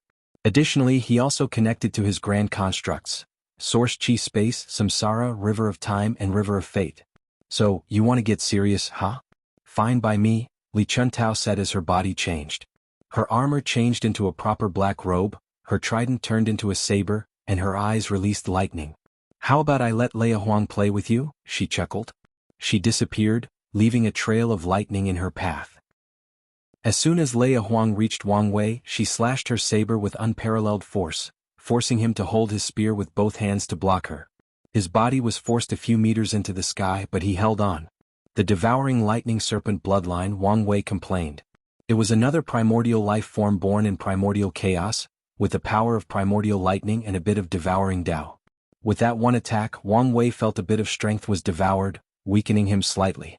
Is this the strength of a primal? He thought. He noticed that Leia Huang did not need to manually connect to other grand constructs like him. It was natural for her. Additionally, while he had a connection to 4, she only had access to 2, primordial chaos and the grand Tao source. Lei Wang's way of acting was that of a saber man, aggressive.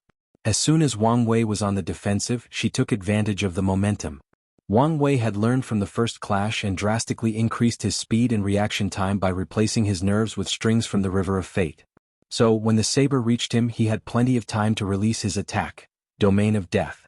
Unfortunately for him, Lei Wang's purple lightning tore apart the pseudo-death world he encased her with. Wang Wei stabbed the spear, timing his attack to match perfect for when Leia Huang leaves the domain. He wanted to place a shackle of fate on her bloodline, restricting access to others and limiting the current one. Unfortunately for him, a serpent head materialized around her and swallowed his chains. Leia Huang then made a grabbing motion and Wang Wei lost control over his body and flew toward her. What the hell? Electromagnetism? He immediately realized her attack worked similarly by resonating with the electro-impulses in his body and controlling them. However, primordial lightning functioned more as a pure destructive force, meaning she would need subtle control and application to achieve such a feat. More importantly, she easily bypasses all of the defenses of Wang Wei's fleshly body. Wang Wei pushed his space Tao to the limit as he tried to escape this grasping technique, but it was useless. Leia Huang punched him in the stomach, sending him flying away. However, before he could fly far, he sent his spear toward her using one of his most potent attacks, Fate of Tao, pure destruction. Inspired by Tianxian, he created this superb technique by using his Fate Tao to control the destruction Tao. Then, he added all his other Tao to the power of destruction, using the chaotic mix as a form of destruction to boost it. Leia Huang raised her hand to block the attack. Her skin was protected by a thin film of dense lightning acting as armor. They confronted each other for a few seconds before Lei Huang was the winner. She caught the spear before checking her palm, smiling at the small amount of blood. You're not bad. Although your cultivation is only 95%, you've developed many pseudo-unique skills, a pseudo-unique Dao Will skill, and your ability to protect your chronospirit has also reached the threshold, she commented.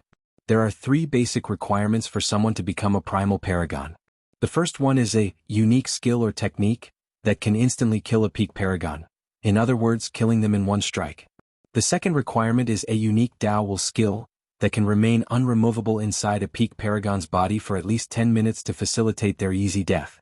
Lastly, a primal paragon must be able to find the time mark of a peak paragon within 24 hours of their death to eradicate them completely. Once all the requirements are met, the paragon will receive a blessing from heaven and earth to establish their status and give them certain benefits. Of course, all these requirements are the bare minimum to become a primal. There is a difference between primals. Things like how many unique skills they have, how they use them, and their control over grand constructs determine how powerful they are when they face each other. Unfortunately, you have too many weaknesses. Lei Huang shook her head. Your soul is incomplete, meaning you'll be drained after using such potent techniques. And even if your soul was complete without the nourishment from heaven and earth for the primal title, you probably couldn't use more than 10 attacks. The unsoiled body pill can only protect you for a few more minutes against my true will, and while you're excellent at protecting your time mark, you're still far away from mastering a unique technique at finding others. The spear is a primal artifact and should have boosted your techniques, but it's obvious you're not used to using weapons to fight, preventing you from using its full power. Little boy, you're no match for even an ordinary primal paragon, let alone me. Lei Huang admitted she was a late bloomer. She became a primal near the end of the Second Origin War and hid the truth to protect herself. However, her time during the Seven Moon Era immensely benefited her. While her cultivation had reduced in the early stages, she experienced her last samsara and used this opportunity to build a personality dedicated to creating unique techniques to increase her strength among primals. Wang Wei looked at the spear. The flame blacksmith is nowhere near the level of building such a weapon, but he succeeded with the nourishing power from the trial. However, Lei Huang's words were correct at least partially. And one more thing, Lei Huang said gleefully. Did you really think you could poison me? Her robe changed to a dark green, and her lipstick and nail polish changed from a light pink to dark purple. Lei Huang, or no now the poison consort, opened her mouth to swallow the invisible and undetectable poison in her body and the surroundings. Whoever made this poison is talented, but their cultivation is weak and relies on foreign forces to boost its potency. Unfortunately, their understanding of that foreign force is also limited. Wang Wei sighed. He could admit he now had an understanding of how powerful primal paragons were. Let's hope Plan B works. If you find any errors, ads pop up, ads redirect, broken links, non-standard content, etc., please let us know reports so we can fix it as soon as possible. Chapter 1491 Plan C? Wang Wei could feel it. His breathing was laborious, beads of sweat appeared on his forehead, and a few parts of his body ached. His body was acting as if he were immortal. Only one attack and I'm already breathing heavily, he sighed. His attack was powerful and in the battle with Time Eater he could use a few of them. But now, after being boosted by the primal artifact, he already felt drained. She's right. Without becoming a true primal, using such a power is too much of a burden on my soul. After experiencing the nourishment of heaven and earth, a primal paragon's soul will be optimized, allowing them to use their unique/ultimate technique with as little burden as possible on their souls. Wang Wei looked at the poison consort, and the playful nature in her eyes almost riled him up. However, he controlled himself. Since the enemy wanted to play around and give him a chance to come on top, he would take it. He raised the spear and pointed it at his forehead. The artifact fused with his body, and his aura increased exponentially. Wang Wei clenched his hand, feeling the power coursing through his veins. He looked at the poison consort and punched. The attack was simple, with no lights, no manipulation of concepts, just a punch. However, the power was beyond what a mortal mind could fathom. Under that single punch, the stars dimmed, the galaxies shrank, space-time bent into a singularity, the laws of heaven and earth creaked in pain as if reality itself was screaming. Finally, fate lost its power for a brief moment under the power of that punch. The poison consort smiled as she watched the attack reach her. Your strength finally reached that level. She exploded into a purple gas cloud, forcing Wang Wei to move out of the way. However, as soon as he arrived at his destination, he vomited a large mouthful of blood. What a potent poison, he thought before using the power of nothingness inside his body to swallow the poison. Meanwhile, the poison consort appeared a few light years away from him, but she wore the previous armor. In other words, she had now switched to the Li Chuntao personality. Wang Wei teleported before her and kicked her. He controlled every atom in his body and used his Grand Mist Wheel to create a universe inside the atoms. He burned these universes to power his attack. Li Chuntao encased her body in rocks before turning her trident into a shield, blocking the punch. Lu Chuntao's body slid in the air, her footsteps creating void cracks in the process. Wang Wei's eyes lit up before firing a heat vision attack. Li Chuntao raised her shield to block, but this attack was blessed by Freedom Dao, and it was free from any defense or blockade. So the heat passed through the shield to hit Li Chuntao's head. Sadly, it did no damage. She was connected to the death, and Wang Wei's attack was akin to him trying to destroy all the soil, mountains, or earth of most of the Eternal Ascension world. Damn it, he cursed. He realized she chose this persona because it had the highest defense, and the Empress wanted to wait until he was tired to capture him. Wang Wei used his 2 fingers as a blade, blessing it with his Karma Dao to cut off the connection between Li Chuntao and the earth. Unfortunately, he had to experience the mental torture of fighting a master of defense. Wang Wei's attack hit the connection, but even that connection had a terrifying defensive measure protecting it. Although you hide it very well, I can feel your frustration, Li Chuntao giggled. Wang Wei ignored her as he summoned countless strings of fate, trying to strangle her. His strings entangled her, but it did nothing. Li Chuntao became as sturdy and unchangeable as the earth, to the point that even fate could not affect her. Wang Wei could feel the strength rapidly sapping out of his body, meaning he had to finish this as fast as possible, or find a way to buy him more time. How long do you need? He asked. Sorry, there is some complication, so I need a little longer. Wang Wei did not show any expression, but he was not in a good mood. Despite his best effort, he greatly underestimated the strength of a primal paragon, and now Plan B was delayed. He exhaled, thinking of his next move. The answer came to him immediately and he stopped attacking. What? Already tired? Li Chuntao asked, but Wang Wei did not answer. Instead, he took out a few soul-replenishing pills and tried to swallow them. Not on my watch, Li Chuntao said as she instantly teleported before him. She attacked him with the shield, not caring that it was a defensive weapon. However, Wang Wei was only baiting her. As soon as she came close, his body released a terrifying level of power of nothingness, annihilating everything in its path. She's too quick, Wang Wei thought with gritted teeth. At the last minute, a burst of lightning surrounded the Empress, and she moved away from the center of the attack. Although it touched her a bit, it was nothing for her. Boundless paragons are better than regular paragons because of their passive defense and regenerative ability. Because of the eternal characteristics in their existence. Boundless paragons heal faster from normal injuries, and they have a higher immunity to Dao will attacks, making it harder for these things to penetrate or stay inside them. And if the boundless paragon happens also to be body refining, these abilities are further amplified. As such, Li Chuntao's injury was healed instantly after removing Wang Wei's true will and cutting off the part of her body connected to the nothingness power. Wang Wei looked at the Empress, who had switched to the Si Meihui personality. Her eyes and red luscious lips oozed lust and passion, and with one glance, Wang Wei's spirit was ensnared as he found himself in a harem of beauties that all looked like Si Meihui. She went for my weakness, he thought. His soul was weak compared to hers, so she immediately targeted it. Wang Wei did not hesitate what he learned in his training with his wife and from the trial, protecting his soul. He successfully blocked her power of lust, but his spirit could not escape this illusion. The world favors balance and cycles.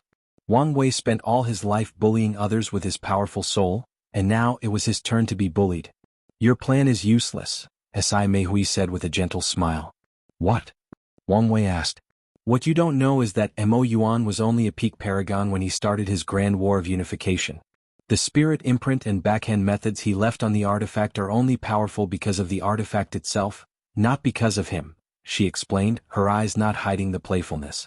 After all these years, although I haven't removed them due to the artifact's power and nature, I've sealed all of Mo Yuan's power. So, even if he were to revive, he could not take back control from me. Wang Wei stared at her. What? Feeling despair that your plan will fail? What do you think? Wang Wei asked. Yes, only lesser men will feel despair during times of failure or stress, and you, Wang Wei, is the farthest thing from a lesser man. So, what's your next plan? If you don't have another way out, you should accept your fate as my new concubine, Si Meihui said while batting her eyelashes. Wang Wei looked at her. He had a plan C, but that was a last resort with too many possibilities for something to go wrong. He really did not want to use it. That's why he tried the diplomatic first, followed by battle, and wrath was his last assurance. There is no point in hesitating now, Wang Wei thought as he prepared to summon from his space ring.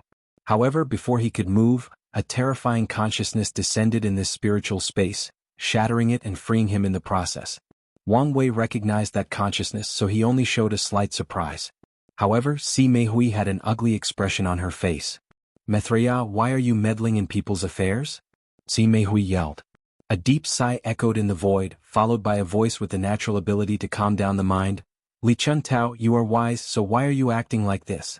Give him the artifact and I guarantee in my name and honor, Hell return it to you. Si Meihui looked at the sky with gritted teeth. If it were just Mithria's vessel, she was confident she could deal with it using the small amount of power she could use from the artifact. However, Si Meihui knew she had no chance if the real body showed up and used her power. Fine, but I want a guarantee, she replied before waving her hand to teleport someone wrapped in chains. Shall remain with me until the sword is returned. Wang Wei looked at the captured wrath and his lips twitched.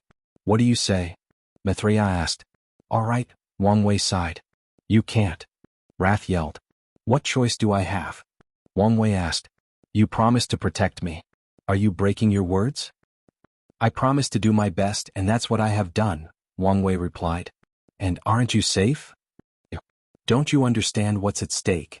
Wang Wei asked, wondering what had happened to her. In the lower dimension she was so mature and wise, but ever since ascending, ever since she had successfully fulfilled her mission to protect and revive the devil race, she had lost all that maturity and wisdom. Are you really going to hand me over? Wrath asked. Wang Wei looked her in the eyes and understood what was happening. After freeing herself from her duty, her mentality revived to a childlike state when she was with her master, the primogenitor devil. But he was gone and Wrath wanted someone else to take that role, someone else to make her feel the previous sense of security. So she chose the most powerful and reliable person she knew, Wang Wei. It also helped that he had made a promise to her previous master. Unfortunately for her, Wang Wei was not the primogenitor devil. Do we have a deal? Wang Wei asked Si Meihui, who giggled as she looked at both of them. No problem. She waved her hand and a black orb materialized in Wang Wei's palm. Si Meihui took one last look at them before teleporting with Wrath. If you find any errors, ads pop up, ads redirect, broken links, non-standard content, etc. Please let us know reports so we can fix it as soon as possible. Chapter 1492 Attacking the Lock. Wang Wei ignored the sad and pitiful look Wrath gave him, acting as if she was a puppy that her owner abandoned. Mo Yuan gave him news about his artifact in exchange for looking at her. However, one artifact was someone else's property, and the other was probably already taken by Heavenly Book, meaning Wang Wei gained nothing in that deal. Despite knowing this fact, he went above board to help her, so he felt no guilt toward anyone. In fact, he plans to cut off his karmic connection with her once he returns the artifact and she's safe. He slowly observed this black orb, feeling the immense power it contained. A message entered his mind, and it was from the heavenly serpent Empress teaching him how to borrow the strength of the artifact. She's careful, Wang Wei thought. Without her key, he'd have to use his own means of controlling this thing, which would mean fighting with the Empress and the dead Mo Yuan's means of control. Wang Wei placed a temporary soul imprint inside the artifact before using the Empress key to activate. The orb floated before him, transforming into different weapons under his thought. All the pieces are in place, so let's move on to the plan. Despite his words, Wang Wei did not immediately act. Instead, he returned home to recuperate.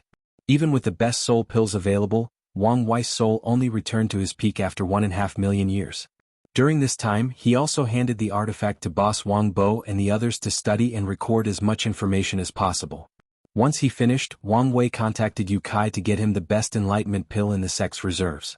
At the Paragon level, such a pill is beyond priceless, but Wang Wei took 5 before leaving. His next destination was the Heavenly Beauty Palace. You're here, Xiao Tiandi said in a strange tone. Wang Wei nodded while observing him. He never had a chance to observe Xiao Tiandi's change after they asked him about Tianxian. He succeeded in the third awakening of his physique, which allowed him to enter the Empyrean Taboo battle realm. He also awakened a few abilities, Wang Wei thought. This transformation made sense since Tianxian's physique was an evolution of the innate Grand Dao Source physique. More importantly, he followed Wang Wei's warning and did not directly absorb the blood. "Why do you sound like you don't want to see me?" Wang Wei asked. "Your plan, is it dangerous?" Xiao Tiandi asked. "What do you think? Does she have to participate?" "It has to be her," Wang Wei nodded. "Can you guarantee her safety?" "I can't even guarantee my own, let alone others," Wang Wei replied, almost rolling his eyes. "However, if you want, I can give you my place." "You would let me take the reins?" Xiao Tiandi asked. "Why not?" "Then I'll have to decline." "What?" Wang Wei asked. "There must be grave danger if you're willing to step back," Xiao Tiandi sneered. "Wouldn't you feel secure if you were in charge?" "After all, it's the woman you love that is in the line," Wang Wei replied. "What are you talking about?" Xiao Tiandi swiftly answered as he looked around to see if anyone was eavesdropping. "Don't say this kind of nonsense here. Love doesn't have to be romantic," Wang Wei said with a grin, making Xiao Tiandi stare at him. "All right, I'll stop teasing you. Lead the way." Xiao Tiandi led him to a mountain spring where Sun Junyao was drinking tea beside a pavilion. "Welcome," Sun Junyao said. Wang Wei observed her and was slightly surprised as he realized she had achieved the taboo battle realm like him through a transcendent foundation. Did Tianxian give her his heaven and earth foundation technique? Tianxian did not use a perfect foundation, but used something of a similar effect called the heaven and earth foundation. After observing Sun Junyao, Wang Wei noticed she had used the perfection essence, already existing in her body, to achieve an effect similar to his perfect foundation. Her chances of becoming a transcendent has increased, Wang Wei thought. The effect of its transcendent foundation is as the name suggests. So, although Sun Junyao's method was not as effective as his or Tianxian's, it was leagues above everyone else who didn't even have such a foundation. Some people are truly born blessed, Wang Wei sighed to himself. How much effort and risk had he taken to establish that foundation? He imagined it was the same for Tianxian, but Sun Junyao was born with the materials for such a foundation and only needed an idea or direction. "Are you ready?" Wang Wei asked. "Straight to business, huh?" "Time is running out," Wang Wei replied as he summoned the artifact that had now morphed into a black sword. "I understand," Sun Junyao nodded as she slowly stood up. She gave a reassuring look to her disciple before casting a spell. She disappeared into a mote of light that entered the weapon, becoming the weapon's temporary spirit. "Remember, you only need to temporarily perfect the artifact's flaw. Once you're done, remove all the improvements you've made. His petty self will not return the artifact to see Mei Hui in better shape." Although Wang Wei did not take the loss to mind, he did not enjoy the process of instantly being teased throughout the entire ordeal. "Lastly, this is an opportunity. If you can study or just remember the artifact's power, it will benefit you immensely in your transcendent path," Wang Wei continued. "I understand," Sun Junyao responded. "After this event, there should only be a thin barrier on our fate line. I probably only need to deal with her once in a major way and I can be free from this shackle," Wang Wei thought, trying to hide his excitement. A wooden box materialized in his palm, and without hesitation, he injected the purple blood into his body. Wang Wei's aura immediately started to skyrocket, but he did not pay attention. Instead, he focused on the protection or isolation he placed on his soul to prevent the residual or hidden power from the blood from entering his soul. So, he not only used all the magic circles he had engraved, but he also used acupoints on himself to protect the area of his existence correlation to his soul, providing it extra protection. Wang Wei's focus was then finally directed to his body and he was shocked. Is that the fourth gate? The previous 3 gates had fused into this new gate, but it was illusory and hard to observe, let alone open. However, despite the current state, Wang Wei was more than excited. The essence of the abyss creature's blood was indeed transcendent tier, and by purifying and injecting it into himself, Wang Wei's strength had temporarily reached that level. More importantly, this situation allowed him to peak at that level early, allowing him to prepare for when he's ready. Without hesitation, he popped all 5 enlightenment pills before dividing a few of his spirit particles and using his 3 paths 3 selves art. "You know your job, correct?" Wang Wei asked his other self. "Don't worry, I won't let you down." "Good," Wang Wei nodded before isolating that part of his soul into his sea of consciousness. The next step of the plan was the use of the time beast. Wang Wei had already processed and turned it into a time core with immense time energy and, more importantly, the unique blessing or authority of time beasts for being born from the river of time. This blessing or authority may not be as high as time wraiths, but it was still better than 99% of time Dao cultivators. The core was green, and with one thought, it orbited around the transcendent artifact, forming a pseudo-parasitic relationship. Wang Wei took a deep breath before teleporting to the sky, glancing directly at the lock. His mind was filled with knowledge of the lock. He had studied this thing for years with marginal success. Luckily, Mithria provided plenty of knowledge on the subject, saving him plenty of time and effort. One last step, Wang Wei thought. The last thing his plan required to ensure maximum possibility of success was luck. So, he did not hesitate to activate his transcendent luck to improve his odds. Wang Wei glanced at the world beneath him.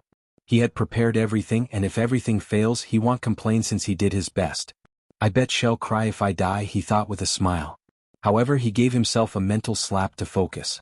Now is not the time to have doubts or be sentimental. Wang Wei's eyes became firmer as he regained his cutthroat and ruthless mindset when facing adversity. He raised his sword, and the green core shone with brilliant light. With one swing of the blade, a projection of the river of time manifested, and its target was the lock. If you find any errors, ads pop up, ads redirect, broken links, non-standard content, etc., please let us know reports so we can fix it as soon as possible. Chapter 1493 Liberation or More Imprisonment. The River of Time released an immense power, and this tremendous lock that seemed to have bound everything between heaven and earth, started to become illusory or transparent. The lock fought back as the sounds of chains rattling echoed across the world. Everybody listened to the sound, wondering whether it was good or bad news, and the answer was soon revealed. Volcanoes started erupting, releasing an inferno in the world. Worlds or universes of water flooded other areas or domains, drowning buildings and voices of despair. Vacuum zones appeared randomly, including in highly populated areas. The earth shook, destroying everything in its path.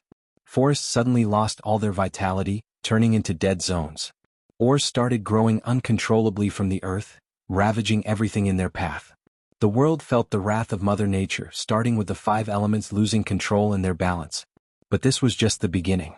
The 5 elements' laws were not the only ones affected.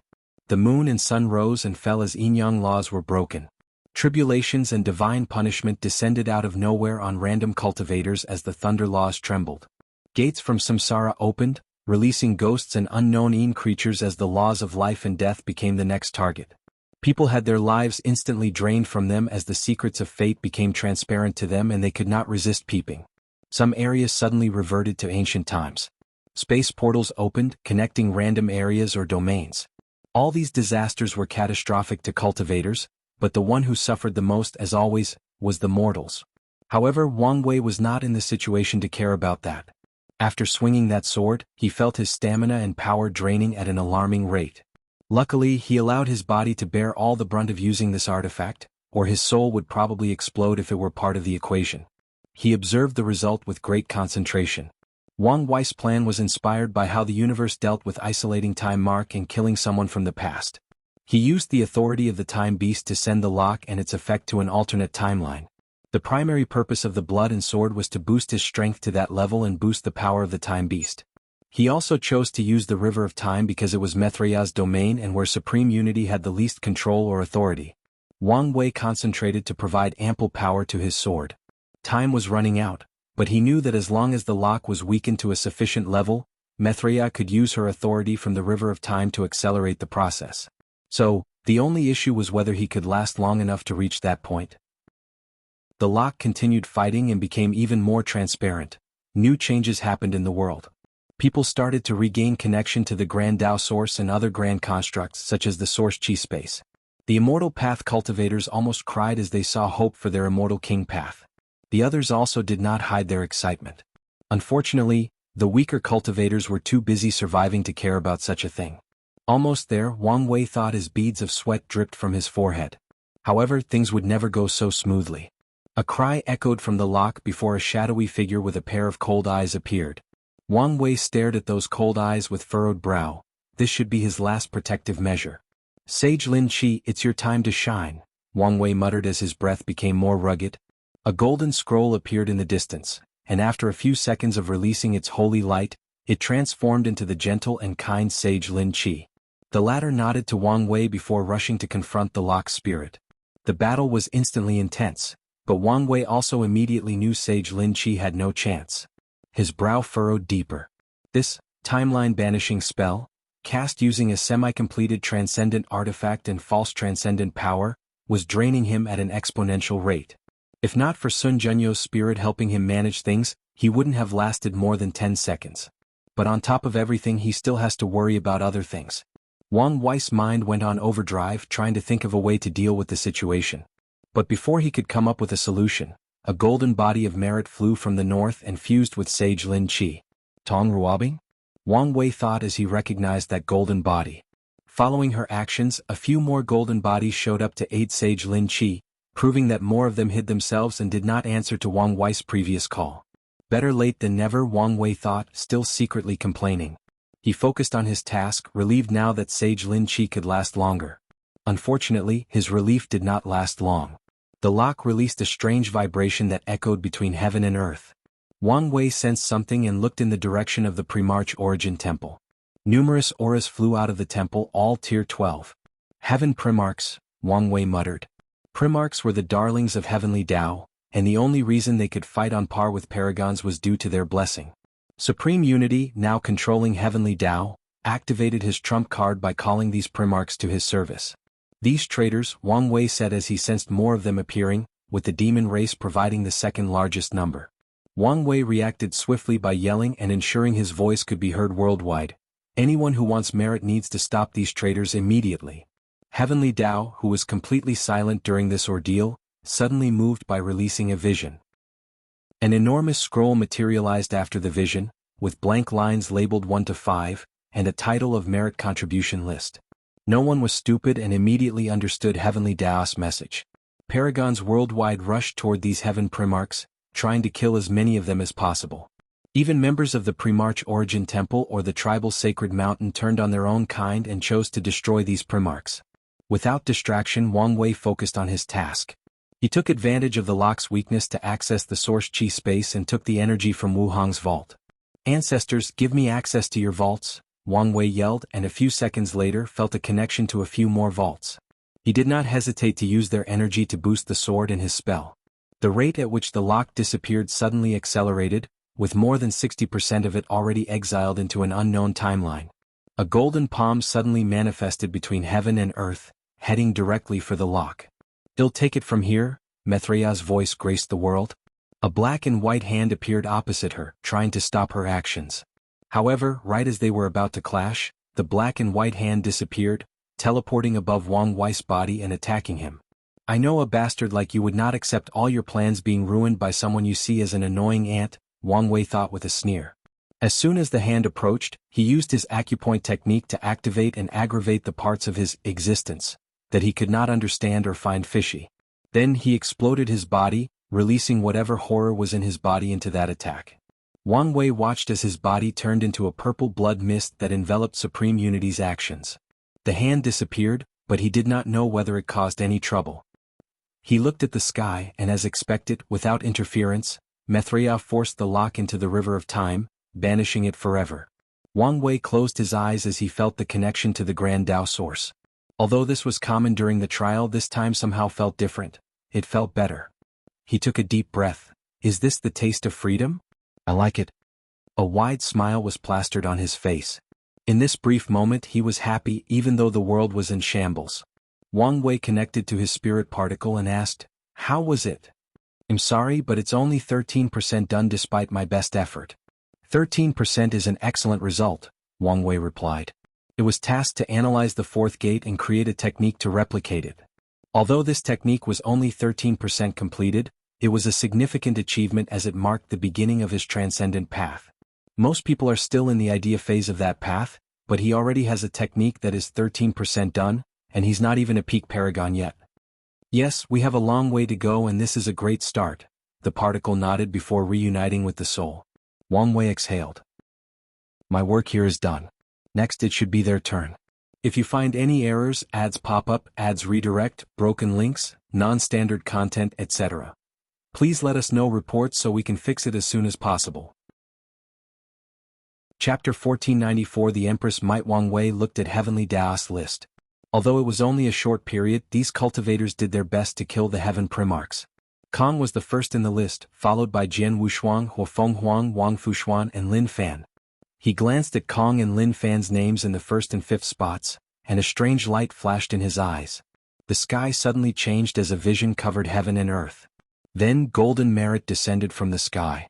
The first to be rewarded were not the people on the list, but the sages who previously helped Wang Wei.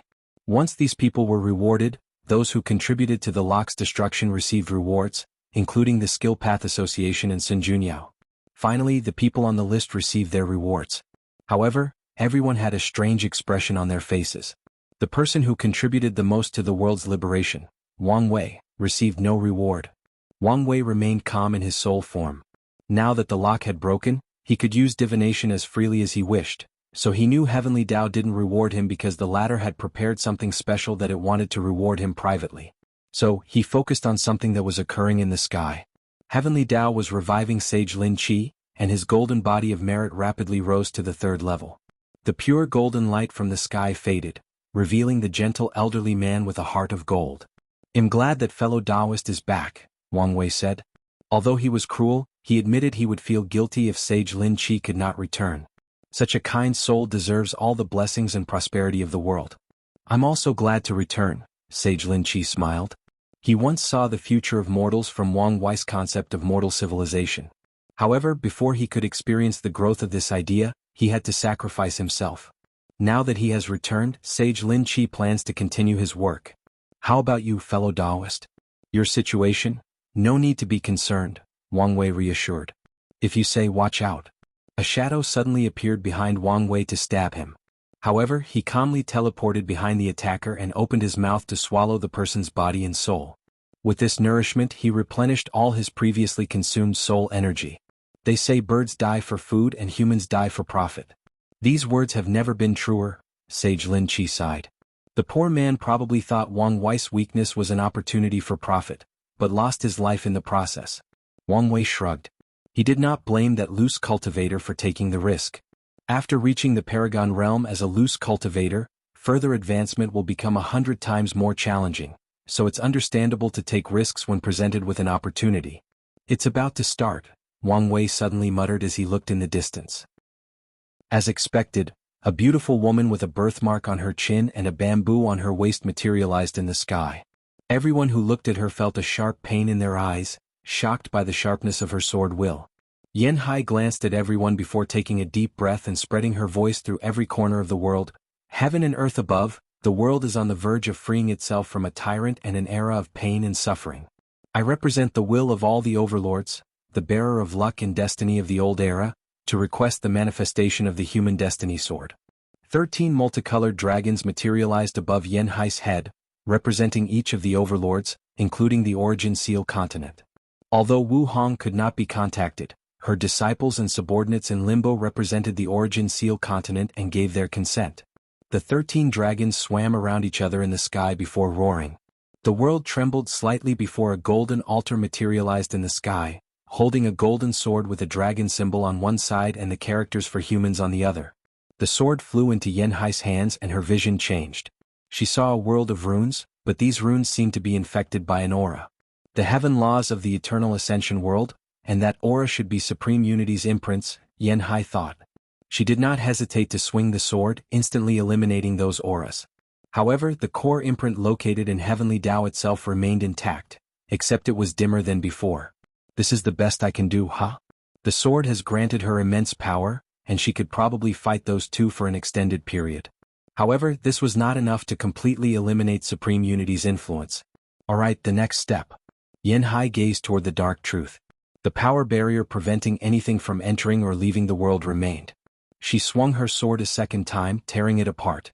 A woman dressed in red slowly walked out of the gray fog. She embodied the words beautiful, graceful, and noble, and as soon as she appeared, she instantly stole the spotlight from Yan Hai. "It's your turn," Yan Hai said as the sword flew from her hands into Wu Hong's. She caught it and a message entered her mind. "So that's how it is," she muttered. The word turned into a light that entered her forehead, leaving a small jewel that accentuated her beauty. Wu Hong then looked at Wang Wei and gave him a quick smile before disappearing. Her destination was obvious. Primordial chaos, or to be precise, the battlefield between Maitreya and Supreme Unity. When she arrived, Maitreya had the advantage. Supreme Unity seemed distracted, trying to remove an unknown power from his palm, which cost him all the initiative. They'll hold him off but don't try to kill him. Seal him instead, Maitreya communicated through divine sense. Why? Although the sword temporarily raised your power to our level, the essence of your being or your existence is still lower than ours, meaning you can't kill him. The only thing you would do is destroy his current body and soul, and give him the chance to revive somewhere else, Maitreya explained. I understand. Wu Hong nodded before removing the seal in her sea of consciousness, accessing the 3,800 primary seals. She chose one of them and a rune materialized in this soup of primordial chaos. She waved her hand and the rune rushed toward Supreme Unity, who showed an expression of rage and hatred. So, you can feel emotions, Maitreya sighed before blocking all his escape paths. Wu Hong's seal rune turned into a yellow barrier that slowly encircled him. That power? Supreme Unity muttered as if he had understood something. He looked at Maitreya as he understood something. The first person Maitreya went to see was Wu Hong after her transformation. He previously thought it was because of their former friendship, but now he understood she was trying to hide that power from his sight. You noticed, huh? Maitreya muttered. Although it's incomplete, the essence has reached our level. Her talent is truly unparalleled. This is not over, you know that, right? Supreme Unity asked. But it is, Maitreya responded calmly and confidently. Even if he escapes this seal, the others will have caught up by the time he does, and Supreme Unity won't be much of an issue anymore. Well, see. The barrier turned into a towering mountain. Maitreya waved her hand to put it away. Thank you, she said to Wu Hong, but the latter seemed distracted by something. Is there something wrong? Wu Hong was about to answer when she received a communication from Wang Wei. Hey, love of my life. Are the people in Limbo watching what just happened? Who's the love of your life? And yes, they are watching, Wu Hong responded. Can you still use your power? Yes, why? Quickly seal and remove their memories of what you just did, including my ancestors, Wang Wei said. Wu Hong frowned after hearing this. It's not that I don't trust them, but it's better to be safe than sorry, he explained. It's not that. I noticed a hidden gate in our world and I can only use my power once and I was planning on sealing it. Hidden gate? Is this what Time Eater was working on? Forget the gate and wipe these people's memories, Wang Wei said without hesitation. The catastrophe is inevitable and your seal will only delay things. Your safety is a priority. Wang Wei did not trust these people to start targeting Wu Hong after seeing how capable she is, or even worse, sell the information to the catastrophe enemy to use their hands to remove a competitor. Tell Maitreya the gate's location and deal with these people. Alright, no need to nag, Wu Hong said before casting a new seal, removing the memories from the watchers' minds. However, her expression became severe once the act was done. What's wrong? Wang Wei asked. The technique failed for two people. Dugu Badian and the human emperor, Wu Hong replied. Ingzheng has the jade butterfly pendant which could explain it. But what's so special about this Dugu Tianbai? If you find any errors, ads pop up, ads redirect, broken links, non-standard content, etc. Please let us know reports so we can fix it as soon as possible. Chapter 1495 Long-awaited reunion. It may be related to the ultimate taboo now that I think about it. At some point near the end he was acting a little shady, Wu Hong related. The Grand Sect Alliance suddenly became interested in a prisoner I have who is related to the Desire Heart Palace. Dugu Tianbai may have discovered something related to them or something related to the power of desire and obsession, Wang Wei explained. So, he has become more dangerous? I know I should have acted more petty and tried to kill him during the taboo, Wu Hong stated. Well, there is no pill for regret, so no point in complaining now. Come see me as soon as you're available. No problem, Wang Wei replied before ending the conversation. Meanwhile, Maitreya sighed after what Wu Hong did. Was that necessary? She asked. You have the luxury of trusting these people, but I don't, Wu Hong replied coldly. You have a point, Maitreya sighed. Listened, this is for you, Wu Hong said before throwing her a talisman. What's this? An unknown portal hidden in our world. I believe it is the source of the upcoming catastrophe, Wu Hong. You found it? I've been worrying about the sudden change to the world ever since Time Eater's death, Maitreya said as she used her divine scan to find the location pointed out by Wu Hong. Are your senses that terrifying? Maitreya asked as she realized that even if her primary body searched for this thing, the result would have been the same as the vessel. So, the fact that Wu Hong could find this thing is further proof that she will be miles ahead of Maitreya and Supreme Unity once she reaches their cultivation realm. You're overthinking things. I designed the Hong protective system, so when I sensed a flaw in our defenses I checked and discovered this thing, Wu Hong explained. The previous power did allow her to sense something wrong with the world, but even then she could not find it. It was only after using that power with the protective system that she succeeded. If even you couldn't sense it, that means the person or persons who designed this thing are powerful beyond my capabilities, Maitreya said with furrowed brows. The future is indeed bleak, Wu Hong nodded. But it's also an opportunity. Maybe, alright, I'll check on this gate, but once I'm done I have something to talk to you and Wang Wei. Alright, Wu Hong nodded before teleporting away. Recent events had numerous applications, and she needed to oversee things in the Origin Seal continent. Once she returned home, the human destiny sword flew out of her body and into its altar before disappearing between heaven and earth. Meanwhile, back in the Eternal Ascension world, Wang Wei condensed a temporary body from the Dao Qi from the surrounding. He wanted to rush desperately toward the Origin Seal continent, but knew now was inappropriate. Instead, he returned to the Dao opening sect with ancestor Yen Hai. The two teleported to Origin Mountain, which was the place where elder meetings used to take place. As soon as they arrived, the power of luck rushed into the mountain, slowly condensing into numerous figures. Wang Wei noticed the memorialized luck he created from the sect for all his achievements in the lower dimension went to 3 people, and he guessed who they were. He waited with bated breath for the process to finish. What? In a hurry to see your wife? Ancestor, this is not the time to be teasing me, especially since an eternal single person such as yourself cannot understand the yearning and loneliness I've had to live with. Yen Hai's lips twitched. Boy, did you get a little arrogant after becoming a paragon? Do you want a taste of my bamboo? Ancestor, I'm just joking. Can't you take a joke? Wang Wei smiled wryly and Yen Hai snorted coldly. The revival of these people from limbo took a few hours, to Wang Wei's distress. The final result, with the help of a small amount of merit from Yen Hai's actions, was that the 3 primals, Qiyuan, Battle Maniac and Desolate, returned with a peak Empyrean realm, and the rest were either great emperors or lower. The world of the living, Qiyuan muttered as he took a deep breath. It feels so good to be back alive. So true, Desolate replied, opening his mouth to swallow qi from the source like a whale drinking water. Battle Maniac stretched his body before making a short martial arts punching routine. Thank you, Qiyuan said as he held Wang Wei on his shoulders. For everything you've done for us, the sect and the world. I was just doing what I'm supposed to, Wang Wei replied politely. Heavenly Dao has burdened you with great destiny, but you rose to the occasion and even exceeded expectations, Qiyuan smiled. The kid is not trying to hear all this. The only thing on his mind is to reunite with his wife, Yen Hai suddenly said, making Qiyuan and the others chuckle. In that case we won't hold you up. We still have to recuperate and you also must heal. There will be plenty of time in the future to talk and get acquainted. Wang Wei nodded before flying in the distance with ungodly speed, and as soon as he was out of the formation range, he teleported away. Oh love, Miscellaneous sighed deeply. The others rolled their eyes at him. Qiyuan focused on Yu Kai and Elder Yen Shui. Should we say something? Battle Maniac asked. Based on how Wu Hong was behaving, she was distracted by something, and someone reminded her to erase our memory, most likely him.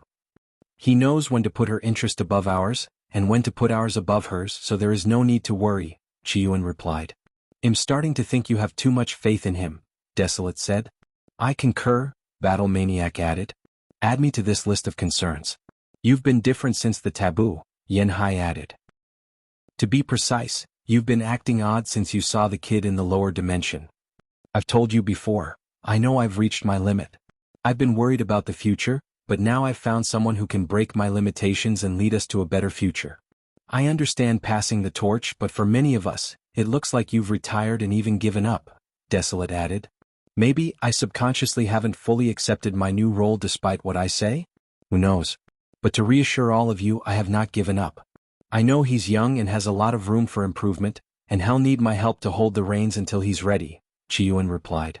That's all we wanted to hear, Battle Maniac patted his shoulder. After this brief conversation through divine sense, the group focuses on the remaining sect people. Welcome, ancestors. You two did an excellent job keeping things together during that tumultuous era, Qiyuan praised. It's all Primal Seed Wang Wei's effort, Elder Yen Shui said. That's right. Without his guidance, We may not have survived the heaven lock, Yu Kai swiftly added. You don't need to give your credit to him, Desolate added. Although we couldn't intervene, we watched all your efforts, sacrifice and humiliation to protect our legacy. You will be rewarded for your achievements. Thank you. Origin Seal Continent. Wang Wei stood less than 2 meters from Wu Hong, looking at her captivating eyes. Everything around faded, leaving only her presence. He wanted to rush into her arms but hesitated. However, Wu Hong had no such scruples. She flew into his arms and kissed him passionately for a good minute. What was that for? That's for all the days I spend thinking and missing you, Wu Hong replied. And that's for letting me think you died. She pinched his waist and Wang Wei winced in pain. I really had no choice but to fake my death, Wang Wei sighed. Anyway, did you miss me? I did, Wu Hong nodded. After succeeding in her perfect foundation, and discovering she was sealed, Wu Hong distracted herself with other projects while occasionally thinking about him. However, when she felt their connection severed and realized he may have died, she felt a great pain in her chest that was almost unbearable. When he revived, she felt her gray world had regained its color. This experience made her realize she was in love with this man who embodies unpredictability, contradiction, and hypocrisy. It's just that her previous experience with a bad relationship and his weird relationship with the clone have prevented her from fully accepting him. How about you show me how much you truly miss me?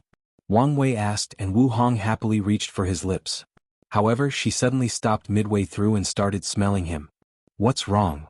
Your soul, why does it have the smell of another woman? She asked. What? There is a unique aura from when someone has intense lustful thoughts toward you and it's in your soul. Based on the intensity, it's not from someone who admires you from afar, but someone you had close contact with.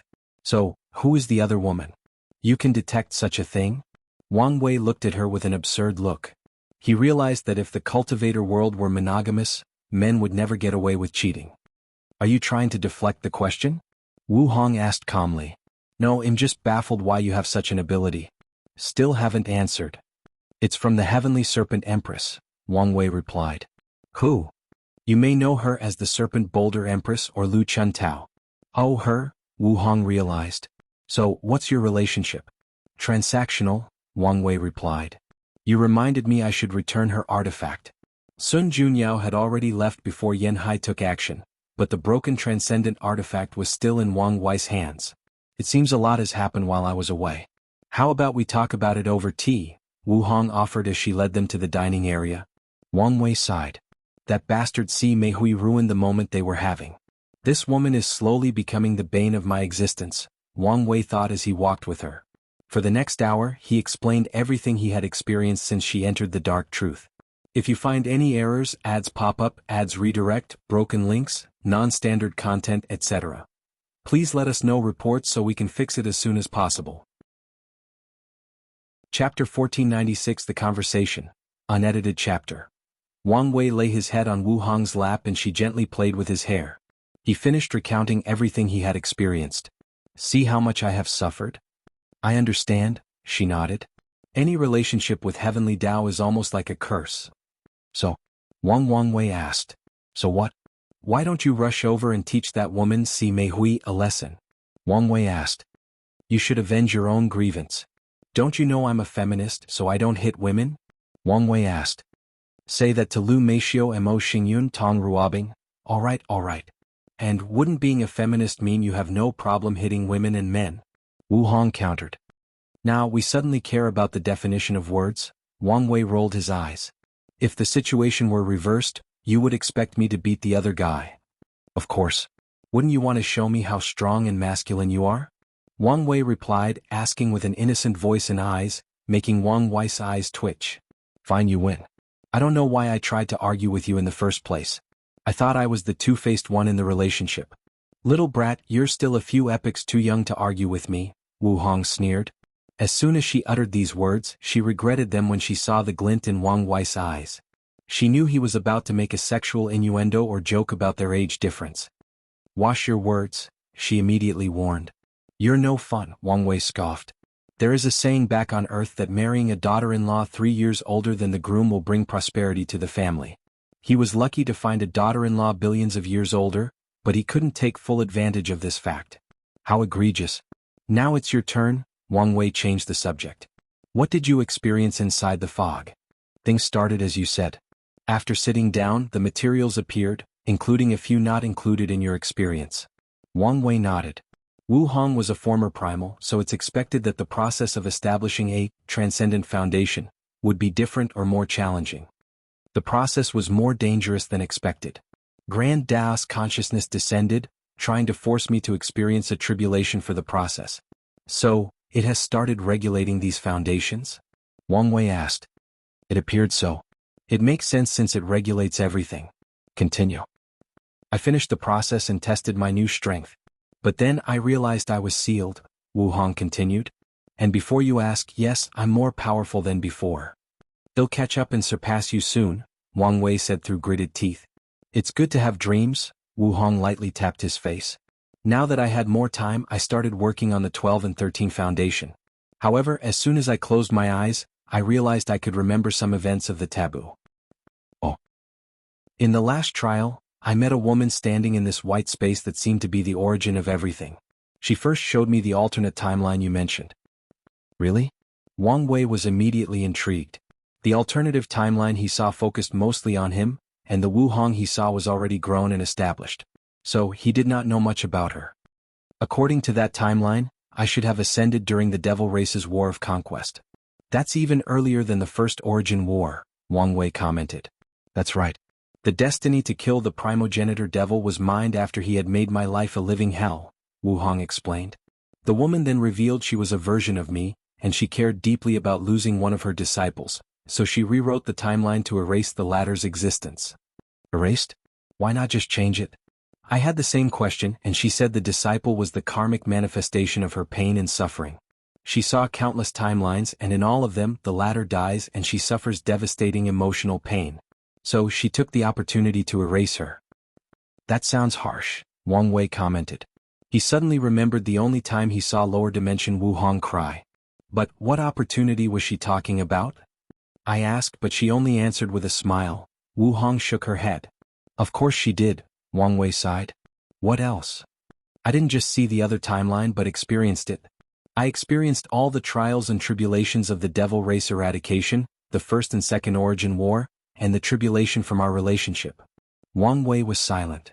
Did you know that after you created that clone for Sun Junyao, I spent billions of yuan epics fearing you were the clone and she had your real body? I would never do that. I know, but I could not remove that irrational fear from my mind, and it became a deep insecurity for me, Wu Hong sighed. Didn't I try to appease you? He did, but only years later when I couldn't hide it anymore, Wu Hong replied. Well, it's his fault he took so long to notice. Don't worry, one day I'll search for him and beat him for all he put you through. Now is not the time for your cheekiness, Wu Hong said with a smile as she pinched his handsome face, and Wang Wei gave her puppy eyes. After experiencing that timeline, she asked me to choose. Choose? As in choosing a timeline? Wang Wei asked. Yes, she wanted me to choose which timeline I wanted to be the primary and secondary, or whether I wanted only to remember one, Wu Hong explained. Since you're here, I'm guessing you chose our timeline? Not exactly. I fought with her. You what? Wang Wei asked. Not physically but verbally, she explained. Why? Wang Wei asked with lips twitching. Our timeline is obviously better, but it's only because she meddled in it and changed things. I'm not too comfortable with her changing things and messing with my life. But she's you. She mentioned that, Wu Hong nodded. Meaning you would make the same choice if you had her power. She also argued that, Wu Hong continued. So you agreed with her? While she was correct, I still don't like the fact that she meddled. You realized how absurd that conversation was from her point of view, Wang Wei commented. She was communicating with an alternate version of her past self that was technically still her, but that self disagreed with decisions she made, to be precise, decisions that self will eventually make. Well, maybe not make the same decision since the alternate self now has different experiences and preferences. I'm getting a headache just thinking about it, Wang Wei said. We figured as much and had a laugh, Wu Hong chuckled. Wang Wei imagined the beautiful sight of two of these beauties laughing and chatting and had a smile on the corner of his mouth. He only woke up when someone pinched his side. So what did you end up choosing? He asked. I asked her whether that choice was important and she told me that at her level, it was only a minor thing. However, she also explained that the slightest change or improvement is extremely precious at her level. A world in which the little things matter because everyone is too powerful and can do everything? I guess it makes sense, Wang Wei nodded. I chose this timeline but I wanted to remember the other timeline as well. So, she removed their influence on my memory, Wu Hong sighed. The meeting with her future self was the first time she had met someone so powerful. She now understood why Wang Wei accepted events related to his future self. The power difference is too vast and the only thing you can do is accept and hope. I'm glad you had such a wonderful experience. My future self is a jerk and never speaks to me directly, Wang Wei complained. She had a message for you, Wu Hong continued. Oh? Did she want to remind you that our love is eternal? Just because she's me, don't think I won't consider it cheating if you get with her, Wu Hong warned, making Wang Wei speechless. Wu Hong chuckled at his facial expression before becoming serious. She said to be careful of the time nexuses. Time nexus, Wang Wei muttered. These words sound familiar. He suddenly sat straight on her lap with an ugly expression. Did you think of something? The other you, she warned me of the same thing but I forgot. How could you forget something so important? Unless, someone placed a spiritual hint on me to ignore such an important warning, Wang Wei said with an ugly expression. Oh, who else can it be? Grand Dao that bastard, Wang Wei said with gritted teeth. Wu Hong warned him around the time of the Heaven Will battle, just before she dissipated. Afterward, Wang Wei had direct connection to Grand Dao when proving the Dao, which should be the time he was under that spiritual hint. If you find any errors, ads pop up, ads redirect, broken links, non-standard content, etc. Please let us know report so we can fix it as soon as possible. You're tuning in to the Han Li's Wuxia Adventures YouTube channel. We're so grateful for your support and don't forget to subscribe to join us on this incredible journey through captivating stories. Your generosity through donations truly makes a world of difference, as it's the primary source of revenue that allows me to expand and enhance this channel for you. Thank you from the bottom of my heart for being a part of this adventure.